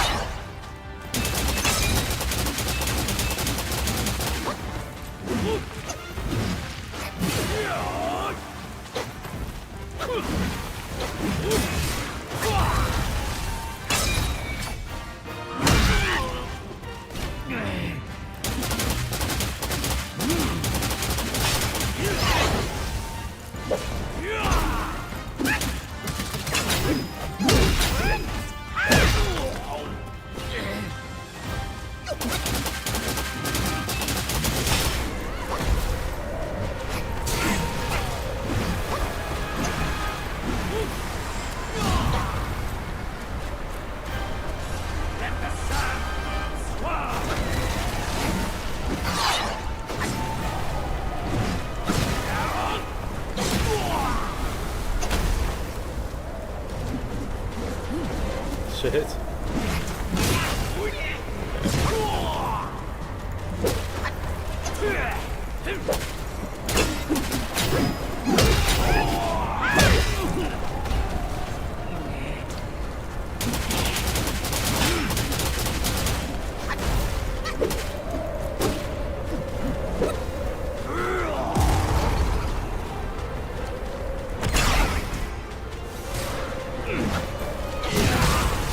The way that hits me, man.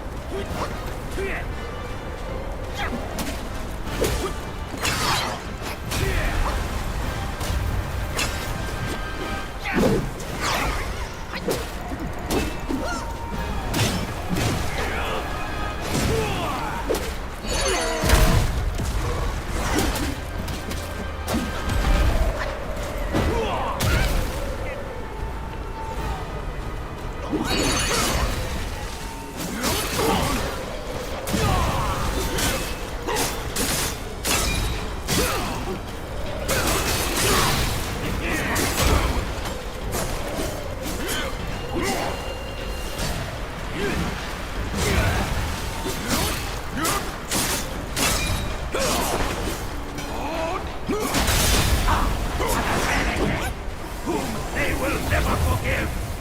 So be it. Come on, man.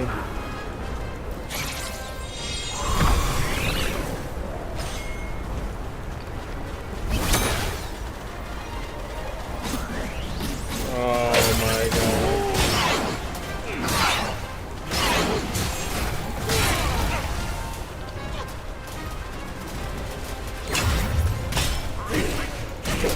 Your strength will not save you. Face me through.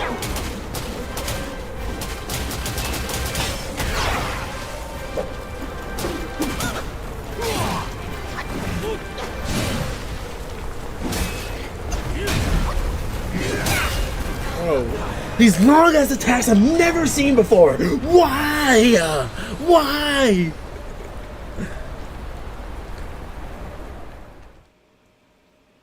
I've been fighting this guy for 2 hours, dude, and he has a new attack every time. He just stays in this. Dude, the arena design in this game needs some fucking work, bro. The fact that the boss can just, like, hide in the dust.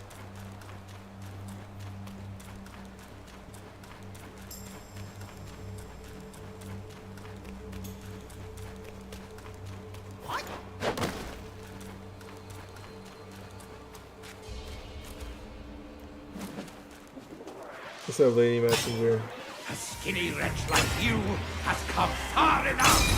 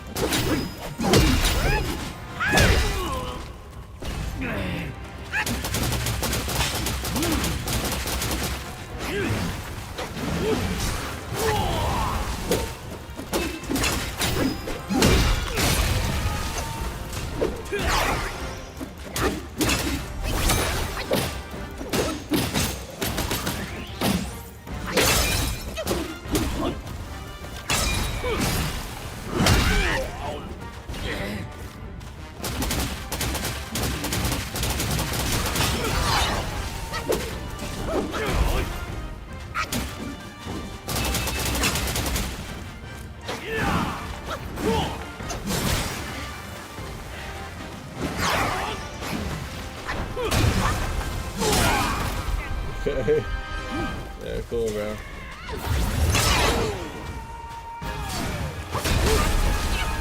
Okay.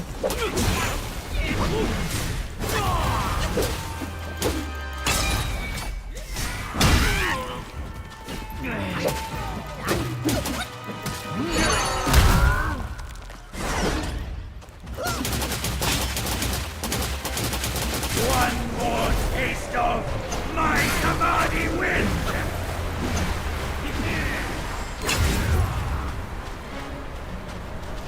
Let the wind kill!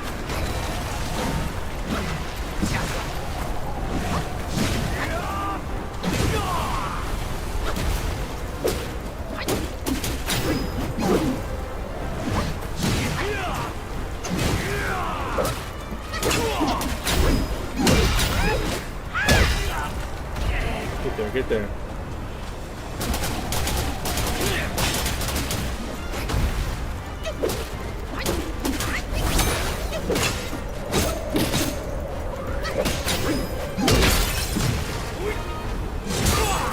I dodged that? Hello?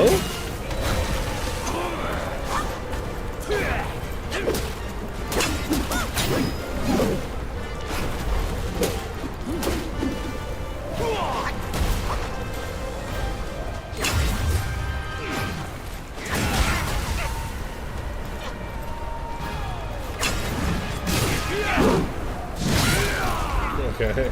That's the perfect counter to my move, dude. Nice. This sight has bested the monkey once again. Open your eyes and behold!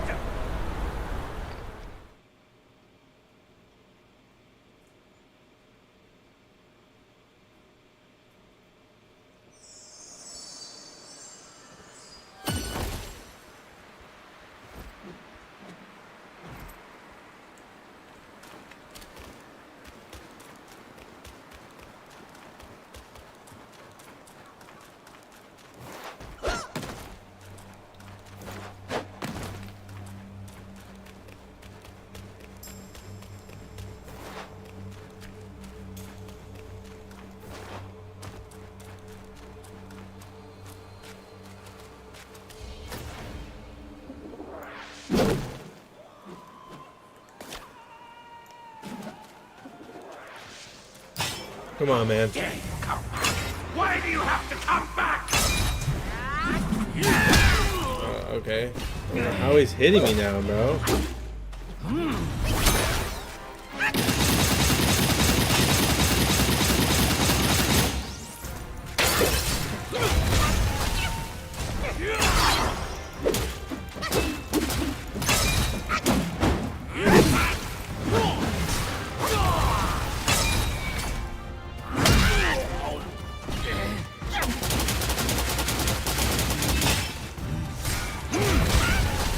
Sure, dude.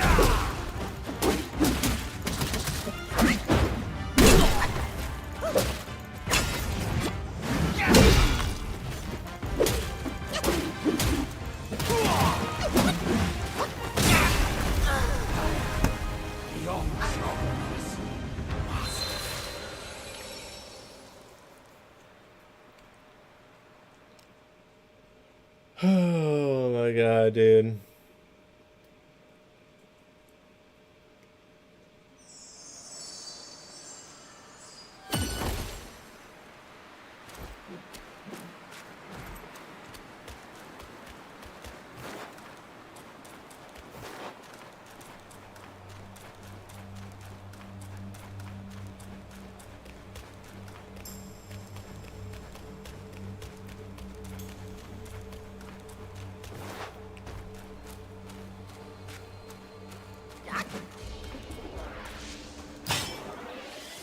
A skinny wretch like you has come far enough!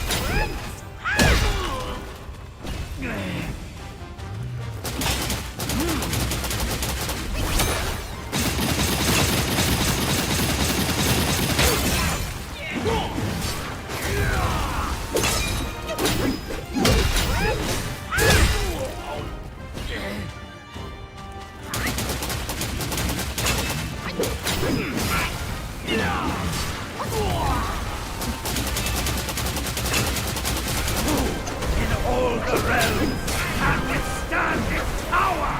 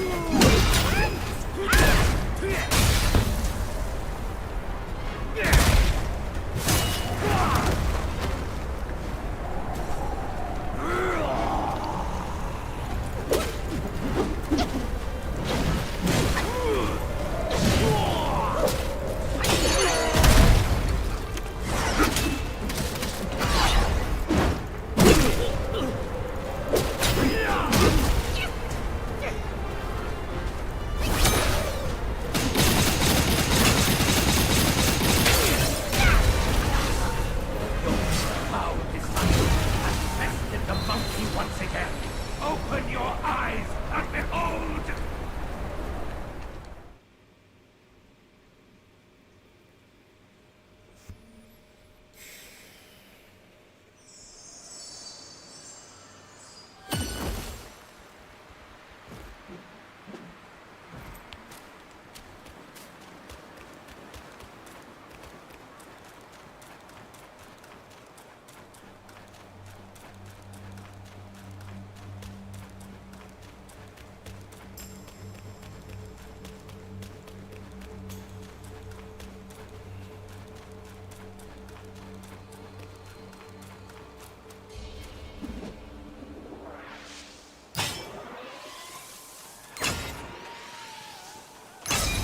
Dare you come back? Why do you have to come back?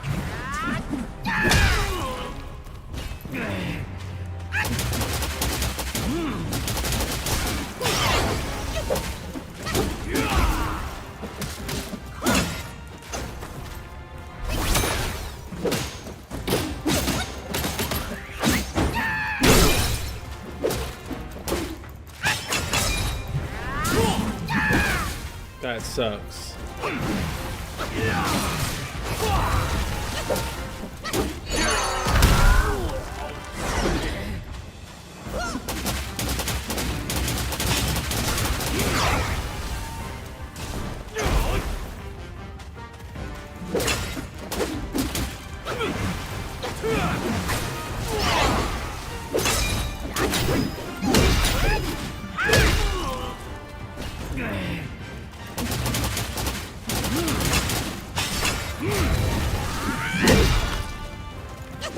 One more taste of my Samadhi wind!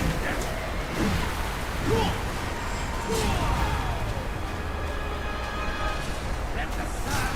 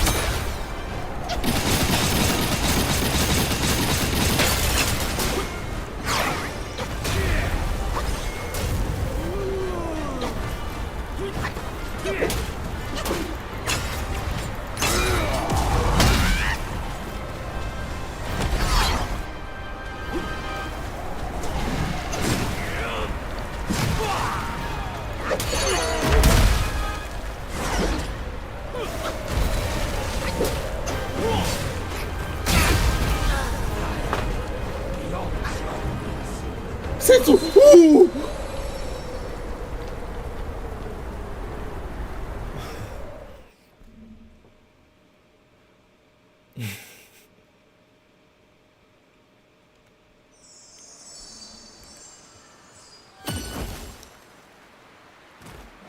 Oh yeah, that's good. That's good. I like that.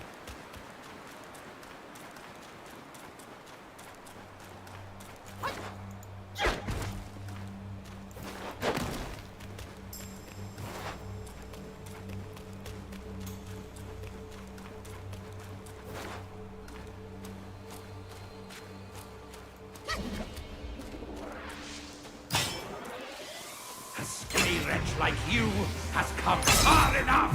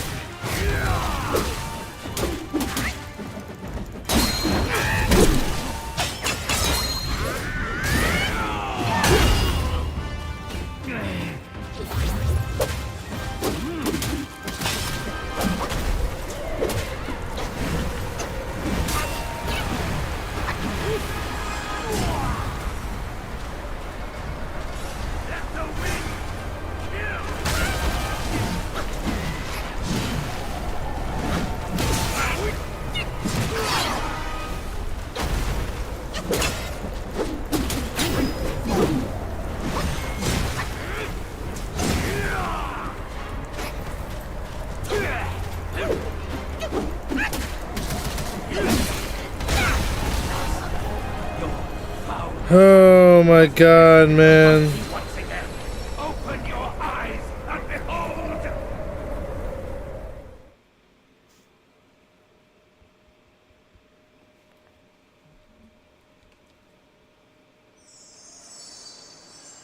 Dude, I'm tired of fighting this guy, bro. Please. Please. He's so cheesy, bro.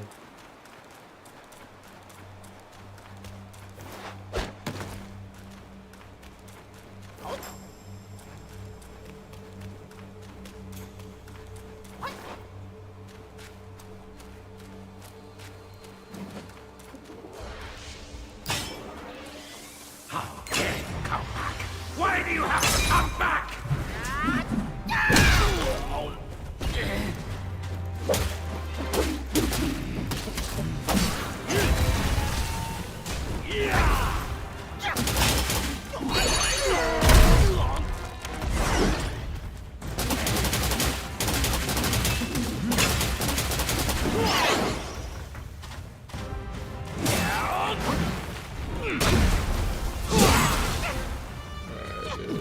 Bro's doing the most.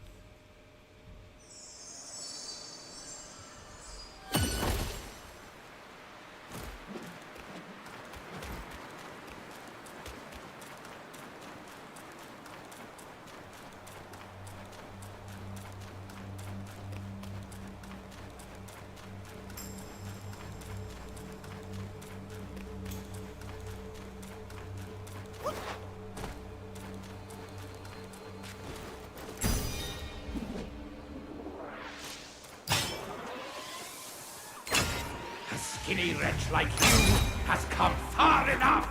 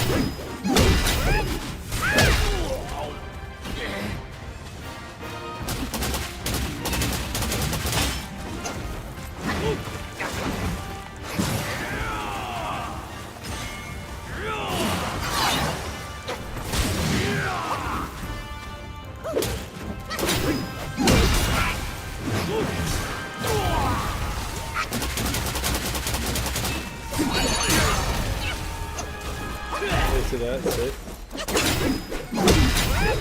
One more taste of my Samadhi win!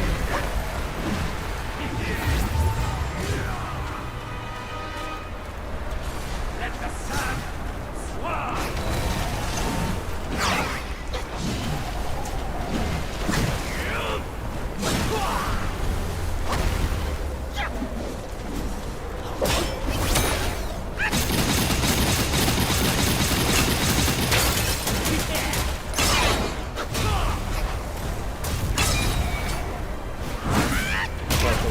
Bitch!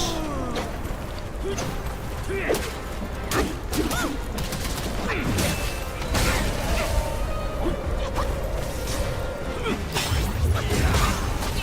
it still hits me, I guess.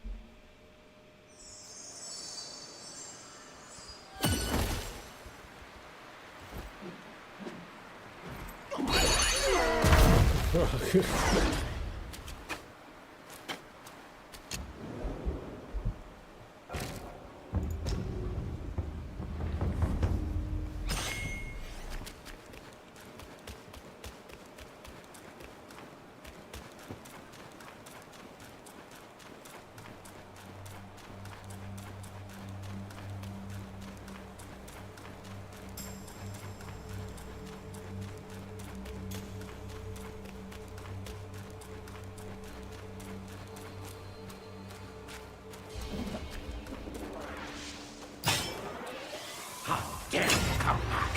Why do you have to come back?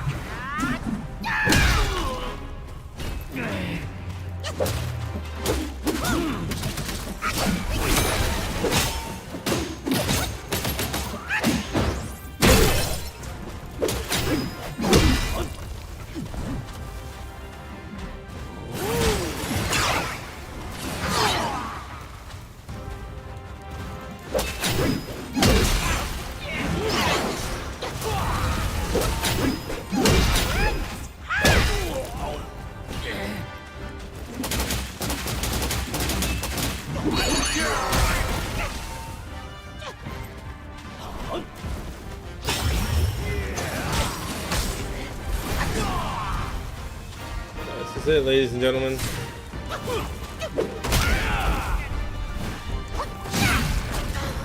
Yeah, he just has a moveset that just evolves, I guess.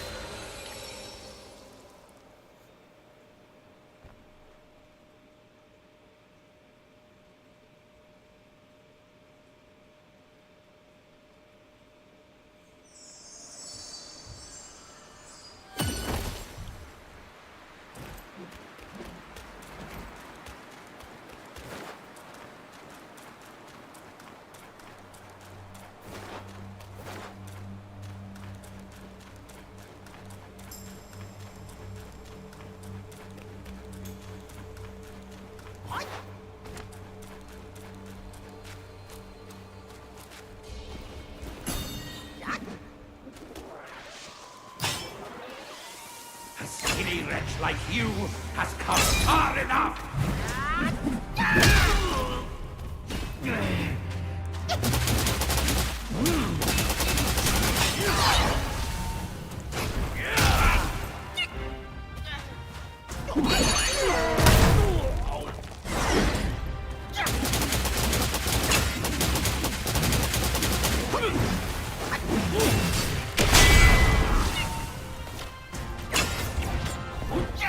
Nice.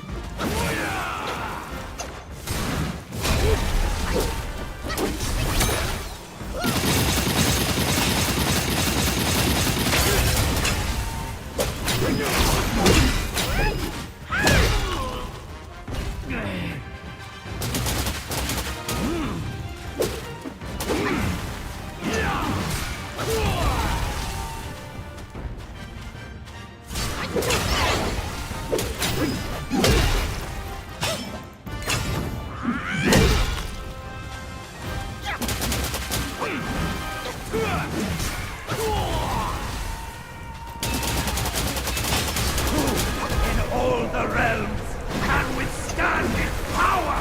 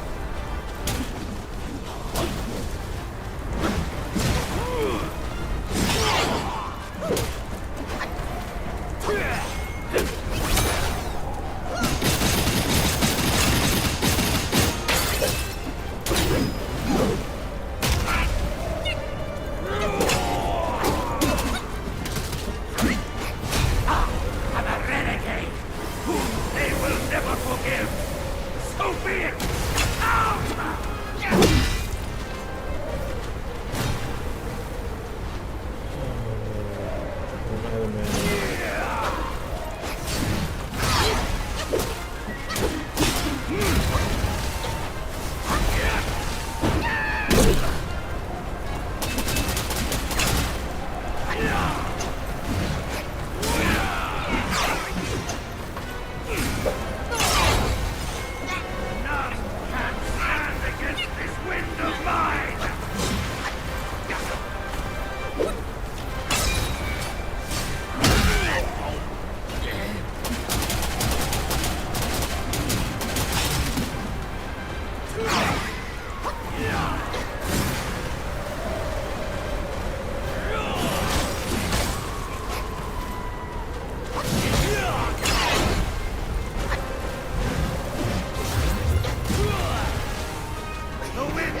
Oh my fucking god, bro.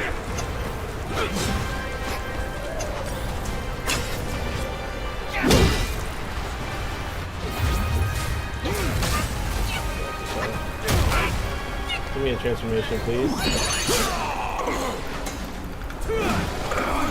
Bro, dodge the tornado, please.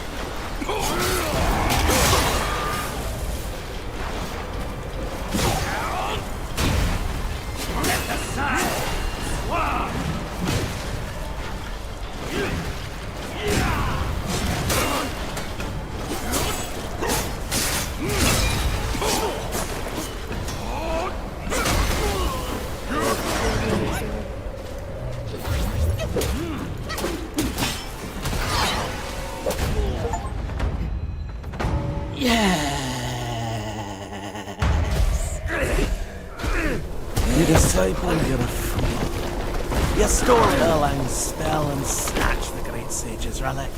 You even took your master's heed. Just for a short reign over this barren valley.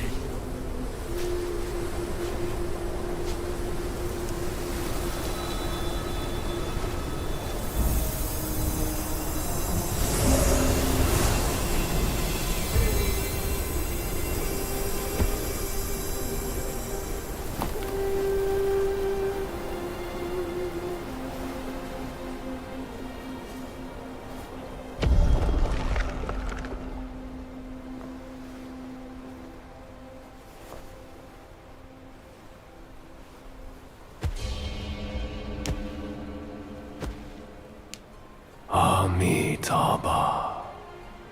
I am Bodhisattva Lingji of New Mount Sumeru, the warden of this rat.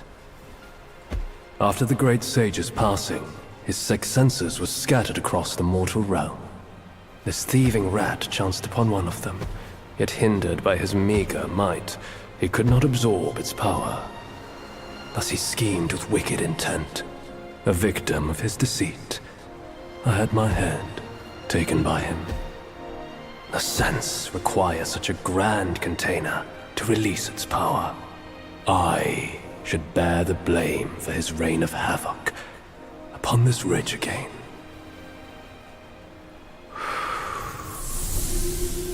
Through your valor and sagacity, order has been restored. You are the sole worthy one to keep it. Please, keep it secure in my stead.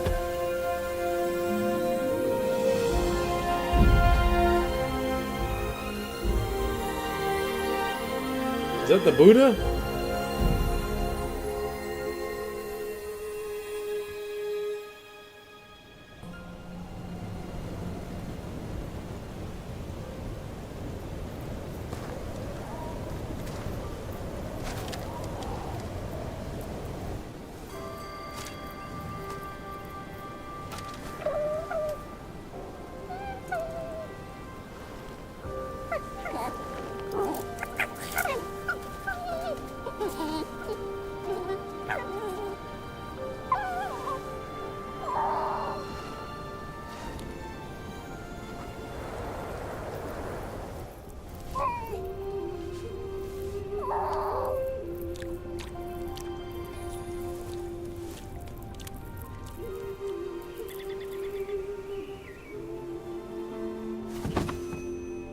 Oh yeah, sir. Oh, is that the cat? Oh yeah, sir.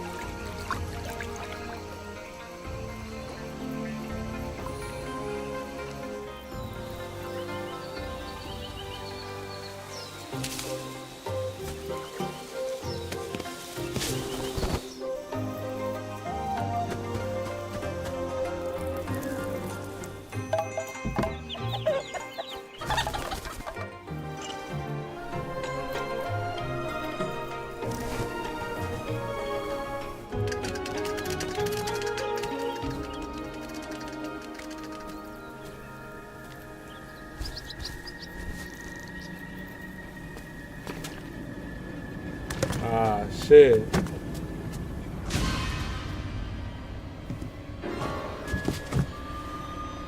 Damn.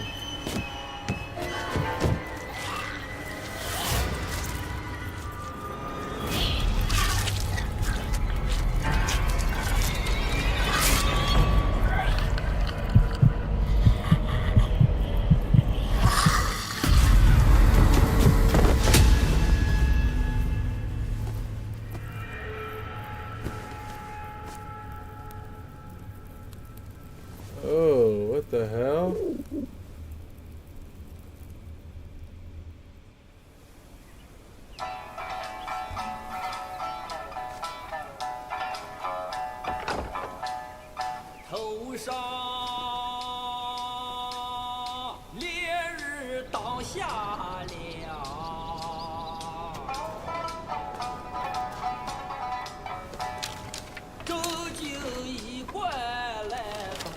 Men, beasts, Buddhas, Yaoguais.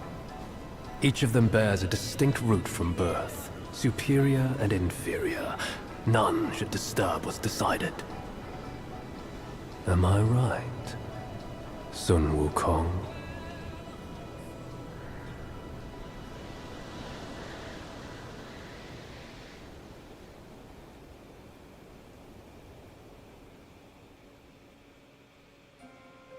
With the wind and sand you've endured here, did you reach the Forgotten Kingdom at the end of the land?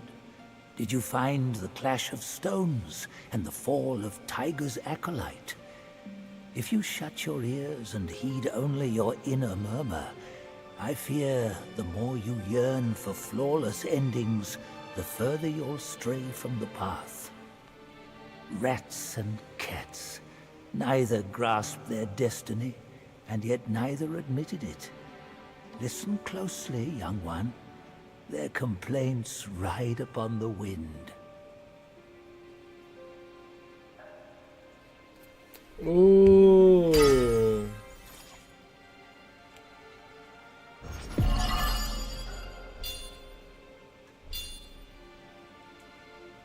Like you should get at least 2 to 3 sparks for defeating a boss. Especially a regional boss. Well, there's chapter 3. Slightly extends invincibility duration for the first move of all. Narrows the window of rock solid deflection.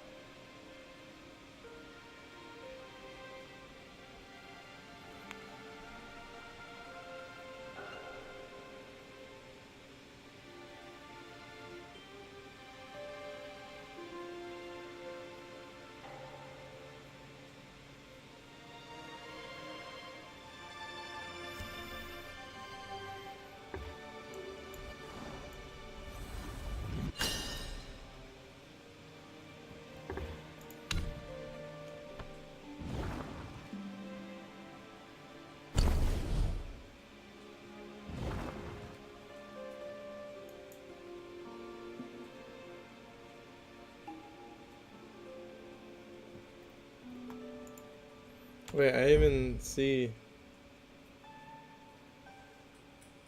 I don't even see most of the desert.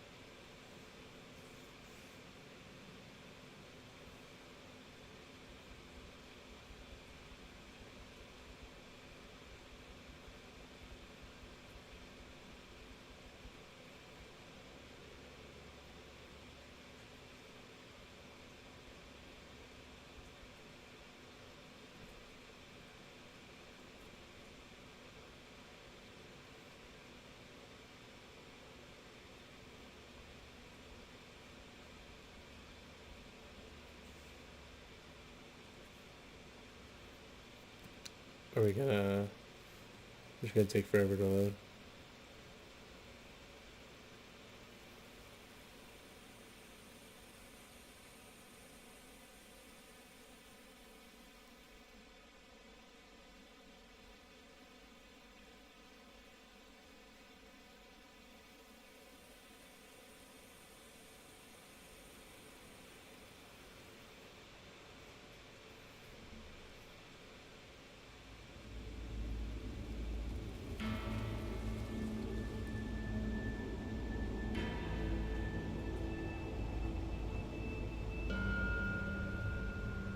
Baby?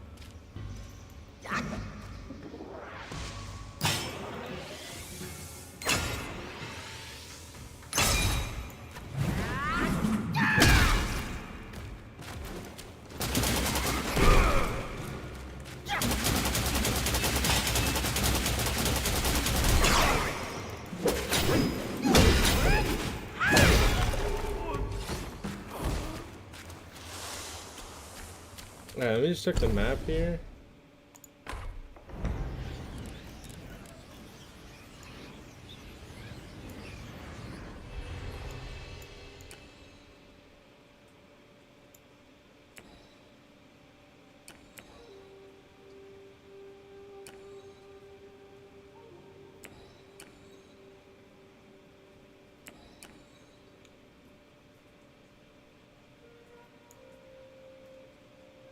See, like, there's a lot over here that I haven't discovered.